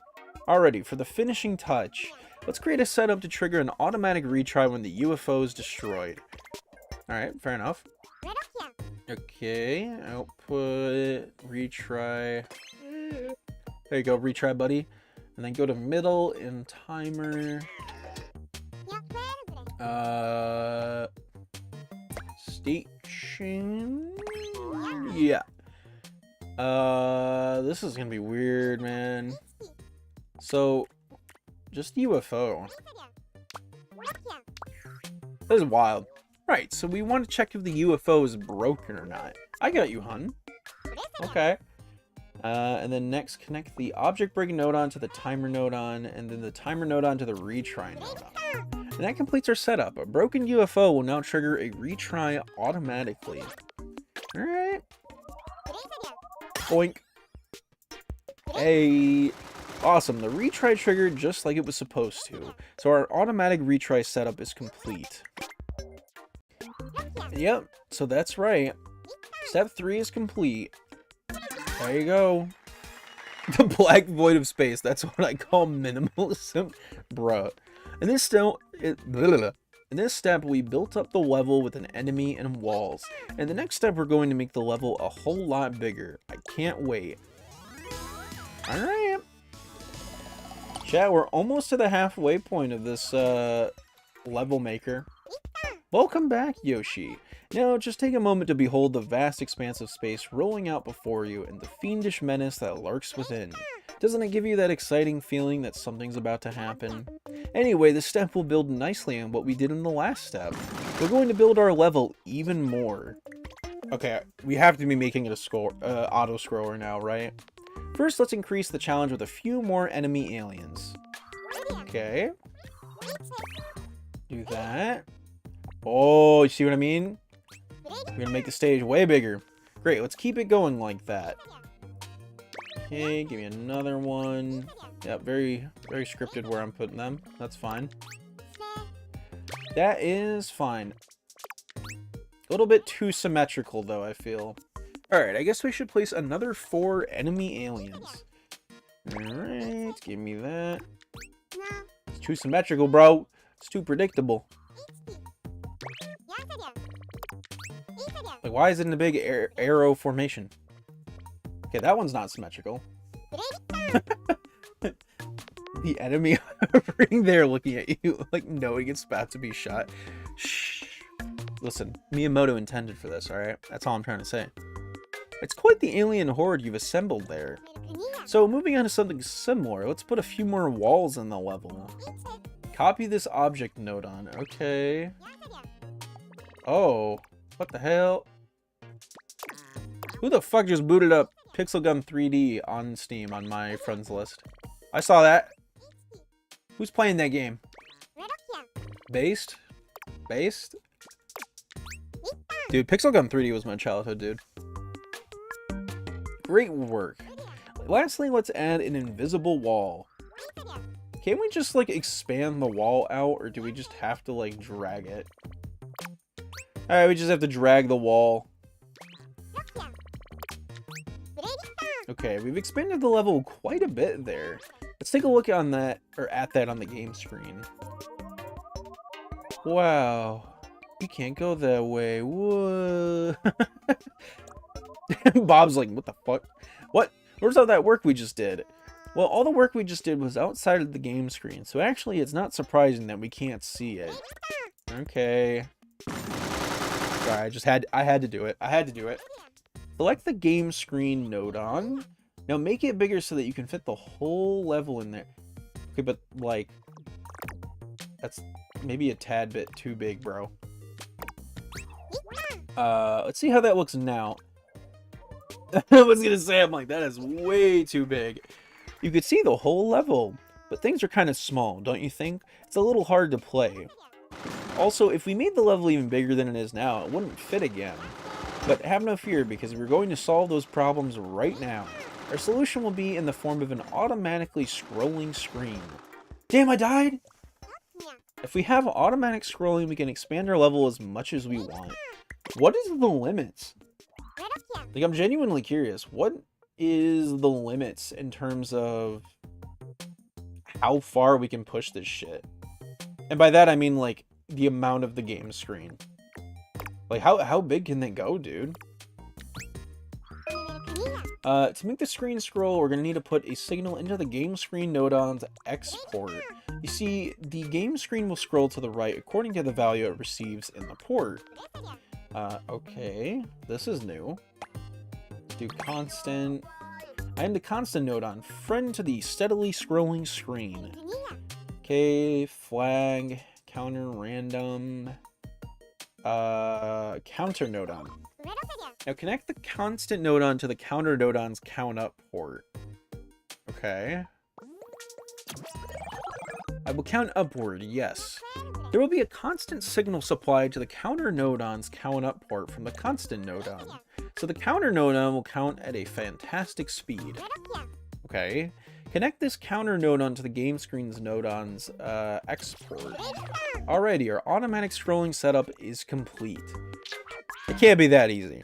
A nice smooth panning shot, all the better to keep you in the limelight, darling. Alright. Oh! Whoa! Well, we're certainly throwing with some gusto. It's not what I would call extreme, but we can't really leave it like this. It's too fast to play. Dude, are we going out of the skybox?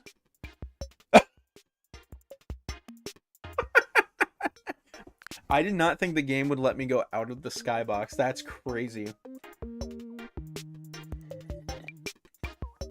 What the fuck? I did not think that would happen. I thought it would be like an endless JPEG or something. What the hell? So the scrolling is too quick. That means we'll have to adjust the speed a bit.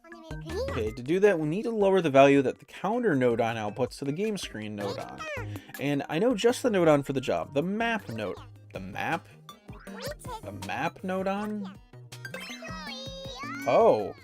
Oh, who's this? Who are you? You look like an escalator. Huh, friend of Bob's. You made quite a pair. Such chemistry. So this is map node-on here. Bruh, Bob does not like these people, I swear to God. It's a node-on that specializes in taking the value it receives and converting it into a different value. Okay. Next, we need to set the input range and the output range. This will set how the input value is converted. Oh boy. Set the input range to between 0 and 60? Uh-huh. And then 0 and 1. Okay. With these settings, inputs of between 0 and 60 will be scaled down to an output of between 0 to 1 with a map node-on. Huh. Delete the connection you added before between the counter node-on and the game screen node-on. Now connect the counter node-on to the map node-on. Alright, and then do this. That should have tamed the speed of the scrolling a bit. I hope. Oh, okay, it worked. Oh, nice, slow scrolling. Just the right speed for a game. Not too fast and not too slow. Please retry and give it another whirl. Alright.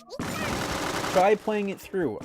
Bruh, I was doing that until you made me back out, Bob. Bob. Well, we going for the 100% route. Watch the shit. Boom. Nice flying. You made it through to the end of the level without crashing into a wall or alien. Now that you say that. There's something else I'd like to check. Do you press the retry button? Huh. Try crashing into a wall. Curse Smash, or UFO is done for.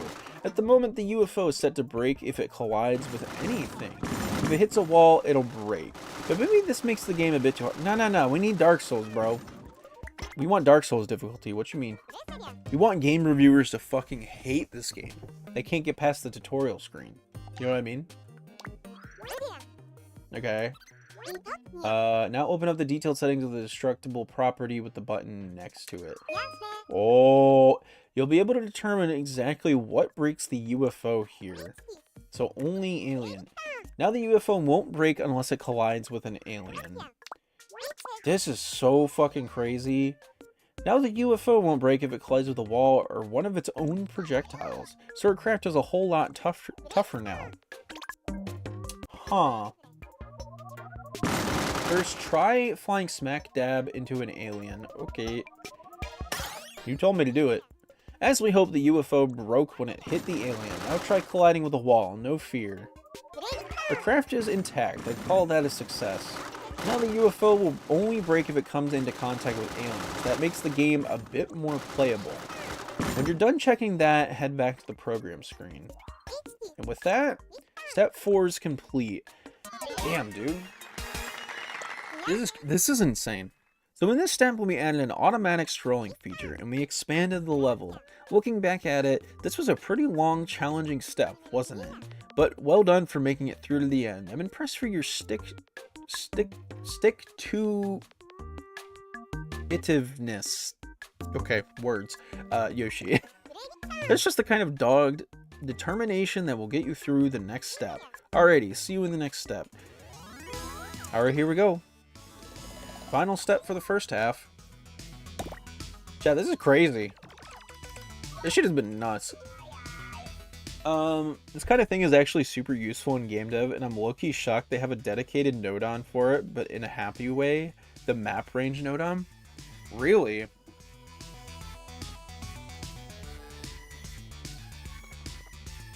All I'm trying to say, Soullight, you might have to get this game.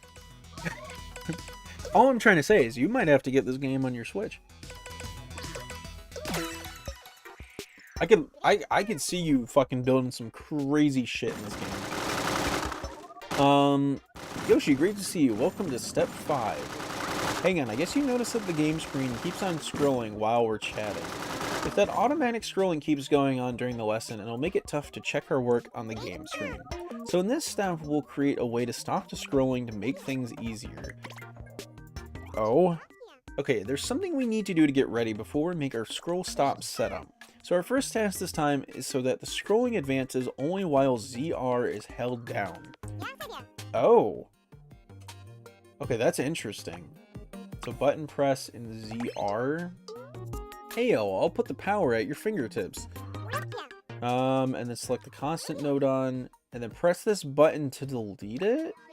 Oh, damn. It's dead. To replace it, connect the button node on to the counter node on's count up port. Okay. Now the screen will only scroll when you hold down ZR. That's so weird. That's so weird. What the fuck? Ah, it moved. The screen scrolls only when ZR is held down, just what we wanted. However, we have a new problem. So now you can't play the game unless you hold ZR down. I mean, what's the problem with that? Maybe we could flip things around, make it so that holding the button pauses the scrolling instead. To the program screen. Okay, so you want the opposite of our current setup. We'll be making it so that the scroll stops when ZR is held down, remember? Looking at it from another angle, you could say that scrolling happens whenever ZR isn't held down. If we're making a setup that does something when something isn't pressed, we'll need the help of a not node on. Huh? There's a not node on? Oh, you're funky looking. You are very funky looking, bro. You look weird. Hello, I am a not node on. Am I not? You are so weird looking. I'm not here to help. Not. Okay, it looks like the not node on is ready to do its not thing. The not node on will output a signal when it receives none. Conversely, it will output nothing when it does receive a signal. It's what you'd call a contrarian. Hey, you aren't telling fibs about me over there, are you? Okay, delete the connection between the button node on and the counter node on. Okay. Now connect the not node on to the button node on. Hey yo, what a team. Nope, not working with you. Goodbye. Oh. Bro's not having it. Connect the not node on to the counter node on's count up port. There, now scrolling will pause when ZR is held down. That's so weird. The screen will scroll along automatically until you press ZR. Awesome, the scrolling stopped. Now we'll be able to stop the scrolling at will to check our work. That's so weird. So now we've got the automatic scrolling under our control. Okay.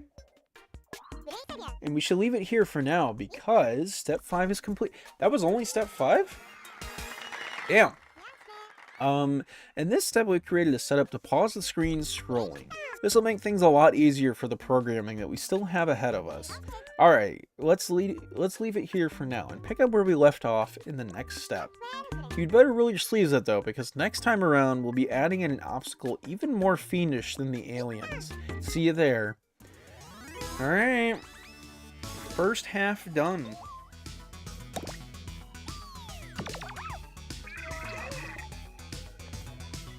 Very interesting game so far. I really, really, really like this game, man.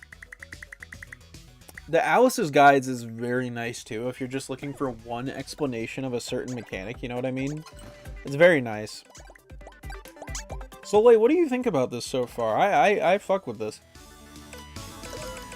Alright, so spinning obstacles. Alright, let's do it. Second half. Yoshi, just the person I was hoping to see. Okay, let's jump right in. Hold down ZR for me, please. Scrolling stopped. Last time we added in a setup to pause the automatic scrolling, right? That means it's a lot easier for us to check things on the game screen now. We'll be making use of this capability a whole lot as we move forward. We'll be adding a whole new setup this time around to the program screen. Okay. First, let's extend the level a little bit. Ooh, okay. Huh. Interesting. Did Little Big Planet have, like, in-depth tutorials like this? Like, obviously you said that Dreams did. I mean, I know that personally, but, like, did Little Big Planet have shit like that, or no? Or was it kind of just, like, do it yourself? That should do it for enemy aliens. Next, let's add in a few walls. Okay, alright. Interesting. Like you said, for the prices this game goes for used, it's a steal. Yeah, I only paid 15 bucks for this game, and I think it's more than enough of a steal. Yes, and it was narrated by Stephen Fry. It was amazing. Okay, you're gonna hate me for this. Who is Stephen Fry? You're gonna hate me for saying that. Who is Stephen Fry? Nice. Finally, we'll need an invisible wall. Dude, copy and pasting, literally the key to success. Not even joking. You need that shit to live and breathe. Alright, let's check it out. Okay. Play through the level to the expanded part. Okay, I can do that. I'm a gamer. The Little Big Planet narrator and a famous British actor, dude. He's the you can also get jiggy with it guy. I've sadly never heard of that. I'm not really sure what you're talking about. I feel bad because I'm like, I feel like I should know, but I just don't. So here's the part that we just made. It's looking good. Okay, so the level is longer now. It takes quite a while to get up to the new part, doesn't it? As a workaround, we'll change where the game begins for the time being to the program screen. Okay. And move it up to the part of the level we just made. Oh. Sure. And move it along. This is so weird. Alright, let's test it out. Damn, bro, what the hell? Yep, the start position changed. Now when the game starts, it'll start from the extra part that we just created. Alright. You could say it's this step's main event. It's going to be a thrilling rotating obstacle. To start, let's call up a rotating object nodon. Go to objects. Okay. Special objects. Rotating cylinder. What the hell are you? You called? Bro, as dapper as out. Rotation is my life. My life is rotation. Tra-la-la. Bro, he talks like a troll. Why he talk like a troll face, though? As the name suggests, the rotating object nodon will put rotating objects on the game screen. Stretch the rotating object nodon vertically so that it fits in the blue frame. Okay. Okay, and then open up the settings.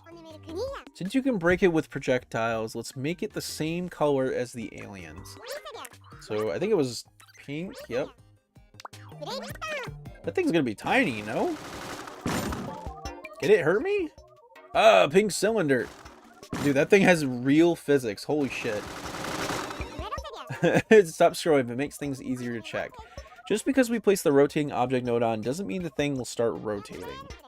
Okay. Ooh. So let's get this object rotating. You'll need a constant nodon for that. Okay, so go to input and then constant.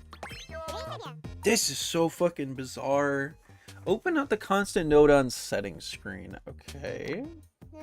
Set the output value to 0.20. It's quite a fiddly little number though, right? Kinda. So use the keypad instead of the slider. It'll be a bit easier. Oh. Oh shit, what the hell? This game is so in-depth, dude. Like, I went into this not really knowing what to expect. This is so in-depth. Like, show this to any other person who doesn't get the tutorials, and they're gonna be like, what the fuck am I looking at? Connect the constant nodon to the rotating object nodon's Z port. Okay, where's the Z port? Right there. Now that those are linked, the pink cylinder should rotate on the game screen. Okay. Check it out. Hey, look at that shit. What if I touch it? There it is, spinning away. Oh. So you just saw how we need to supply a rotating object nodon with a signal to make the object rotate. Okay. Alrighty, since we've gone to all the trouble of setting up a rotating obstacle, let's spruce it up by connecting some other objects. Okay. Go to objects, simple objects, cylinder, and then make it bigger. Perfect. Open that up. Do pink again. Oh. Okay, we're just following the guide on this one. Perfect. Tra-la-la, a partner for my dance. Hey, up. What kind of dance are we doing? A foxtrot, tango, maybe a jaunty little paso doodle? Okay, let's see how it's looking on the game screen. Oh, that's a hammer. Oh, success. The objects are rotating together. Nice coordination. Let's connect one more object to it. Okay, we're going to copy and paste this. Yay, I called it. And then... Oh, okay, we got to go back and do this. Gotcha, gotcha. And then we connect this to that. Cool. Oh, wait, am I on the wrong... Oh. Oh, dancing, eh? Dancing indeed. A vertical ball. Okay. What is it, a double-sided hammer? Yo! That's a pretty nifty obstacle there. And now you know how to make more complex objects by connecting simpler objects together. Dude, that's so cool how it, like disconnects from each other. And with that, we're all done. Or rather, that's what I would be saying if we were all done, but not quite. Press retry and give it another whirl. Okay. Try crashing the UFO into the rotating... yeah. Yep, the UFO didn't break. Yep, we know that. Let's fix that and make it so that the UFO breaks on contact with the rotating obstacle. Okay. So the UFO should break when it hits not just an alien, but the obstacle too. And the obstacle is shaped like a cylinder, right? Okay, so we need to specifically check that the cylinder is going to break it. So cool that you can do that. Because it makes it better when, like, there's some more of those, like, very specific scenarios where it's like, okay, you just want, like, a few objects to kill your person nodon. And the UFO broke. Alrighty, this time I can say the rotating obstacle is truly complete. Alright. And that's right. Step 6 is clear. There you go. So only 4 lessons left for this game. So in this step, we created a rotating obstacle. We also learned that we can make any shape we want by connecting objects together. Furthermore, our complex shape spins around thanks to a physical connection to a rotating object nodon. We'll be putting these techniques to even better use in the next step. To be specific, we'll be making a rotating enemy. See you at the next step. Okay. 4 left. Interesting. Take a swig of some more coffee real quick.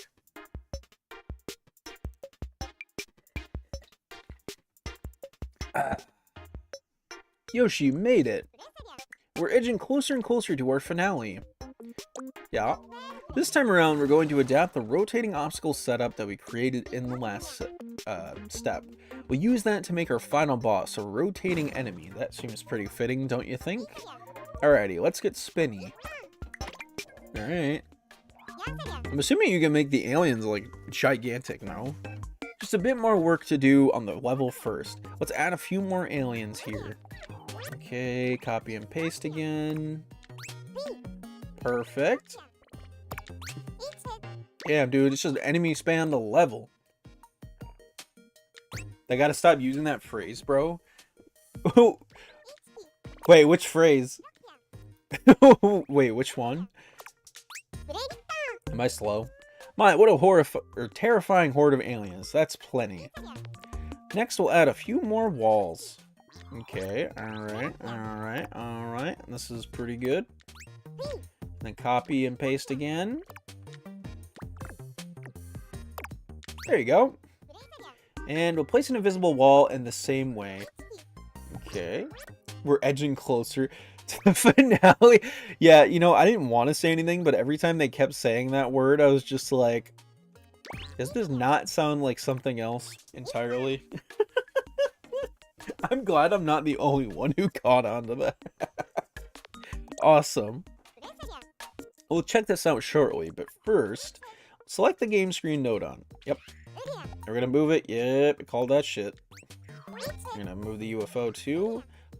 I'm excited for when we get to move everything back to the way it was. Okay, to the game screen. So here's our extension to the level. Now we can get to building our final and most magnificent contrivance, namely a rotating foe. Alright. They're gonna make him gigantic at least. First, copy this fancy object node on. Okay, there you go. This is the last boss. We better scale it up, make it bigger and fit into the blue frame. We also gotta make the boss like move around somehow. Open up the fancy object node on setting screen. Change the y-axis to 0. Okay. Movable. And there you go. God damn!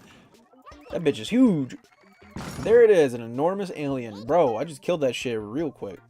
Looking good, just the ticket for the last boss, right? Okay, we'll need to check if it can be destroyed with the projectiles. Okay. What do you mean test it a bit more? Did I not do it? Did I not kill the alien the first time? Okay, am I like crazy? Chat, tell me if I'm wrong. Does this not look like a Splatoon enemy? Like, am I crazy for saying that? This looks exactly like a Splatoon enemy. Awesome, the explosion was extra big too. It's not complete yet though, remember, it's going to be a rotating final boss of doom. To the program screen, let's get this monstrosity spinning around and round. Can we maybe have like the alien like face us as well? Aliens generally can't rotate themselves. Damn, L aliens, bro. L aliens, they can't rotate themselves.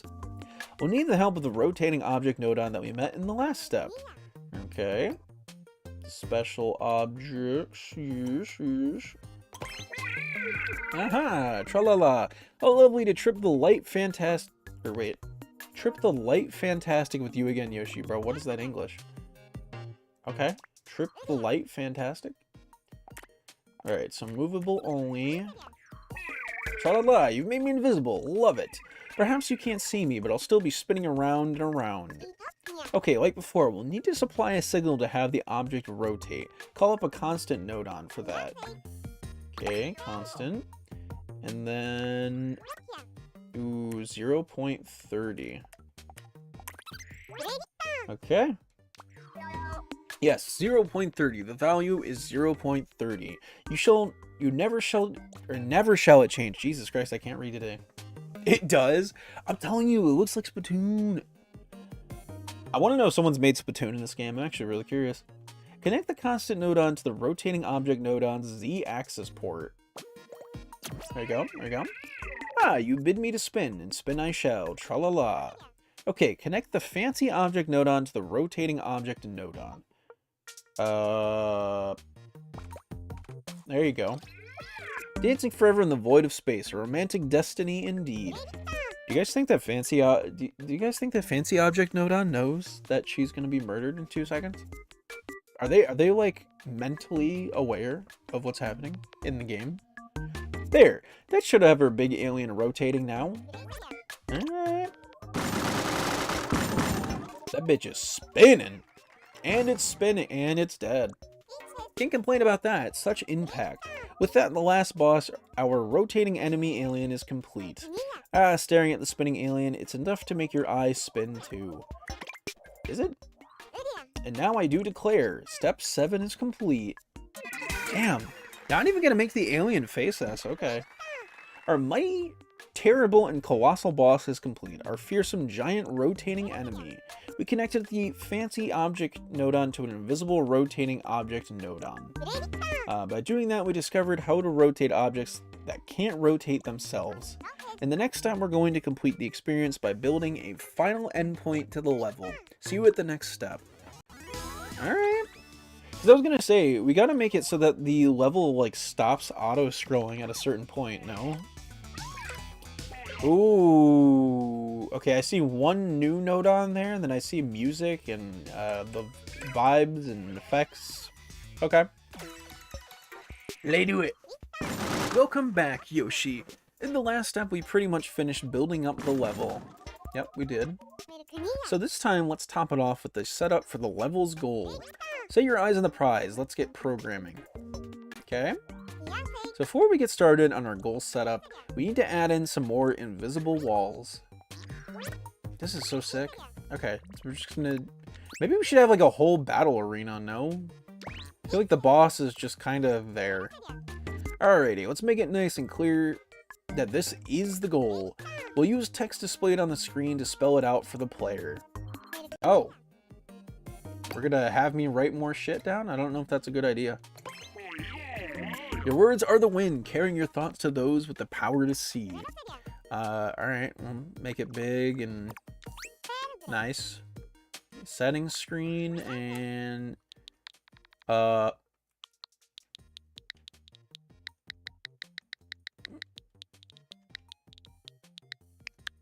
That's fair. Have you entered goal as text? 100% Bob, 100% Bob. Thank you, Bob.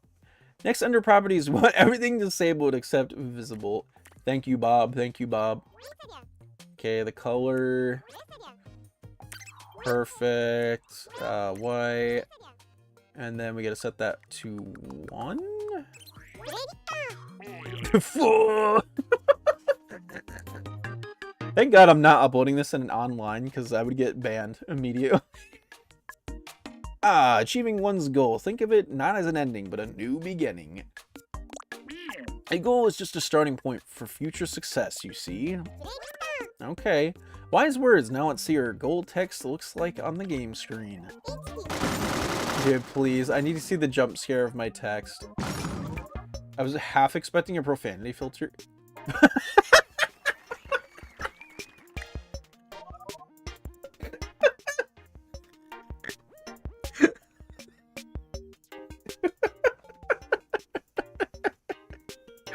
That's so stupid. Just the long scroll of just fuck. That's so stupid. And here's the goal. Right, so we've got the location of our goal all marked out now. Next, we'll want to trigger a sequence when the player gets to the goal. Okay. After your UFO has battled its way through that long, dangerous level, a fancy end sequence is just the way to celebrate. For that, the first thing we'll need is a way to know when the UFO has reached the goal. Call up a touch sensor node on. Oh. What the hell is a touch sensor? Meep, what is it? Why are you like this? You're the programmer. Don't scare me like that. The rather sensitive touch sensor nodon will place a sensor on the game screen that will tell us if it's in contact with something. Okay. Right in the middle of my X open up the touch sensor nodon settings. Okay.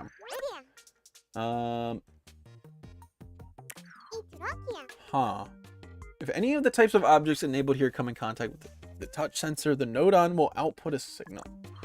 So I'm assuming, yeah, we just want a UFO. Okay. Meep, there's going to be a UFO crashing into me? I don't like the sound of it. So they are aware of what's happening in the game. Okay, I wasn't sure if they were aware. They are sentient enough to know. So if I kill one of them in the game, they just know. Oh! This white box here is the touch sensor. When the UFO hits the sensor, it's a sign to us that the goal has been reached. Maybe it's better if we make the white box invisible, though. Oh, 100%. Okay, yeah. And then turn that off. Yay! Awesome, the sensor's white outline is gone now. Now that we've done that, we can move swiftly onto the programming of our goal sequence. Okay. So when we reached our goal, it'd be real nifty to celebrate it with some fun sounds and effects, don't you think? Okay, alright. Some good sound effects. Goal, is that a kerching or a ta-da? Alright. Oh, what is tragic? Oh yes, that's a super happy jingle, alright. I'm really feeling the cheer. Wait, I want tragic though. No, let me go back. I want tragic. Okay, connect the touch sensor node onto the play sound node on's play port. Okay. Yeah, I can't wait for the drop. Meep. Now a sound will play when the UFO comes into contact with a touch sensor. Next, let's call up an effect node on to release some fireworks when we hit our goal. Oh. Special... Interesting. What is Bubbles? I want to see what Bubbles looks like. Something about the fully shaded 3D blocks of text makes it so much funnier. Honestly, I can't see it any other way now. That shit is so funny. Oh, it's Yoshi, still building games, eh? Yeah, and I suppose when you're done making this game, you'll be telling everyone about it, making a huge fuss and whatnot. Nothing makes a fuss like fireworks, eh? Bro might be a pyromaniac. Connect the touch sensor node on to the effect node on if you would. Okay, where? Oh. So now when the UFO hits the touch sensor, we'll see fireworks as well as hear a sound. Okay. Hey. Oh no. I don't like that it repeats. I don't like that it repeats.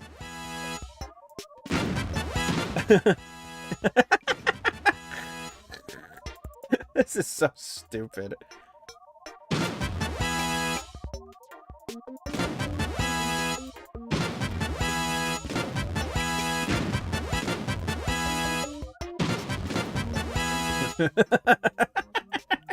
This is so stupid. That's it, you've reached the goal. Both the firework effect and the sound effect were triggered like they were supposed to. Now for the finishing touch, let's create a setup to automatically retry the game when you hit the goal. Okay, I could do that. Let's see, output, retry, and swap. There you go. Oh dearie me, I wish I had a do-over for that. Huh, what's up? I was taking a little snooze earlier. I just started talking in my sleep and I was saying, I am Edward, king of the tomato people. Oh, it was so embarrassing. I'll never live it down. If only I could have a do-over. Hey, come on. It's not that bad. Dude, honestly, God, I think retry node on might be my favorite one of the game. Bro is just literally an elderly man who just is worried about everything. I don't know why. I love him. He's just so stupid. Oh, I hope this won't take up too much of my time. Oh, time is money, that's what I always say, and once time goes by, there's no getting it back, so you have to be careful with it. Don't worry, we don't need much of your precious time. Damn, okay. Hey, you'll be fine. Give me 6. And then connect it, right? Yeah. Oh no, wait, we're connecting it to this thing. Oh. Then connect the timer node on to the retry node on. Okay. Our setup is to trigger an automatic retry after hitting the goal is complete. Okay, so let's see how this goes. Wait for it. Oh. Ah, there you go. It just took a couple of tries. Fuck. This game is fucking great. And with that, our whole goal setup is complete. To the program screen. And get ready. Step 8 is complete. Hooray! In this step, we created a goal setup and an ending sequence. Only 2 steps left to go. It's flying by like a comet. And the next step will add something that no blasting game can be complete without. Namely, a scoring system. See you there. Ooh. Wait, I'm excited for the scoring system. This is very much going to be a lesson for how I program the Space Invaders game.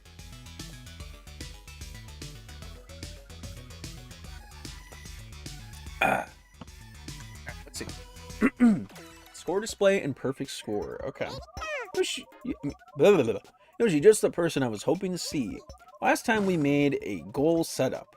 Some would say that's enough and our game is complete. But since we're making a space game, we ought to aim for the stars. Let's challenge ourselves and the player by making a scoring setup. And to top it off, if the player manages to blast all of the aliens, let's have the game display perfect in honor of their skill. Okay, it's a fun idea. Let's take care of the scoring setup first. To do that, we'll have to count the number of defeated aliens and then display it on the screen. Okay, alright. State change. Object break. Oh, hey, hun. You want me to keep track of all those nasty aliens you blast? I gotcha. You sure like to smash stuff up, don't you, dear? Okay, you know what? Don't judge my game design. I'll do whatever I want. Why is the Joy-Con in here? I just realized. Why are we breaking Joy-Cons at some point? Interesting. Moving in, go to the middle flag counter random. And then counter. Now connect the object break nodon to the counter nodon's count up port. I'll holler one of those aliens break, hon. I will count when object break nodon sends to me. Yes. Alright, and then we go to objects, special objects, number item? Display any number that you give me. Open up the settings for the number object nodon, please. Okay. So how is this gonna follow the scrolling screen? You know what I mean?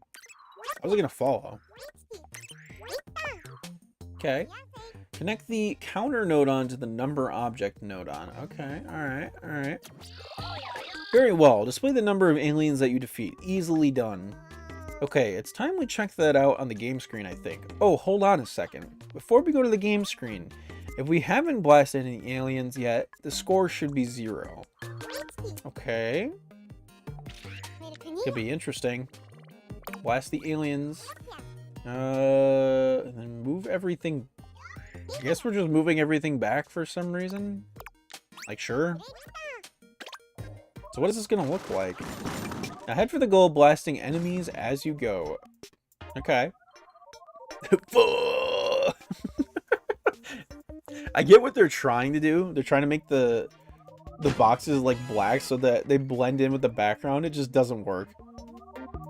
The number of defeated enemies is displayed on the screen. Awesome. But it's just a number with no other text. It won't be super clear to the player what the number represents, right? How about we add an explanation with text? Okay, if you say so. Just something simple like score would do it. So to help us with that, copy the text object nodon. Oh, hell no. They're having me write more stuff. This is a bad idea, game. I'm like, this is a...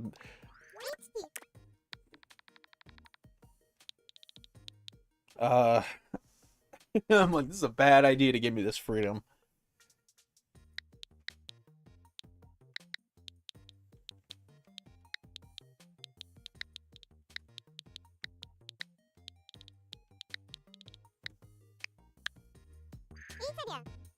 Yeah, definitely put score. Definitely put score. Definitely put score, game.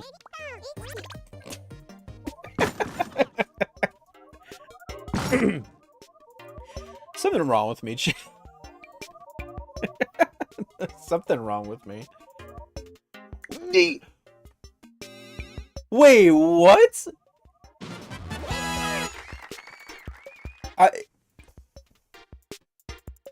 Wait, what?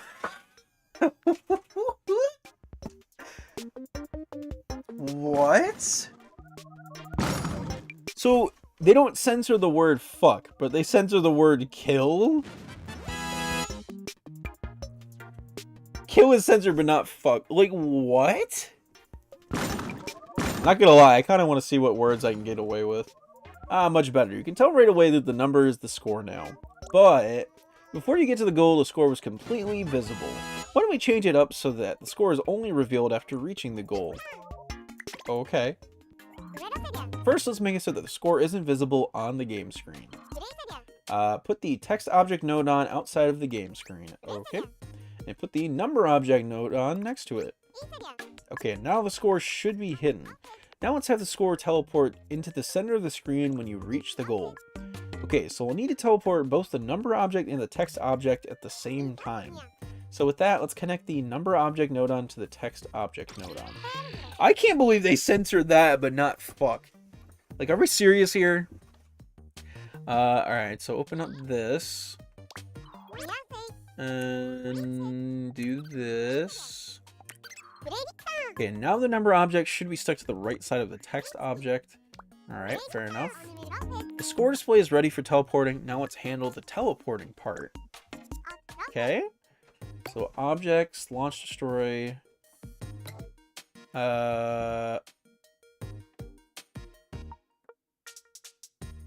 Okay, so it needs to be the entrance. Okay, gotcha. Oh, you want to have the scores of your thrilling exploits slip deftly in and out of view via subspace, do you? I see. Oh, I didn't get to read that part. Okay, so oh my god. I'm not alive today, dude. Too congested. So place the teleport object entrance node on to have it overlap with the text object node on a little. Okay. Interesting. Now go to objects. Okay, and then do the teleport exit. Alright, got you. This is so bizarre. I will receive your score with certainty as it slips swiftly through subspace. Okay, and then just have it so that's invisible. This is so fucking weird. So, and then we gotta have the teleport triggered to that. Yeah. Yep. That makes sense. If you get to the goal now, the score should teleport right into view. Huh. Okay, head for the goal. Go for it. Alright. I can't believe they censored that, though. That's just so fucking funny. Oh, cool. Kill yourself. What the hell? You got to the goal and the score appeared. Great. So the other thing we had planned was to display perfect. If the player managed to defeat all aliens on the level. Okay, how do we do that? We'll display a perfect score message the same way we do the score using teleport. Let's copy the text object node on. No, I have the perfect text for this. No. Chat, will it let me type this?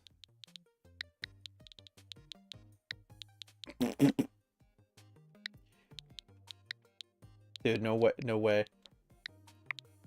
If it lets me type this.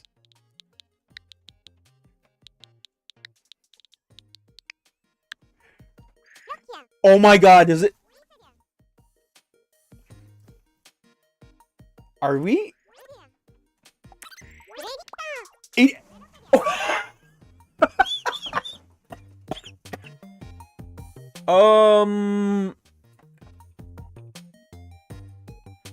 So it censors the word kill, but fucking genocide is fine.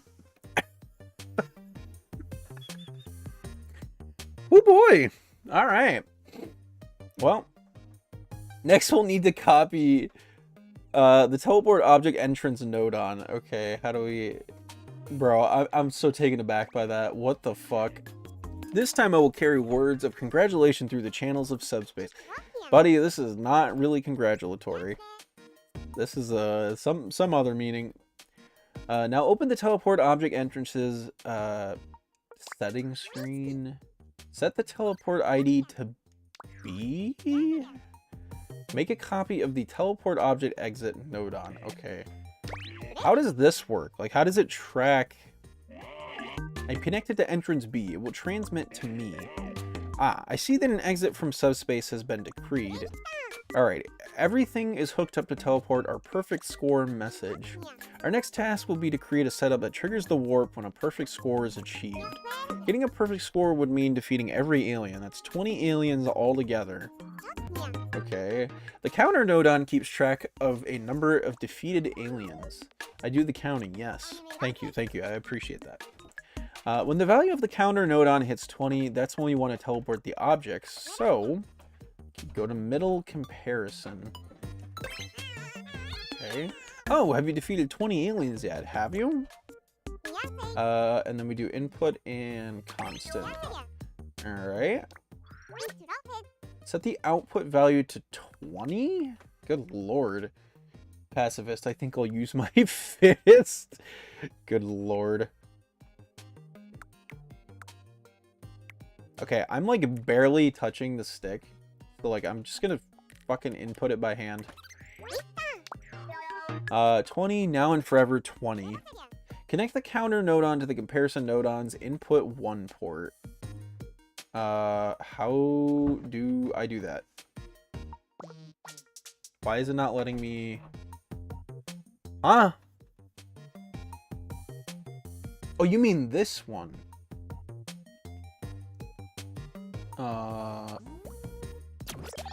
Oh! Then connect the constant nodon to the comparison nodon's input 2 port. Okay, that makes more sense. To the comparison nodon? Connect the constant nodon. Okay. Now that that's all connected up, the comparison nodon will output a signal as soon as the 20 aliens have been defeated. That's all of the aliens. All that remains now is to connect the comparison nodon to the teleport object entrance nodon. Okay. Hang on a sec. Actually, we have a problem. At the moment, the perfect score message will be displayed as soon as 20 aliens have been defeated. What we really want is for the perfect score message to display along with the score when the player hits the goal. In other words, when 2 conditions have been satisfied, defeating 20 aliens and getting the UFO to the goal. This brings us to our next task, making a setup to trigger the message when both conditions have been met. And I know just the nodon for a setup like that, and it's the AND nodon. Oh. So this is the opposite of the NOT nodon. Left, right, and nodon reporting for duty. Why he look like that, though? You know the drill. If the input isn't present and correct in both my ports, I'll simply withhold my signal. Put another way, if the AND nodon gets a signal at both of its input ports, it will send a signal from its output port. Connect the comparison nodon to the AND nodon's input 2 port. Okay. First condition, blast 20 aliens. Now just connect the touch sensor nodon to the AND nodon's input 1 port. Okay. Second condition, reaching the goal at ease. And then finally connect the AND nodon to the teleport object entrance nodon. And that's pretty much it. Thanks to all that, if we defeat 20 aliens and reach the goal, the perfect score message will be displayed. Now, does that display over the regular score message, or how does that work? Alrighty, time for us to go and check it out in the game screen. But wait a minute, don't you think destroying 20 aliens is going to be a bit difficult for the sake of a test flight? Why don't we relax the conditions a bit, just while we're testing it out? Open up the constant... Why? But why? What if I want to do that? Damn, okay. What if I wanted to do that? Now, since we changed that value, we'll only need to defeat 3 aliens to trigger the perfect score message. Okay. Defeat exactly 3 aliens and get to the goal. That'll be enough to display the message. Dude, the reveal of this message, I can't.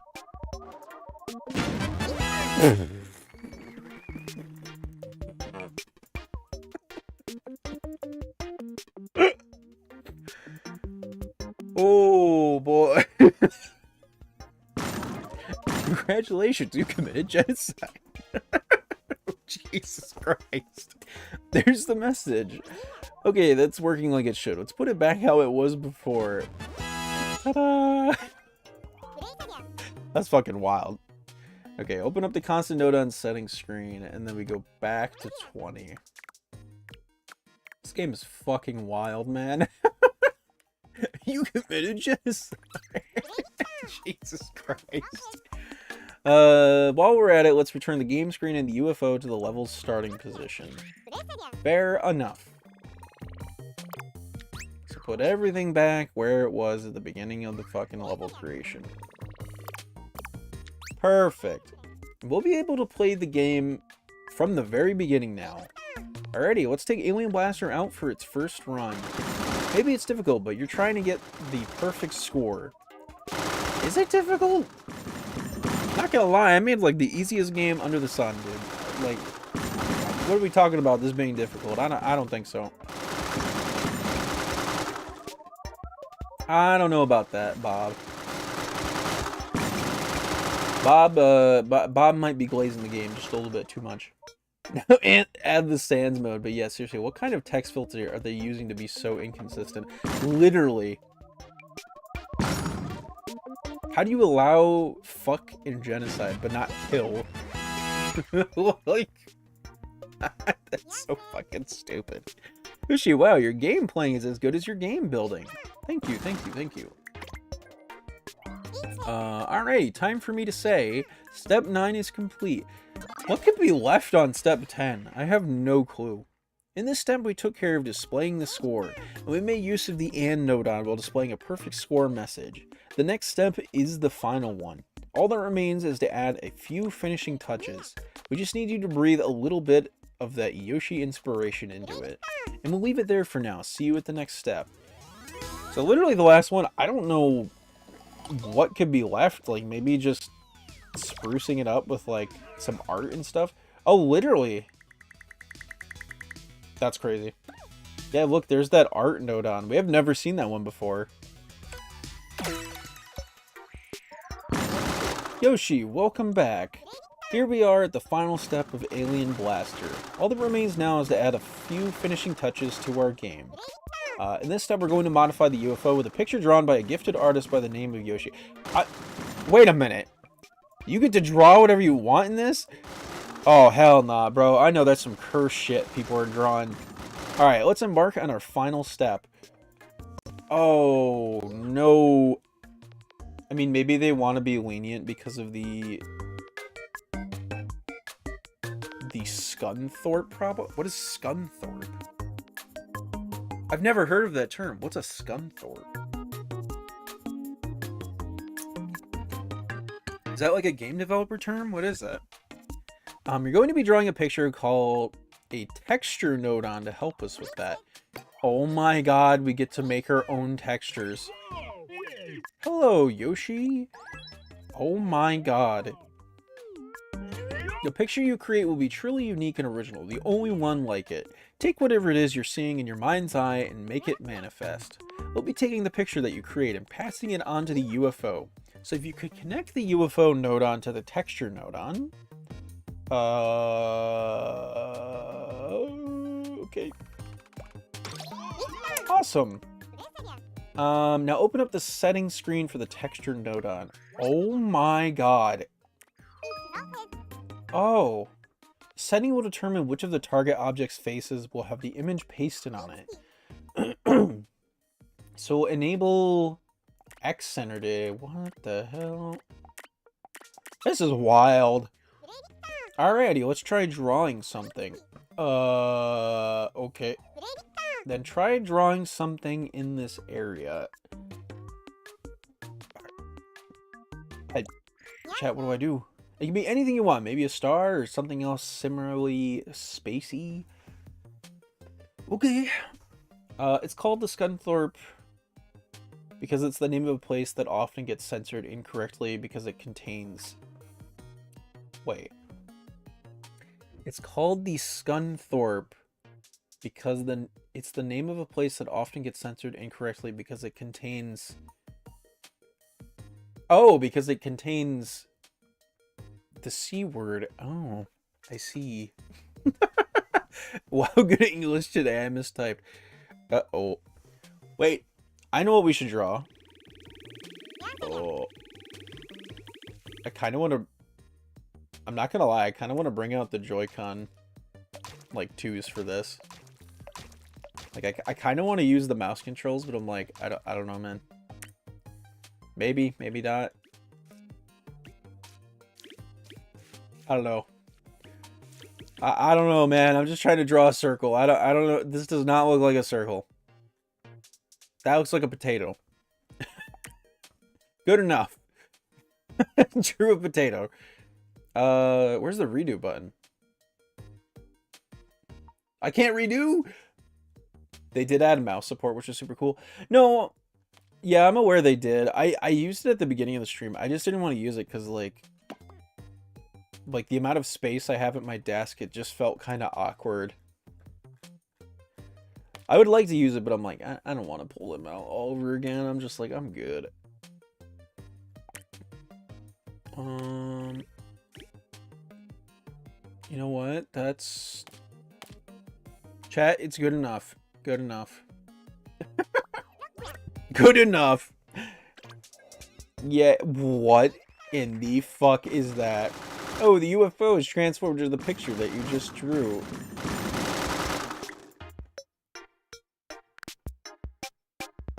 I could do something so evil. I could do something so evil, chat. I almost want to do it. The UFO is transformed into the picture that you just drew. Now that you know how to use texture node on to get images that you draw yourself out there on the game screen.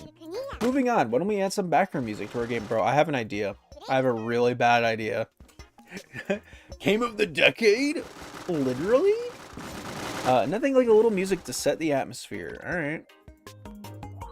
Nah, I have a bad fucking idea in mind. I'm gonna think about it. Yeah, baby, ripping beats, setting the pace, blasting aliens in outer space. Blast them all to be the best, and show them all you passed the test. I was just saying shit. Alright, so we need input and then constant, and then we gotta connect that. Okay, now if you can open up the background music node on settings screen. Let's do something spacey. Ah, it's just the music for Daredevils, don't you think? Kinda... It's alright. This music's alright, it's a little generic. Oh, there's the background music. Yes, don't you feel ready to stand against whatever foe or menace comes your way? I mean... Sure, you know what, Bob? Just for you, I'll say it. I know I am. Okay, our settings are complete. Okay. Alright, time for something different. Time to change up Yoshi style, sandbox time. We've added the background music node on and the texture node on already. How about we make a few other cosmetic changes as well? You could change the color of the cannon, of the projectiles maybe. I'm talking about a few distinctive accents to let everyone know Alien Blaster is a Yoshi production. When you're satisfied, let me know by pressing done. Okay, free programming about to start. Ready, steady, go. Okay, first of all, we're changing that music.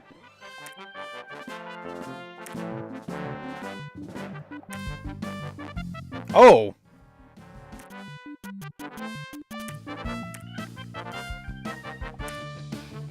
Dude! It's actually goated now!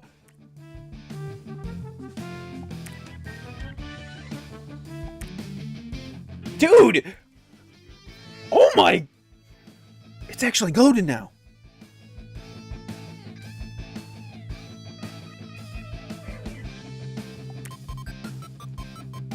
Ooh. Nah, it's goated now. It's goated now. Alright, chat. I have the worst idea ever. You guys might not like me for this. I might get banned if I do that. You know what? No, it's very much better. I'm gonna do it.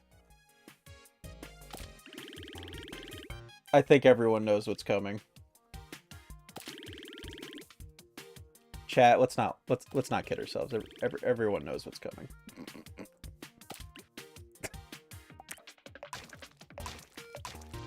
Chat, let's not lie. Everyone knows what's coming. All right.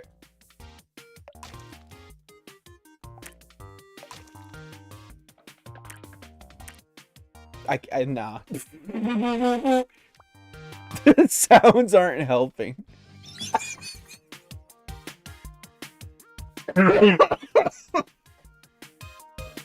Holy shit! Dude, you can't... Oh... Wait, what if I... Dude. Oh no. Oh no. Oh no. What if I do... Oh, chat, I have a very bad idea. Oh no.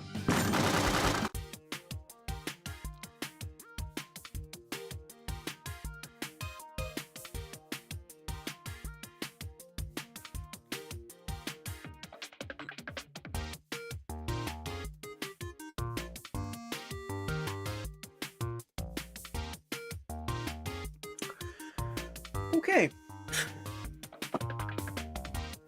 I have no words.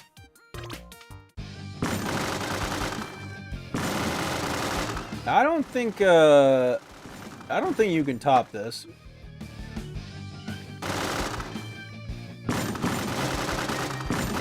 Dude, I think this is exactly what Nintendo intended for this game.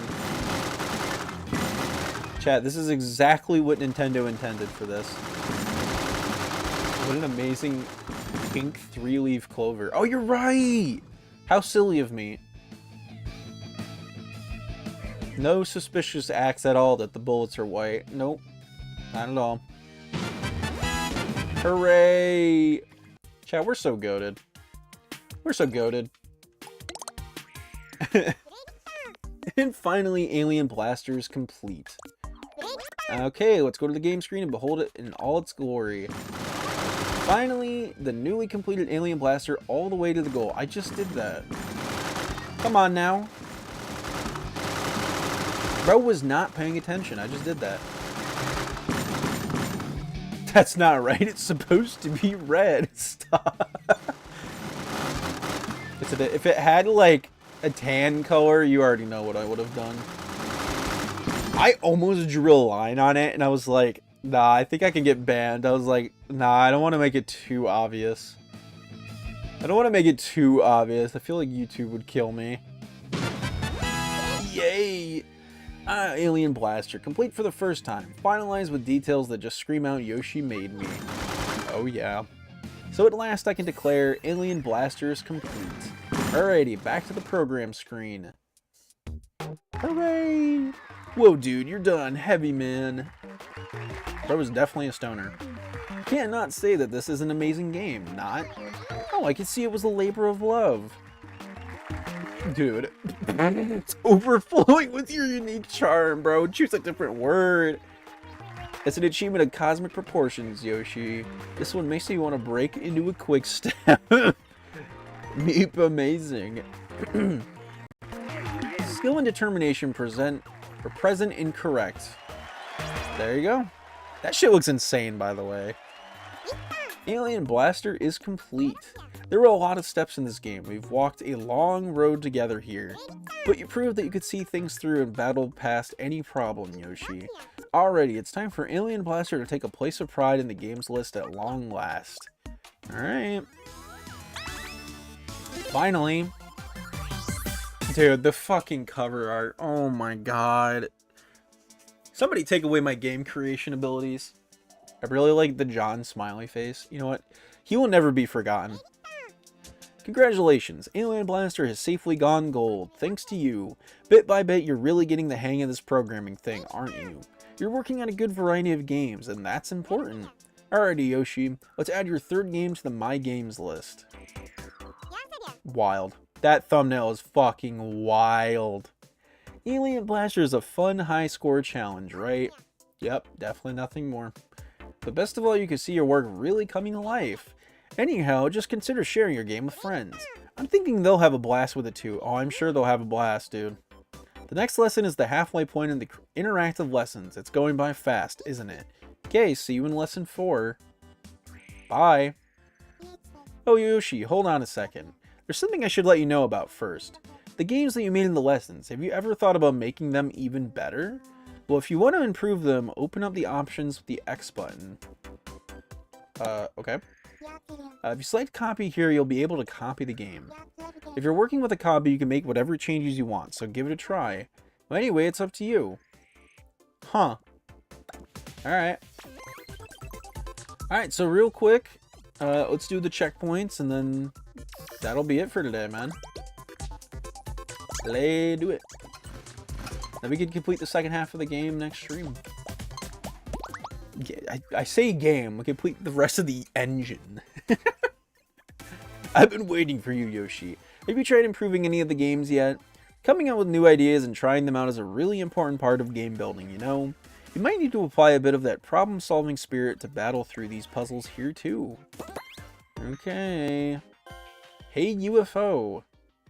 Hey, you Pikachu? Alright, what are we doing here? Ah. So I'm assuming we need to make the UFO push the stuff into the person node. Makes sense.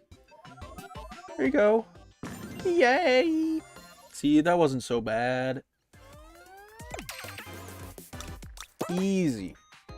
Connect to build shapes. Okay, what is this? So like the moving thing... Wait, hold on. Why does it slide like that? Okay, so we need to connect this. So we need to connect that. And then...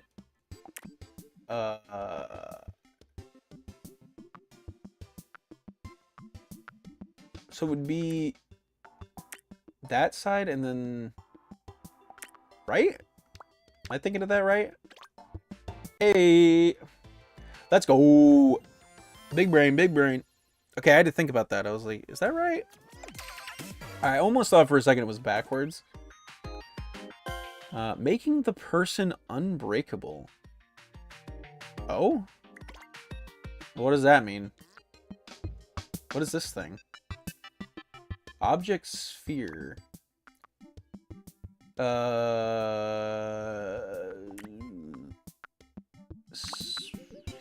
Is that what we're... Oh, I get a double jump. I think. Oh, I can wall jump. What the hell? Oh.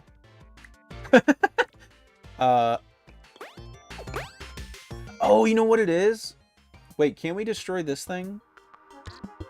Right? No. Okay, so I think we just need to make the sphere destructible. Right?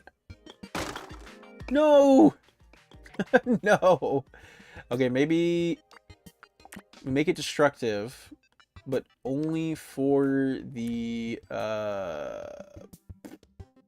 cylinder? Ah! Big brain! Alright, halfway point. Got 2 left. Stopping with not. Alright, how does this work? Let's see. Wait, what is...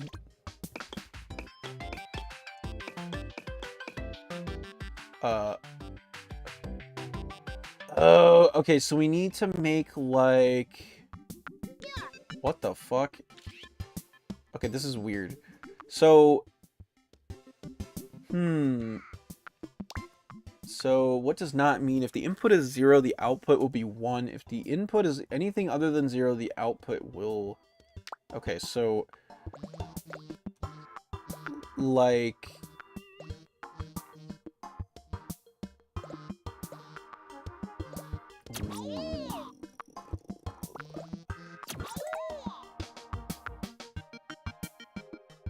Is that right?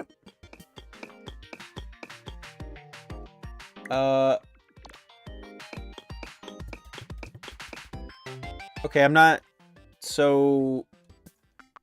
Did we maybe connect this to...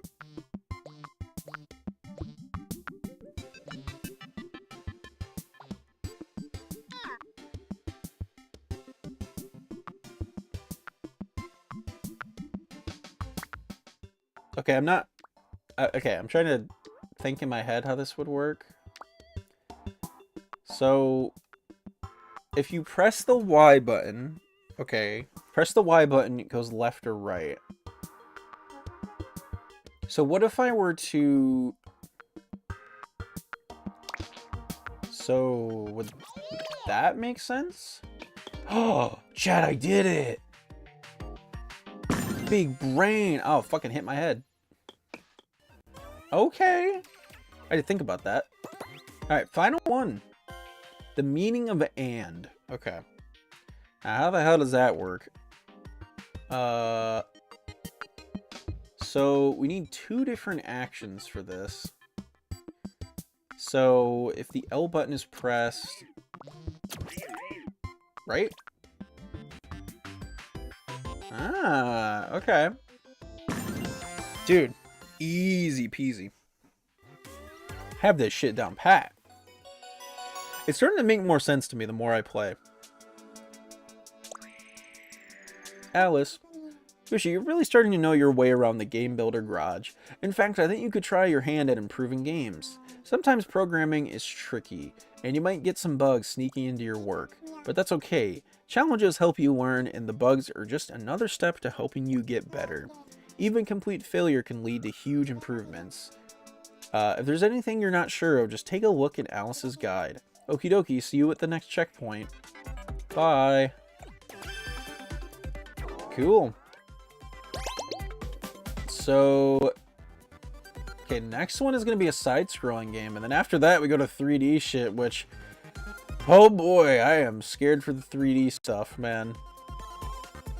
Like, I don't even want to know how the fuck that's going to go. Perfect point to end for right now, I feel. We got halfway through the game, so go. Go. Interesting. We've also got all this stuff. I don't know.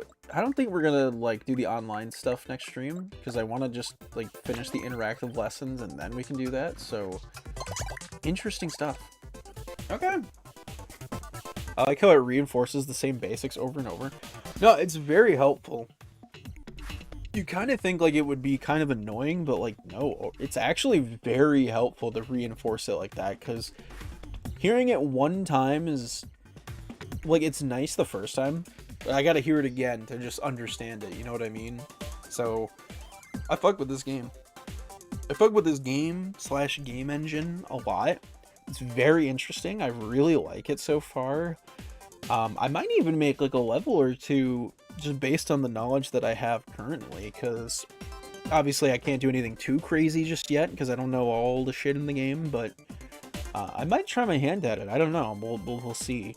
I'm curious, but yeah, for the time being, I really like this. I mean, I think for what it is, it's very well done, very cohesive. It's very charming.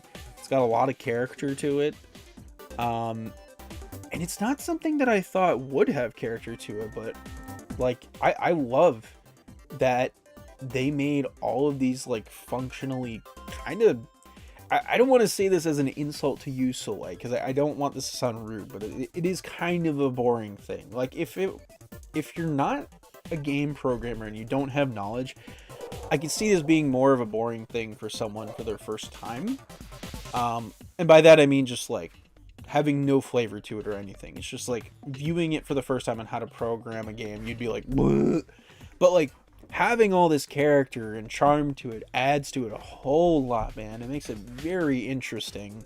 Because I know for sure if I was learning this, bro, I'd be out of it. I'd be like, But I like that the like fucking in-depth stuff has its own personalities, and there's so much to the game to learn. Like so much. It's very in-depth and yet still simplified game engine at this point, because again, it could get more in depth the further it goes. So for the time being, yeah, no, I really like it so far, and I'm excited to come back to it to fully learn how to do 3D environments and stuff like that. It's gonna be really interesting.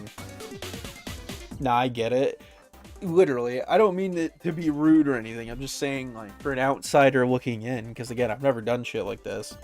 I've never done this period in a game. I love it, so that's about it, dude. It's good. It's good. It's fucking good. But yeah, man, if you want to help support me, I do have my Patreon link down below, which gives you 2-day early access to new videos for the top 2 tiers of the Patreon, as well as behind the scenes content for my video and stream stuff. There is also my donation link down below, which helps support both channels, but mainly this one, so we can stream different games. And finally, you know, I do have my, or not finally, sorry.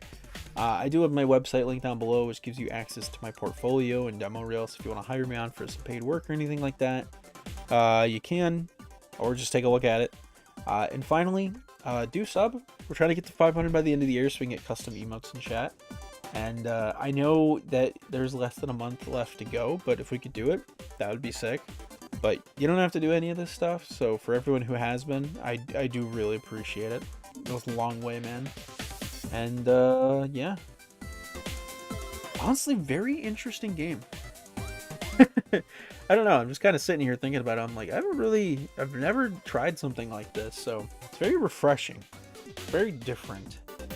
A lot of stuff to this that I was just not really expecting. So, yeah. Although I will say this, definitely rest in peace to John Smiley. All right, he deserved a whole lot better. That's all I'm trying to say.